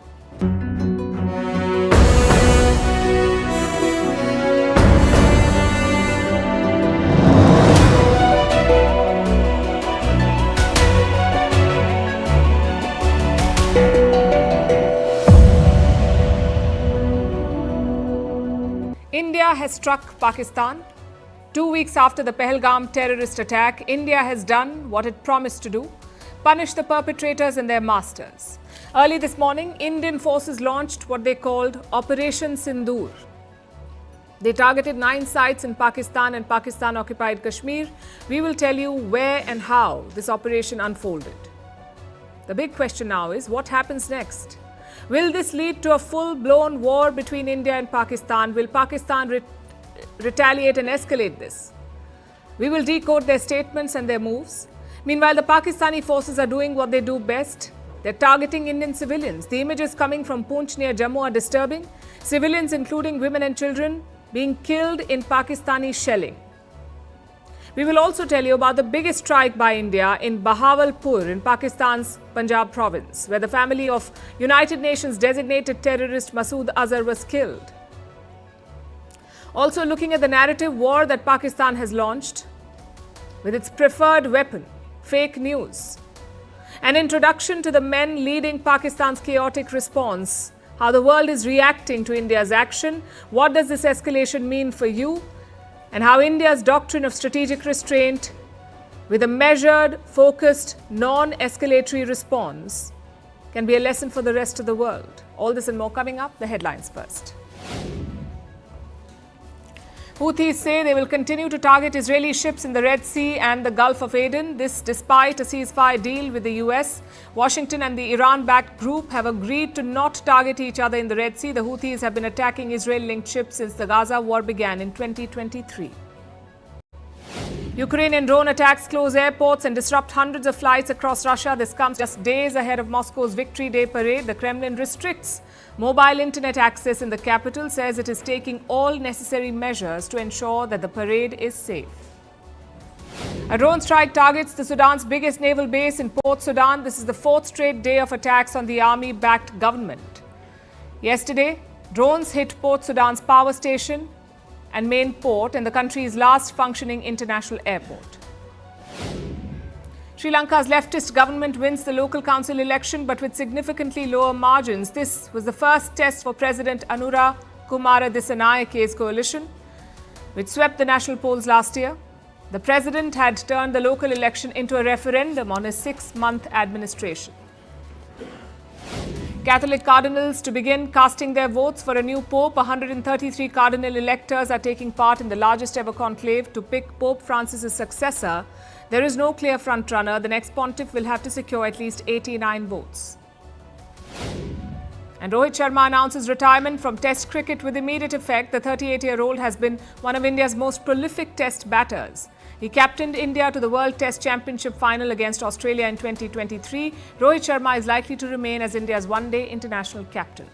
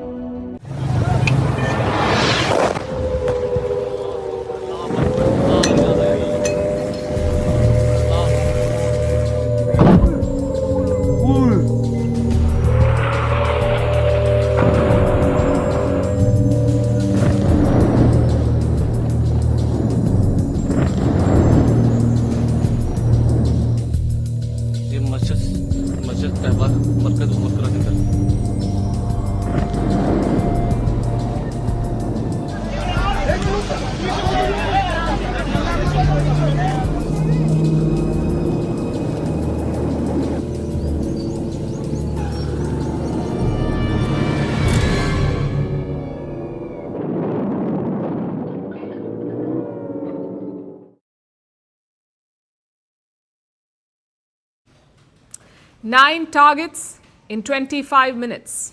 India has avenged Pahalgam. Less than 24 hours ago, India launched Operation Sindoor, and it struck terrorist camps run by Pakistan. We've been tracking the updates for you through the day today. There is no doubt that Operation Sindoor was a success. It was India's way of delivering justice to the victims of Pahalgam. 2 weeks back, Pakistani terrorists attacked Kashmir. They killed 26 innocent civilians. India called the attack barbaric and held Pakistan responsible for it. This attack in Pahalgam took place on the 22nd of April. Since then, there's been suspense and speculation about India's response. Today, it was all laid to rest. India hit back with Operation Sindoor. It lasted for about 25 minutes. It began at 1:05 a.m. in the morning, ended at 1:30 a.m. A total of 9 targets were hit, 5 in Pakistan-Occupied Kashmir and 4 deep inside Pakistani territory. And every one of them, every target, was tied to a terrorist group. Earlier this morning, as you would be aware, India exercised its right to respond and preempt as well as deter more such cross-border attacks. These actions were measured, non-escalatory, proportionate, and responsible. They focused on dismantling the terrorist infrastructure and disabling terrorists likely to be sent across to India. India carried out a high-precision air campaign. It was conducted from the Indian soil. At no point did Indian forces cross the line of control. The de facto border between India and Pakistan, that is the line of control, LOC. Indian forces did not cross it. They launched all strikes from Indian territory. Now, here's what we know about the targets. Target number 1, the Savai Nala camp. It's near Muzaffarabad city in Pakistan-occupied Kashmir, just 30 kilometers from the line of control. This facility belongs to the Lashkar-e-Taiba. It is significant because the Lashkar is the parent body of TRF, the resistance front, the group that carried out the Pahalgam attack. In fact, those attackers could have been trained here at the same Savai Nala camp.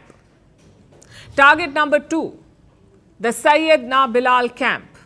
Again, in Pakistan-occupied Kashmir, this was a Jaish-e-Mohammed stronghold. It specialized in weapons, explosives, and jungle warfare. Target number 3, the Gulpur camp, based in a city called Kotli in POK. This is another Lashkar facility, a terrorist training center. Target number 4, the Barnala camp. This is in a town called Bhimber in Pakistan-occupied Kashmir. This was just 9 kilometers from the line of control.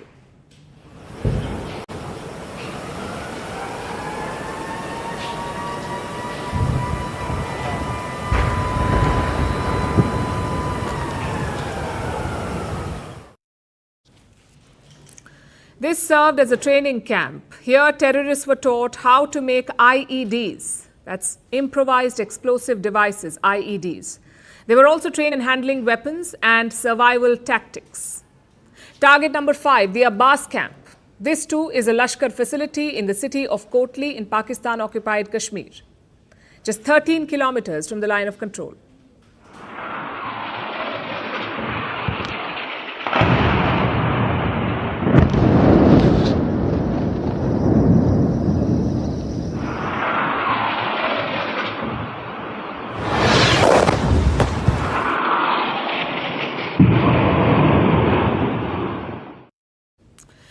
Here, the Lashkar-e-Taiba could train 15 suicide commandos at a time. Target number 6, the Sarjal camp in Sialkot. Sialkot is one of the most populous cities of Pakistan's Punjab province. This camp was a high-value target because it was just 6 kilometers away from the international border.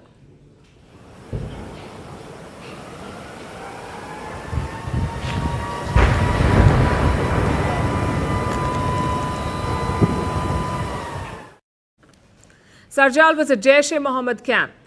Target number 7, the Mehmoona Joya camp, also in Sialkot. It's a large Hizbul Mujahideen base. They planned operations in Jammu. The 2016 attack in Pathankot was planned from here. Target number 8, Lashkar-e-Taiba in Pakistan's Punjab's Murid K city. Again, it's a high-value target.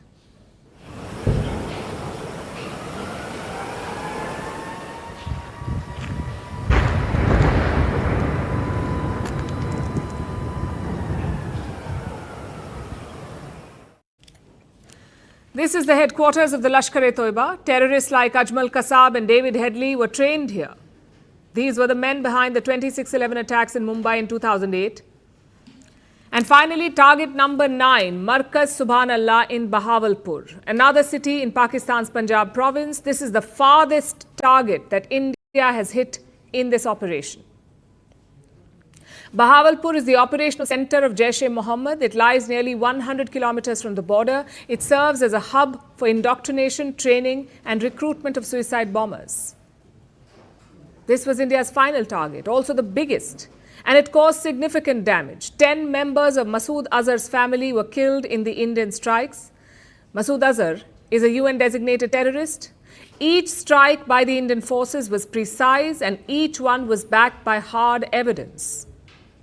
India says this was a measured and non-escalatory operation. Those were the words that the Indian statement used, measured and non-escalatory. It wasn't a move to start a war, it was a move to send a message.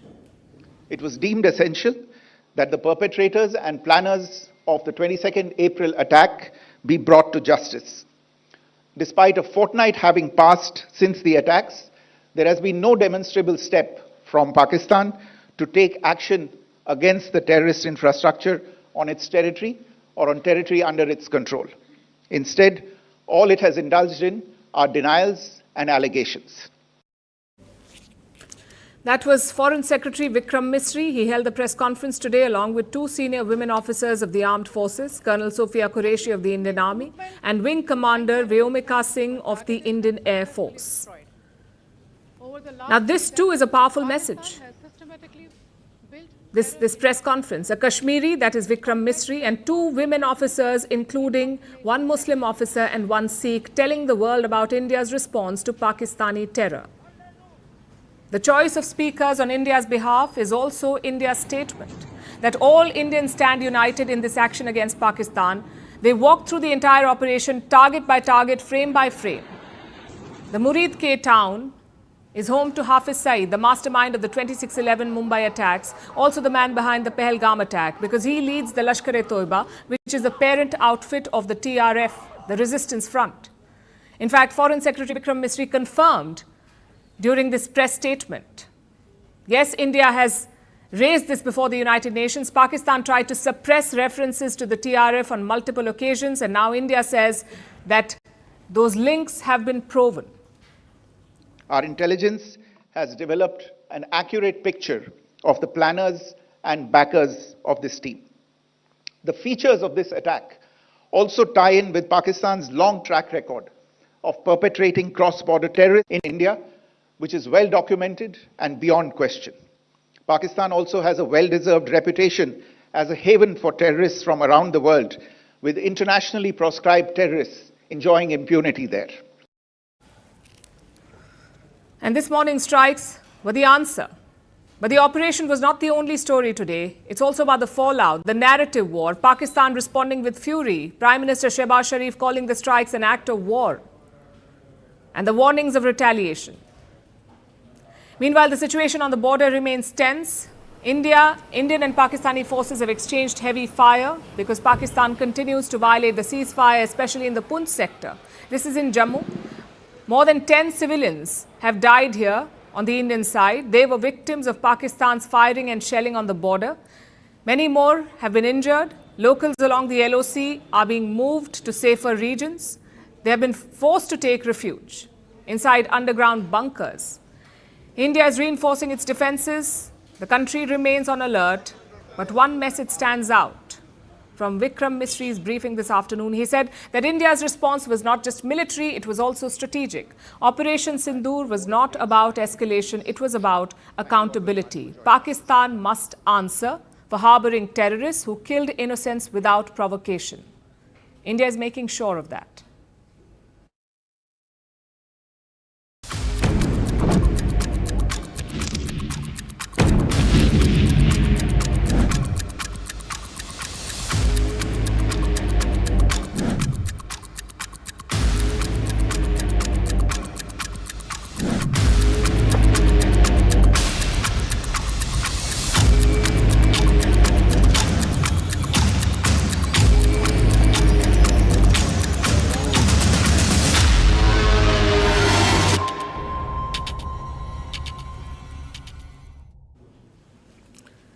The biggest question of the hour is this: what happens next? Will this turn into a full-blown war? Will Pakistan escalate the situation? Will it hit back? And if it does, what will be the shape and scope of its response? Through the day today, we've seen a lot of statements, we've seen a lot of hints from the other side, and we've been tracking every word closely. There's some contradiction and confusion, but they've not taken a clear off-ramp. This afternoon, the Pakistani Prime Minister stood before his parliament. His name is Shehbaz Sharif, the Pakistani PM. He was supposed to project strength. Instead, he sounded what Gen Z would call delusional. Shehbaz Sharif said, and listen to this, 80 Indian aircraft took part in the strikes, 80 Indian aircraft. 5 of them were shot down by Pakistan. That shows how war-ready Islamabad is. In fact, let's have it from the horse's mouth. और पाकिस्तान के उकाब मुकम्मल तौर पर तैयारी में थे और हमारे जहाज़ों ने पाकिस्तान की सरहदों को अबूर नहीं किया। जनाब स्पीकर, जो ही हिंदुस्तान के जहाज़ों ने पेलोड उन्होंने रिलीज किया, हमारे उकाब झपटे और आनन फानन 5 जहाज जिनमें 3 राफेल हैं उनको मार कराया और उनको ऊंधे मुंह वो कश्मीर पर जाकर गिरे, बठिंडा में जाके गिरे। Let that sink in for a moment. India targeted 9 terror camps deep inside Pakistan. The Pakistanis say 26 people were killed in the Indian action, which is an interesting figure to quote, by the way. It's the exact number of civilians that they killed in Pahalgam. Now, India has not given an official number of the casualties in Pakistan, but its strike exposed Pakistan's terror infrastructure. No two ways about it. Yet, in their Prime Minister's mind, they have secured a win. He calls it a military success for the Pakistan army. माजी की तरह छुपकर पाकिस्तान के ऊपर हमला करने की नापाक कोशिश की, लेकिन अल्लाह ताला के बेपाया फजल करम से, पाकिस्तान के 24 करोड़ अवाम की दुआओं से हमारी बहादुर और दलेर अफवाज पाकिस्तान ने हिंदुस्तान के इस मकरूह हमले का मुंह तोड़ जवाब देकर उस तारीक रात को चांदनी रात बना दिया। That was the Prime Minister of Pakistan. Now let's look at the statement from their Defence Minister. His name is Khwaja Asif. He's this close to making a record for U-turns and foot-in-mouth moments. Today he said that Pakistan is ready to refrain from any further military action, meaning they won't hit back. But of course he has one condition, that India should halt its military operations. Sounds like a plan, but it's riddled with holes, because Khwaja Asif is not exactly Pakistan's voice of reason. He's walked back more statements than he stood by. So take his words with not just a pinch of salt, take the whole salt mine. At the same time, do note that his words reveal the mood in Islamabad. They're spinning it as a win, as something that's done and dusted. But that's not the mood in Rawalpindi. That's the seat of power of the Pakistani generals. They stand exposed. Indian forces hit deep inside Pakistan's borders, and the mighty Pakistan army, they did not see it coming. They were scrambling to respond. So for the military, this is a bruise to their ego. I've said before, we had an apprehension that India will attack. Pakistan has never struck first, but we have the right to self-defense. Pakistan will now respond and respond very, very effectively. Make no mistake, because our desire for peace should not be mistaken for our weakness. The army says Pakistan has the right to respond. It was mentioned in their national security statement. In fact, let me quote from it. The armed forces of Pakistan have duly been authorized to undertake corresponding actions in this regard. In simpler words, the army has the permission to strike, which is a bit of a joke because this is Pakistan. Here the army gives all permissions. Rawalpindi controls all of Pakistan. This is a military state, doppelganging as a democracy. Yet the army needs permission. Is Pakistan cracking a joke or just cracking under pressure? That's something that they should ponder upon. As for India, it is not waiting for Pakistan to figure out their next move. India is already a step ahead. It is engaging with its global partners. The Foreign Secretary has briefed 13 countries. The Foreign Minister has called his counterparts in Germany, Spain, France and Japan. India's National Security Advisor Ajit Doval has spoken to almost 10 countries, and one name stands out in this list: China. Ajit Doval spoke to Chinese Foreign Minister Wang Yi. His message was quite simple. India does not want to escalate, but if Pakistan does, India is well prepared to retaliate. Now, why did Doval say this to Beijing? Because China and Pakistan call themselves iron brothers. So who better to pass on the message? Also, if Pakistan won't listen to reason, it will listen to its lenders and masters. As things stand, it's hard to gauge the response. Will they hit back? Maybe, maybe not. I guess the real question at the moment is, can they hit back? Are they in a position to mount an effective response? We ask because there's widespread panic across Pakistan. Schools and colleges are closed. Hospitals are on high alert. Rescue teams are on standby. Flights are avoiding its airspace. The Lahore airport has been shut. The Pakistan stock market plunged at opening today. All of these are not signs of a nation prepared for war. Pakistan may say that it has the right to respond, but rights do not win wars.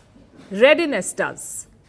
And right now, Pakistan looks more rattled than ready.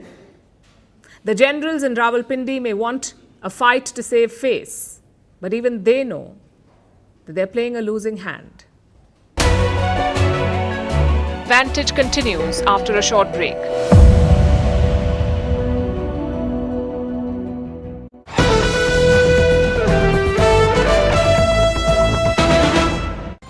For the funeral of those who are found in these terror markazes. It's all people in uniform. BSF Rangers, local police, Pak Army, they're all present there along with local politicians and mullahs. Top government sources are pointing at this, Group Captain MJ Vinod and viewers, and saying if military personnel and netas are attending the funeral of jihadis, what bigger proof that all of this is state-backed? Absolutely. I don't think we have any doubt on that. In fact, I would have even looked at this particular funeral procession as itself as a very big target, because in one probably scalp, we could have taken out all of them. Anyway, be that as it may, the point is, Anand, we still have viable targets in Pakistan. For retribution, what target does Pakistan have? Actually, there's nothing. I think they should be thankful to India that we cleaned up a little bit of, trash which they wanted to and they couldn't. And we did their job. At least that is my take on the subject. And second and most important thing, Anand, is out of 21, we took out only 9. Yeah. We have more to go. So which means we will, we at least hold the right to revisit these rest of the targets.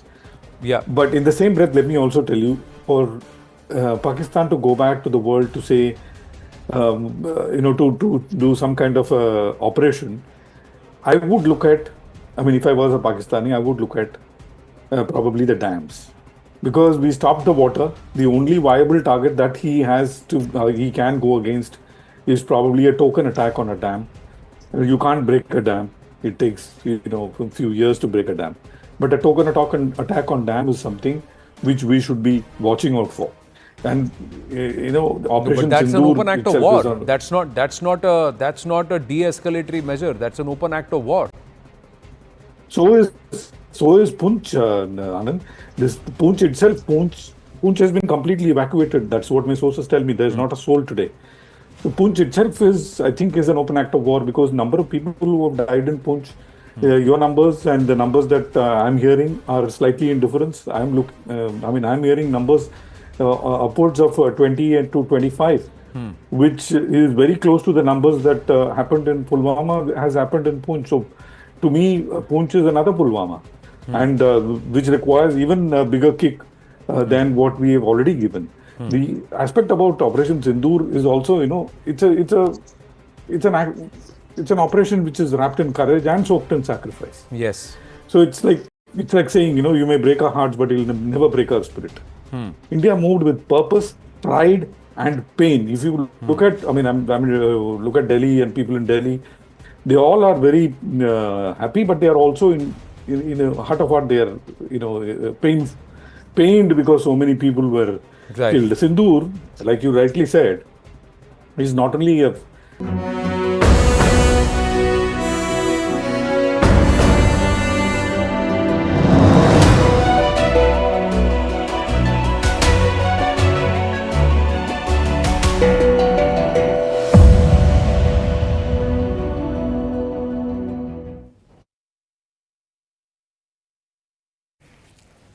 India's Operation Sindoor was against terror camps in Pakistan. Islamabad says it will respond to what? That is the question. Because India does not harbor terrorists. So who is Pakistan planning to attack? If you're thinking the Indian military, you are wrong, I'm afraid. Pakistan is doing what it does best. It is attacking innocent civilians again. They have again violated the ceasefire agreement for the 13th consecutive day today. For 12 days, Pakistan used small arms. Today, they used artillery fire. Poonch and Rajouri have been targeted by the Pakistani army. These are two districts in the Jammu region. The Indian army is retaliating, but the Pakistan army is not striking Indian army positions. They are targeting only residential areas in India. At least 15 innocent Indians have been killed, including children and women. More than 50 have sustained injuries. Several houses have been destroyed. Even a Sikh Gurudwara was struck in Poonch. This is not a provocation. This is a desperate act by the Pakistani military. Their actions are not just reckless, they're inhumane. Jammu and Kashmir's local government is taking precaution. An emergency meeting was held today. Schools and colleges in some areas have been shut down. Civilians have been asked to stay indoors. A round-the-clock control room has been set up in Srinagar. This is to address public concerns and to coordinate emergency responses. If you're watching us from Jammu and Kashmir, do note the numbers on your screen in case you need assistance. Dial these numbers. The question is, why is Pakistan doing all of this? Why is their army shelling civilians in Poonch? First is deflection. India's Operation Sindoor has hit Pakistan where it hurts. Lashkar-e-Taiba and Jaish-e-Mohammed terror hubs were destroyed. These are groups backed by the Pakistani army. They were unable to defend against the Indian strikes. So they're resorting to artillery fire to save face. That's point one, deflection. The second point is desperation. Islamabad knows it cannot match India's firepower, so it falls back to its old playbook. Cross-border attacks on civilians to stoke tensions. But let's also talk consequences. Global outrage is missing. The West wants stability in the region. But they turn a blind eye when Pakistan provokes. If India chooses to retaliate, the West is the first to push for truce. But Pakistan's ceasefire violations will not go unanswered. India is more than capable of responding to Pakistan, and that too in kind. Pakistan can choose to violate the ceasefire, but they cannot choose the consequences. For now, the Indian army is responding with heavy guns. Civilians in Poonch have been asked to limit their movement. Their safety is the top priority. At the same time, India is not taking any chances. Other regions have been on alert too. Nationwide mock drills were conducted today. Civilians were taught about multiple scenarios, like incoming air raids, blackout procedures, urban fire emergencies, and casualty evacuations. The drills were held in 244 districts across India. We have 800 districts in this country. The mock drills were held in 244 in cities like Delhi, Mumbai, Kolkata, Chennai, and Bengaluru. Civilian safety drills were also held at religious sites, particularly in the state of Uttar Pradesh, at the Ram Mandir in Ayodhya, and the Kashi Vishwanath temple in Varanasi. This is because of the high number of devotees at these temples. So India is preparing for all scenarios. For now, the real threat is on the line of control. Pakistan continues to attack civilians. Like a responsible nation, India is only retaliating, not escalating. The Indian army is showing professionalism and restraint. But if Pakistan continues on this trajectory, they will learn the true cost of peace delivered by the Indian armed forces.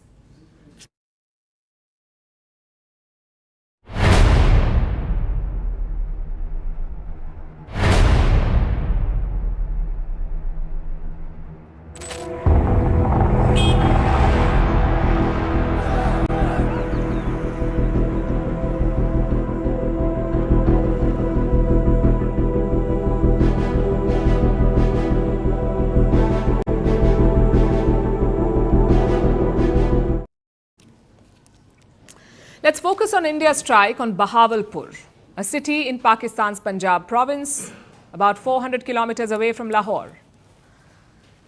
Bahawalpur was struck multiple times. The target, the headquarters of Jaish-e-Mohammed, or JEM. This is a United Nations designated terrorist organization, the same group that orchestrated the 2019 Pulwama attack, when a suicide bomber killed 40 Indian troops. Like I said, that was in 2019. So why was Bahawalpur struck this time? Because India wanted to send a message that terrorists inside Pakistan were no longer safe. Bahawalpur is the beating heart of the Jaish-e-Mohammed, a terror group founded and led by this man, Masood Azhar, a globally recognized terrorist, one of the masterminds of the terror attack on the Indian Parliament. That attack happened in 2001. The Jaish-e-Mohammed headquarters in Bahawalpur was no secret. This morning, Indian jets took out the terror infrastructure. At least 2 sites were bombed. First was Kausar Colony. This is in the northwestern part of the city. And the second was Raman. This is in the western outskirts of Bahawalpur. The main target was the one in Raman, the Markaz Jamia Masjid Subhan Allah complex. That was the target. The Markaz Jamia Masjid Subhan Allah complex, the main headquarters of the Jaish-e-Mohammed. This is where terrorists are recruited, indoctrinated and trained, or were. Masood Azhar, the Jaish-e-Mohammed chief, lives there under state protection. He has made several anti-India speeches from this very masjid. He is protected by the Pakistani army. But they could not do much this time. Indian jets struck the Jaish-e-Mohammed headquarters. 10 family members of Masood Azhar were killed, along with 4 of his close associates. The Jaish-e-Mohammed has confirmed this. For years, Masood Azhar was responsible for the deaths of innocent Indians. Today, he paid the price for years of terrorism. Let's also talk about the nature of the strike. Indian intelligence agencies first did their homework. Satellite imagery was collated. Ground-level intelligence was collected. Then the coordinates were shared with the Indian Air Force. The objective was clear: destroy Jaish-e-Mohammed terror facilities and limit any collateral damage. This morning, New Delhi responded, not out of aggression, but out of necessity. Indian Air Force jets fired advanced missiles. They struck with pinpoint accuracy. The Jaish-e-Mohammed headquarters were destroyed. Before and after visuals reveal the intensity of the Indian strike. Have a look.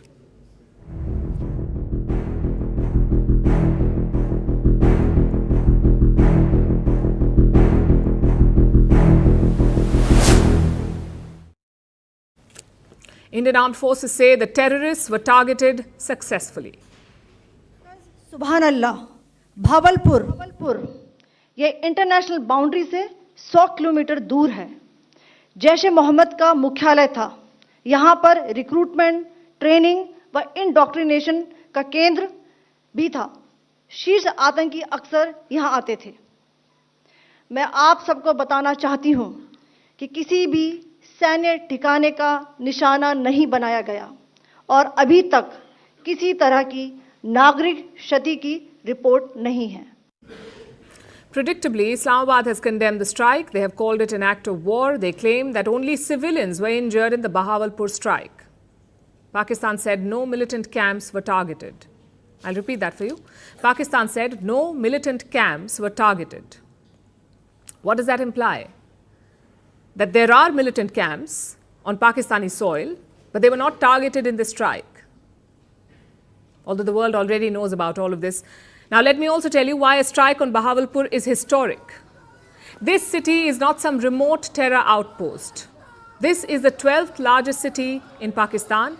It is in the heart of Pakistan's Punjab province. It is home to the Jaish-e-Mohammed. It is protected by the Pakistani military. The terror infrastructure had grown in recent years. Satellite images from 2022 to now show the expansion.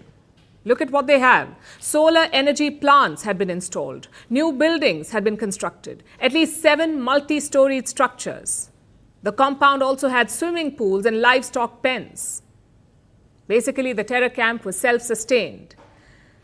While Pakistanis struggle for food and water and basic amenities, terrorists get state-of-the-art infrastructure complete with swimming pools. Now, all of it has been reduced to rubble. This is a doctrinal shift in India's fight against terrorism. Because look at 2016, terrorists attacked an army camp in Jammu and Kashmir's Uri. How did New Delhi respond? The Indian army carried out surgical strikes in Pakistan-Occupied Kashmir, 2016. In 2019, Pakistan sponsored terror struck again, this time in Pulwama. We already told you about it. And how did India respond then? By conducting airstrikes in Balakot. Terror launch pads in Pakistan's Khyber Pakhtunkhwa were destroyed. 2019. This time, India has gone after terrorism's jugular vein. The Jaish-e-Mohammed headquarters in Pakistan's Punjab. By striking here, India has sent a warning to Pakistan that your terror havens are no longer safe, wherever they are. This is what India meant when it said that terrorists and their backers would be punished. The Indian response was not just about vengeance. It also exposed Pakistan's double game. Islamabad may keep crying foul, but it still won't shut its terror camps. India does not want war, but it won't tolerate terror either. And that is the biggest takeaway from the strike at Bahawalpur, that India will respond not with words, but with action. Surgical, measured, and justified.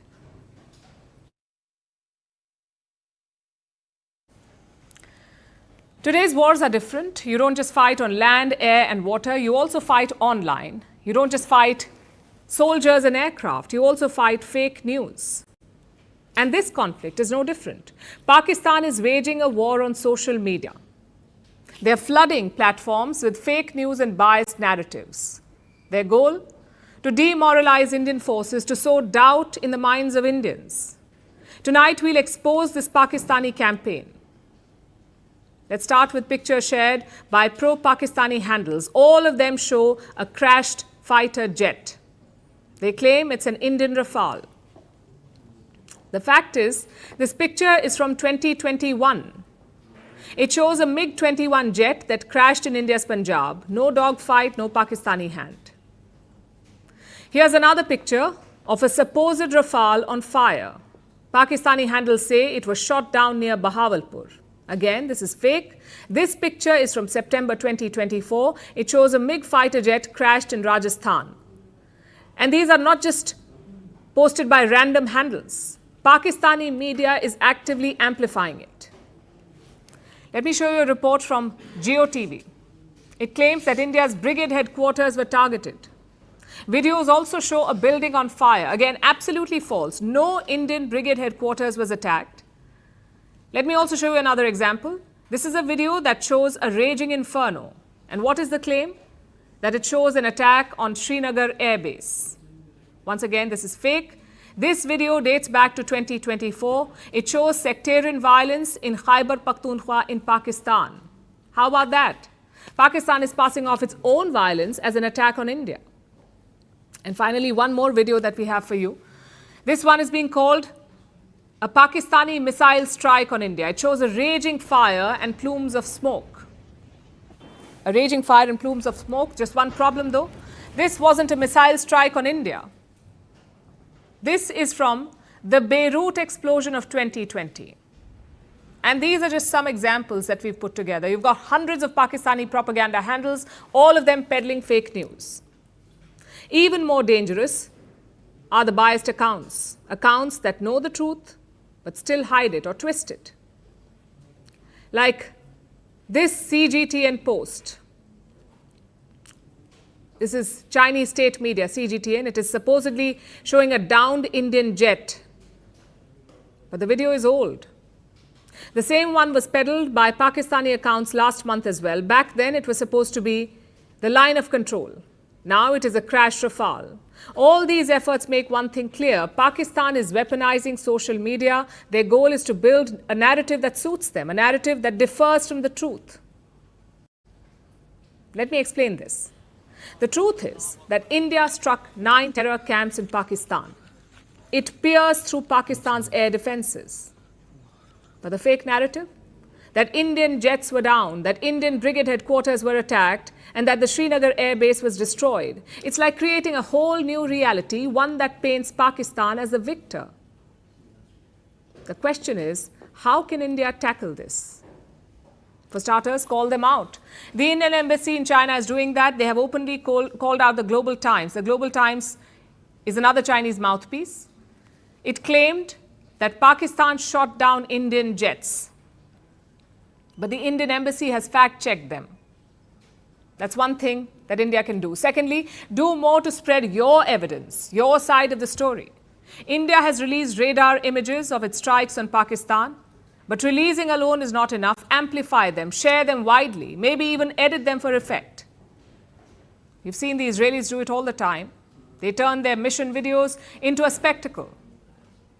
Perhaps it's not the traditional way of doing it, but these are also not traditional times. You have an enemy who is bending the truth. You have a platform that allows itself to be bent. So every player must adapt. India must turn its battlefield victory into a digital victory. Unfortunately, that is the world that we live in. It's not enough to visit Disneyland. It's important to post a picture from there. India seems to have realized this in recent years. Our digital strategy has improved compared to 2016 and 2019. The key is to keep building on that.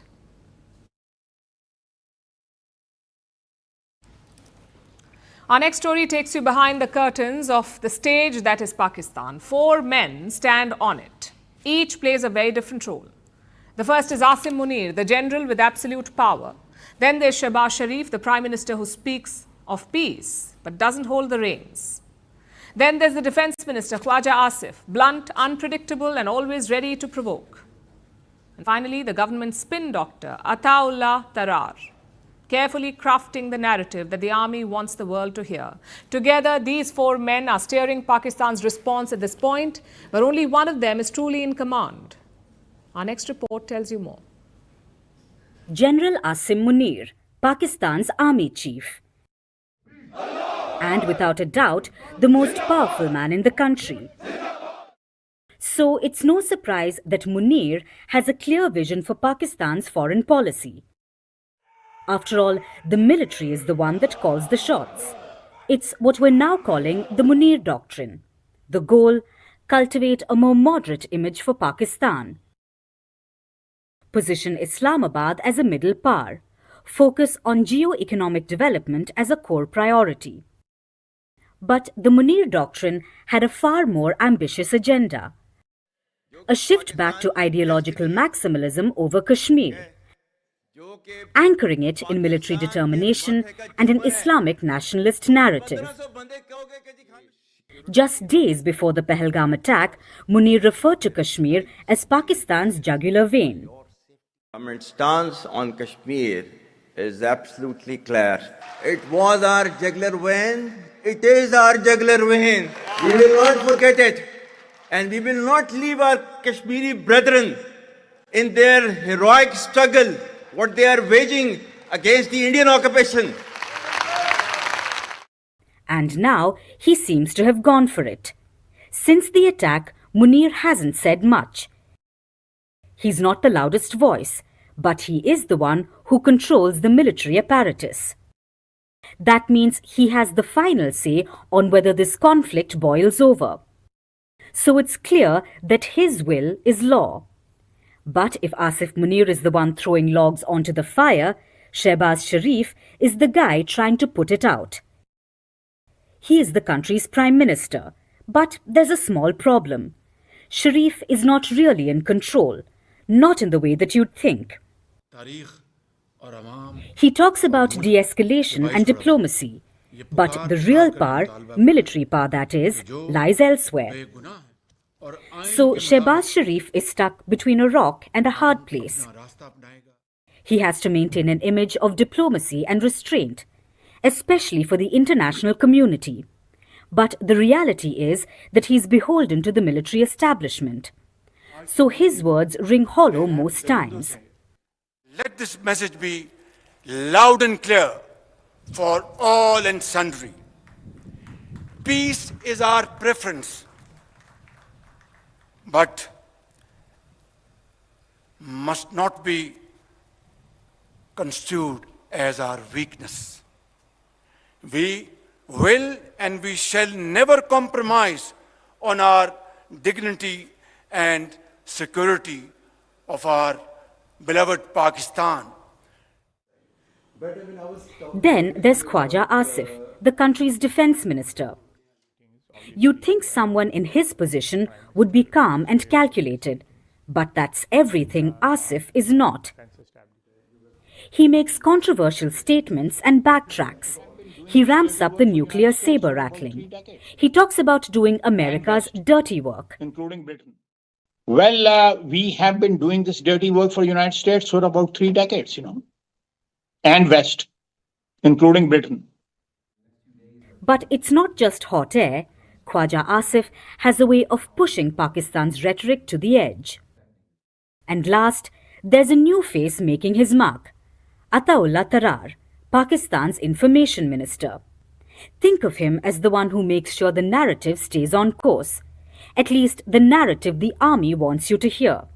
He plays the role of the apologist for the Pakistani state, trying to paint Pakistan as the victim no matter what happens.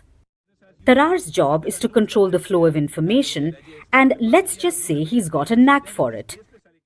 After all, he was the one who took journalists on a junket to the LOC. Why? To dupe them into believing that terror camps don't exist. Being a responsible state, Pakistan open-heartedly offered a credible, transparent and independent investigation by a neutral commission of experts to ascertain the truth. In theory, Pakistan is a democracy. In practice, it's just a stage. The script is written in Rawalpindi and it's acted out in Islamabad. While politicians talk peace, generals prepare for war. So while the world listens to Pakistan's civilian voices, it's the silence from the barracks that should worry us most. Because in Pakistan, it's not the noise that signals trouble, it's the orders being quietly carried out.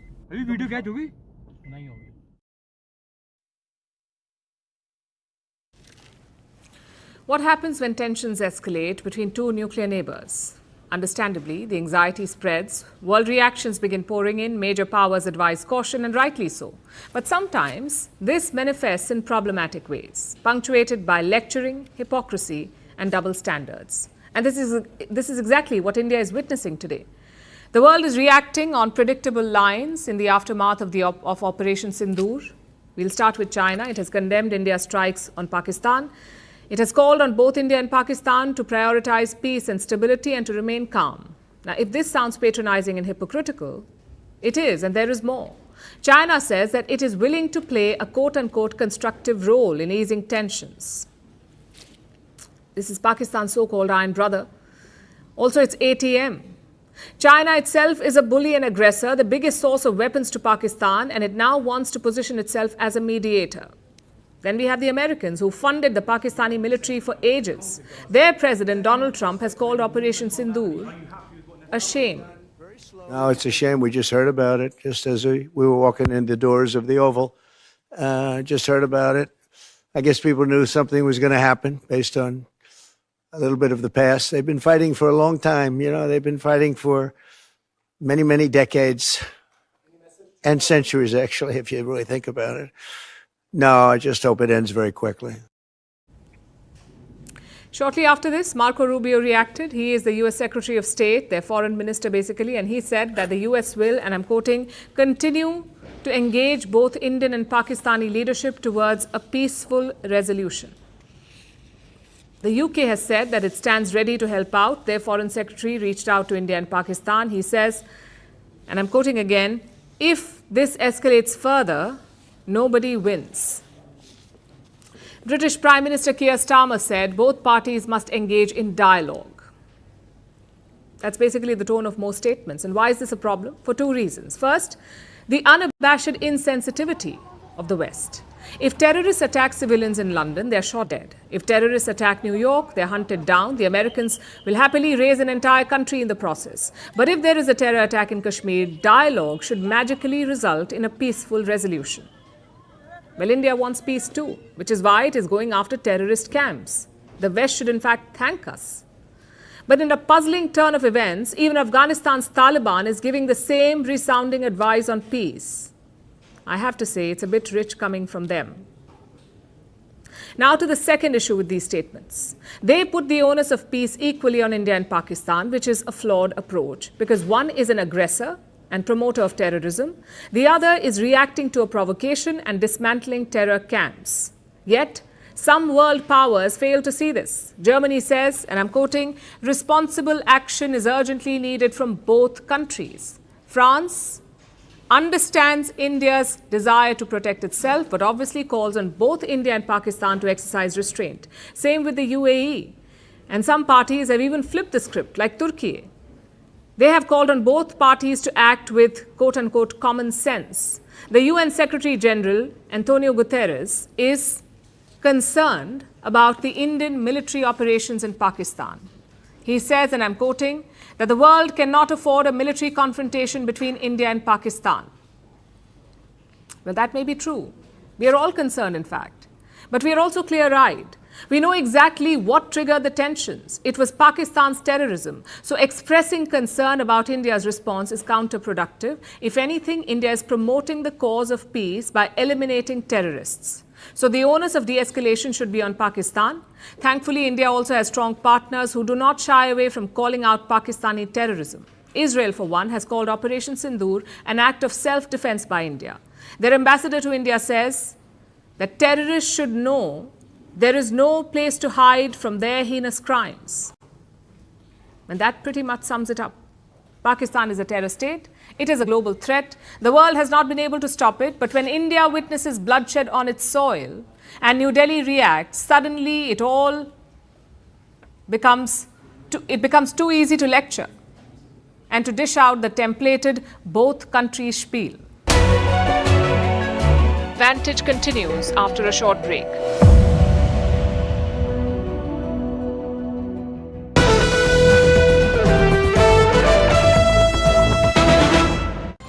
For the funeral of those who are found in these terror markazes. It's all people in uniform. BSF Rangers, local police, Pak Army, they are all present there along with local politicians and mullahs. Top government sources are pointing at this, Group Captain MJ Vinod and viewers, and saying if military personnel and netas are attending the funeral of jihadis, what bigger proof that all of this is state-backed? Absolutely. I don't think we have any doubt on that. In fact, I would have even looked at this particular funeral procession as itself as a very big target, because in one probably scalp, we could have taken out all of them. Anyway, be that as it may, the point is, Anand, we still have viable targets in Pakistan. For retribution, what target does Pakistan have? Actually, there's nothing. I think they should be thankful to India that we cleaned up a little bit of, trash which they wanted to and they couldn't. And we did their job. At least that is my take on the subject. And second and most important thing, Anand, is out of 21, we took out only 9.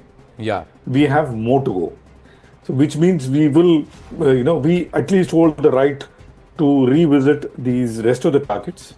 Yeah. But in the same breath, let me also tell you, for Pakistan to go back to the world to say, to do some kind of operation, I would look at, if I was a Pakistani, I would look at probably the dams. Because we stopped the water, the only viable target that he can go against is probably a token attack on a dam. You can't break a dam. It takes, a few years to break a dam. But a token attack on dam is something which we should be watching out for. And Operation but that's Sindoor an open act of war. on, That's not a de-escalatory measure. That's an open act of war. So is Poonch. This Poonch itself, Poonch has been completely evacuated. That's what my sources tell me. There's not a soul today. So Poonch itself is an open act of war, because number of people who have died in Poonch, your numbers and the numbers that I'm hearing are slightly in difference. I'm hearing numbers upwards of 20 and to 25, which is very close to the numbers that happened in Pulwama has happened in Poonch. So to me, Poonch is another Pulwama, and which requires even a bigger kick than what we have already given. The aspect about Operation Sindoor is also, it's an operation which is wrapped in courage and soaked in sacrifice. Yes. So it's like saying, you may break our hearts, but you'll never break our spirit. India.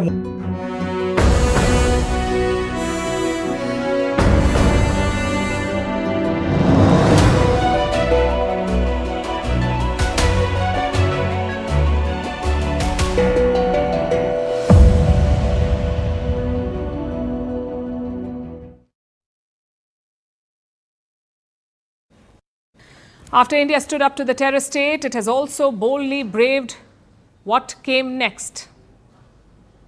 As the border remains hot, security preparations have been amped up. Residents living near the line of control have been moved to safer locations. Schools and colleges have been shut along the national border in Jammu, Punjab and Rajasthan. Today, flight operations were severely disrupted. At least 18 airports have been temporarily shut. Meanwhile, despite escalating tensions, the markets in India, the stock markets, ended on a flat note, although the same cannot be said about Pakistan. Our next report tells you more. Amid escalating tensions with Pakistan, from air travel to markets, there is a massive ripple effect. But India remains prepared to brave the impact of this fallout. As the border remains hot, the Border Security Force has remained on high alert. Residents living near the line of control have been moved. They are being housed in safer locations. In the wake of tensions, several schools and colleges have been shut. This is in districts along the national border in Jammu, Punjab and Rajasthan. They have remained closed today. In some places like Pathankot in Punjab, schools will remain closed for 72 hours. Throughout the day, flight operations were severely disrupted. Around 140 flights were cancelled to and from the Delhi airport alone. In total, more than 200 flights have been cancelled across northern and western India. Air India, Indigo, SpiceJet, Akasa Air and a few foreign airlines have cancelled their services to and from various airports. Many airlines, including Indigo and Air India, are offering waivers on rescheduling charges or full refunds to affected passengers. Meanwhile, at least 18 airports have been temporarily shut. This includes airports in Leh, Srinagar, Jammu, Amritsar, Chandigarh, Jodhpur, Jaisalmer and many other places. Civilian flights in these parts have been suspended. Authorities say that operations will restart on Saturday morning. When India struck Pakistan, some international flights had to change course. And after the strike, almost all foreign airlines stopped flying over Pakistani airspace, which means that many flights are taking a longer time en route. For instance, the Dutch carrier KLM says that its Amsterdam flight to Delhi will take 1 hour longer and its flight to Mumbai 1 hour and 15 minutes longer. The markets have also braved the impact of India's courageous response. The Indian stock market ended the session today on a flat note. The Sensex closed near the 80,800 mark. Meanwhile, the Nifty finished just above 24,200. On the other hand, the Pakistan Stock Exchange remained in the red. Its flagship, the KSE 100 index, plunged 3,559 points to close 3.3% lower at 1,10,009. If this isn't a clear marker of the scenario, then what is? As terror state Pakistan threatens the world, it also poses a danger to itself and its already crumbling economy, as India remains steadfast in boldly battling what comes next.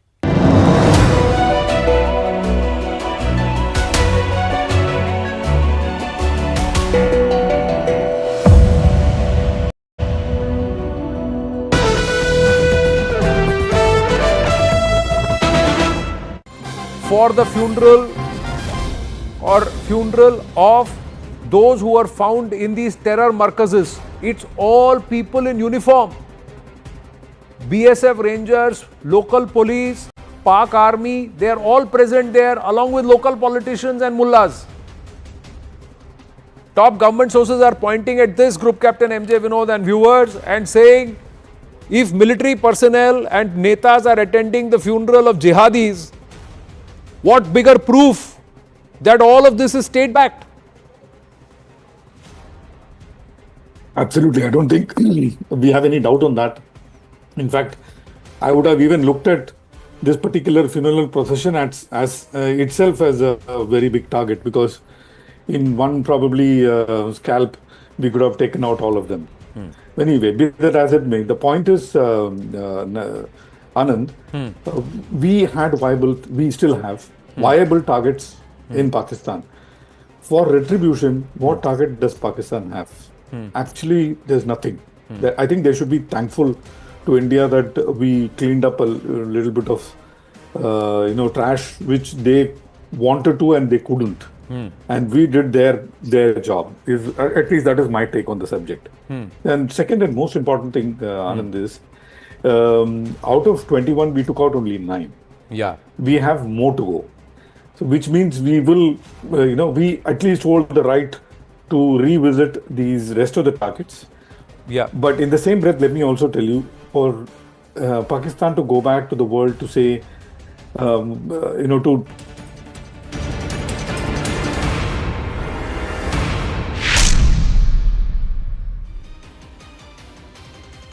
identify, track and punish every terrorist. हर व्यक्ति को चुन चुन कर जवाब भी मिलेगा, जवाब भी लिया जाएगा। और हमारी यह कार्रवाई बेहद सोच समझकर सधे हुए तरीके से की गई।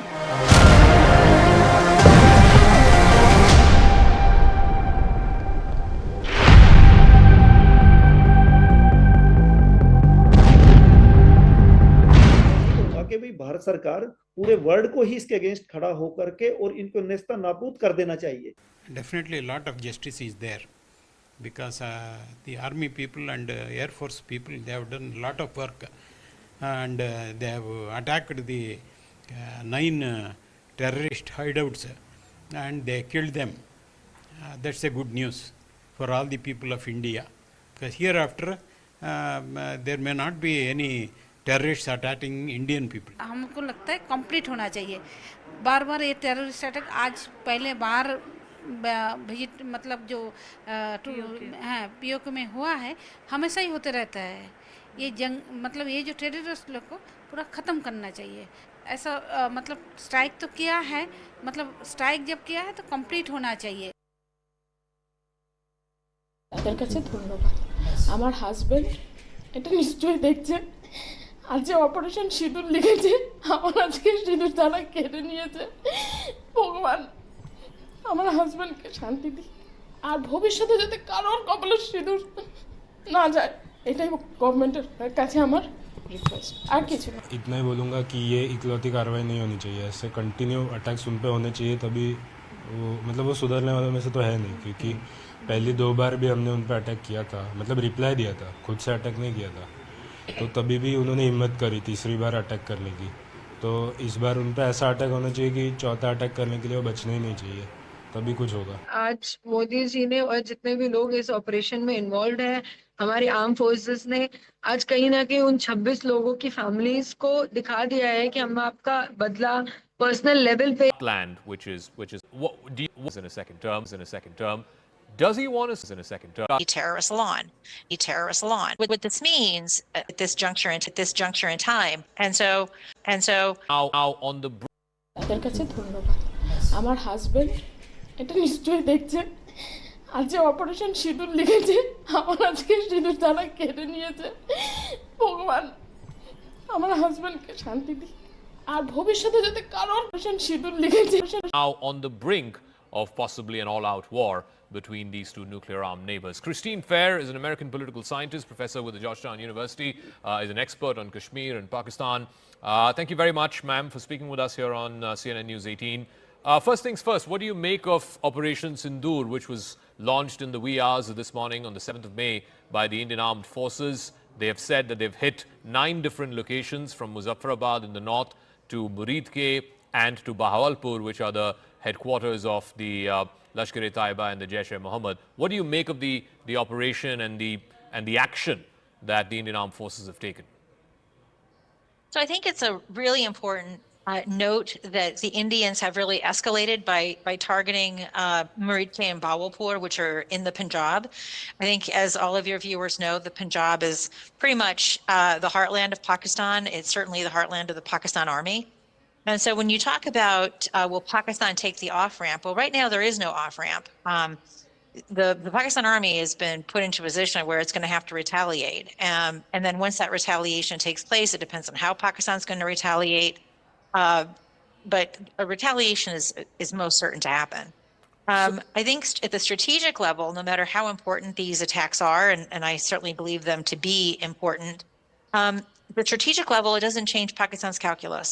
And so going to some of the things that former Army Chief Vaid Malik had to say, we've seen this rodeo before. We saw it at Pulwama, right? A pretty sharp conflict crisis. There was an off-ramp. Normalcy returned to the valley for several years. But if you know the Pakistan Army, you know that the Pakistan Army is an insurgent army. The Pakistan Army's goal is not to defeat India. It knows that it can't. The Pakistan Army's goal is to show that it has not been deterred by India. And how it does this, unfortunately, is by episodically conducting strategic terrorist attacks in Kashmir or sometimes in India as well.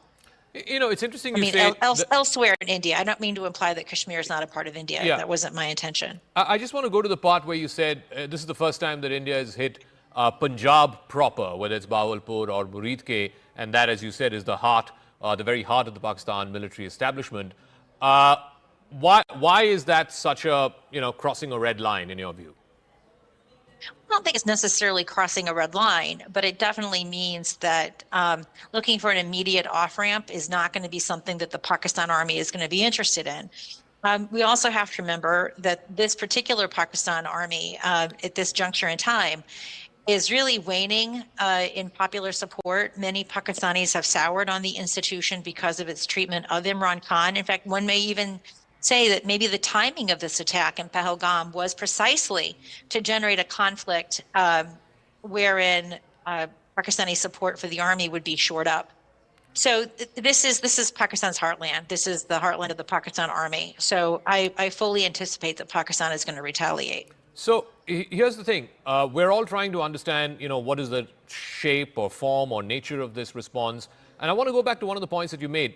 The thinking of the Pakistan Army is like an insurgent group. And that's why they could use these terrorist proxies, the Lashkars and the Jaishas. And there was always this degree of plausible deniability. Now, though, do you see the Pakistan army sort of having been forced to respond in a conventional, proper military response, as opposed to the guerrilla stuff that you were talking about? No, so so what I was saying is that when there is a perduring peace in the valley, this is injurious to Pakistan's interests, right? Because it looks as if the Pakistanis have been compelled by India. And how do the Pakistanis prove that they haven't been compelled by India? Well, they conduct a terrorist attack. That was the argument that I was making. And what this means, unfortunately, is that the Indians are not able to, within the time constraints of a short war, to deliver a decisive defeat against the Pakistan army. It just can't. That's just not an option that's available to it. It becomes more possible over a longer war, but longer wars are also very challenging because of the specter of nuclear weapons that both sides have. So unfortunately, as important as these strikes are, it isn't going to change the strategic calculus of the Pakistan army. I anticipate, very much like Pulwama, there's going to be a crisis, there's going to be an off-ramp, there's going to be peace in the valley for some time. And then after a number of years, there's going to be another terrorist attack. And so, I think India is in a pretty tough bind. The international community doesn't take this terrorism by Pakistan seriously enough to put serious sanctions upon the Pakistani state. And the reason why Pakistan absconds every time is because of its nuclear weapons. Everyone is too afraid to do something catastrophic to Pakistan, the results of which might be Pakistani failure. Now, I, for one, reject those doomsday scenarios. I think we need to be very coercive towards Pakistan, but it's never going to happen. And so that puts India in this situation of every so many years having to mow the Pakistani terrorist lawn. And this is where we are. No, so what you're talking about is this pattern of, there's a terror attack and then there's punitive action. After a few years, there's again another terror attack and then there is further punitive action. What I'm interested in knowing, and I guess our viewers, the greatest curiosity right now, the greatest interest is in knowing what is going to happen in the next 2 or 3 days. If you were thinking like Asim Munir is thinking, what would he do? Well, I can't think like Asim Munir for a variety of reasons. I mean, as a phrase, as an expression. No, I mean, and so that's not really my strong suit. My strong suit isn't playing armchair quarterback of what Pakistan is going to do in response. What Pakistan has said it's going to do is that Pakistan is going to respond by targeting those military bases from which assets were used to hit Pakistan. I mean, now, I don't go around taking Pakistan at its word, so I don't think you should either. But I'm not in a position to propose what Pakistani targeting might look like. But let's just for a moment, assume that argument happens, because look, India is very clear in the statements that it put out. It drew a very, very fine distinction. It said no military targets have been hit. It is only terror and terror infrastructure. If Pakistan were to retaliate, it would have to cook up that these are the places where India is fomenting, Baloch terror or whatever it is that they want to cook up, or they have to hit military targets, like you said. And if they do hit military targets, where does that leave India? Does that leave India with no other option but to climb the escalation ladder? So, I mean, so that's the concern with these kinds of operations. And when India decided that it was going to launch strikes against targets in the Punjab, this was obviously a risk that India is willing to take. So, right now, it's not evident what is going to be the de-escalation off-ramp. It's not clear right now because we haven't seen what Pakistan has done. So I'm not a big fan of speculating about assumptions being presumed. Okay. So I'm gonna demur from answering that question. You did say earlier that the international community has not quite confronted Pakistan and said that you can't do this whole double game of just sending these terror proxies every once in a while and creating these terror attacks. What about Trump though? He has pitched himself as the anti-war president. Famously on the campaign, he kept saying again and again in his first term, not a single war started. And he already has 2 wars that he's hoping to end in the next 4 years. And they are very difficult to end, as he's discovering now in office in his second term. Does he want to see a third war start on his watch? So I don't think we can look for sagacious leadership coming from Trump. This is just not something that this president is capable of delivering. So we have to look at the State Department and Marco Rubio. Marco Rubio is not someone that I find particularly palatable. He is very much Trump's sycophant. He was a pretty vocal Trump foe turned Trump loyalist. I know that Paul Kapoor has been tasked with, has been proposed as the Assistant Secretary of State. I presume that he is providing wise counsel to the State Department, although I haven't seen any impacts of that wise counsel. What we're still seeing is the both sidisms. So I don't think India can look to Trump for leadership. We'd like to believe that Marco Rubio is a little bit more competent. From what I've seen thus far, I don't have a lot of confidence that that's the case. So if the U.S. is not going to intervene or use its influence to calm down tempers. Well, I didn't say that. I didn't say that. What I thoroughly anticipate is there's going to be a lot of diplomacy with regards to Pakistan and with regards to India. Mm-hmm. I don't know how efficacious. I just don't know how efficacious those efforts are going to be. Okay, so that's the U.S. question. What, do you reckon China is in a position to influence Pakistan and say that, look, it's not in its interest to climb the escalation ladder? Does China have the leverage and the inclination to do that? So China has the leverage. I don't think China wants to see a full-scale war. But I also don't think that China I think China does have a mild incentive for this conflict to play out a little bit, kind of along the lines of the duration that we saw at Pulwama. Unlike Balakot, when Pakistan scrambled American jets, I think we're mostly going to see Chinese assets at play. And China might be interested in seeing how Chinese assets fare against India's Western assets. So China, it's not like Kargil, where China played a very important role in telling the Pakistanis to stand down. I think China will eventually play that role, but not necessarily as quickly as you or I would hope. Okay, so coming back to, as we come to the concluding part of this interview, and I'm trying to ask this in a different way because this is the top of mind concern for all our viewers, is how are the next 2 or 3 days going to pan out, and what do you expect is going to happen? Militarily, in terms of retaliatory strikes. This is a direct challenge, as you said, to the Pakistan army and its heartland, which is Punjab. So the military part, and of course the diplomatic part. How does India deal with the diplomatic fallout of this escalation as it's seemingly coming? I mean, I don't know the answers to those questions. And so I'm not someone who just makes up bakwas to fill up airspace.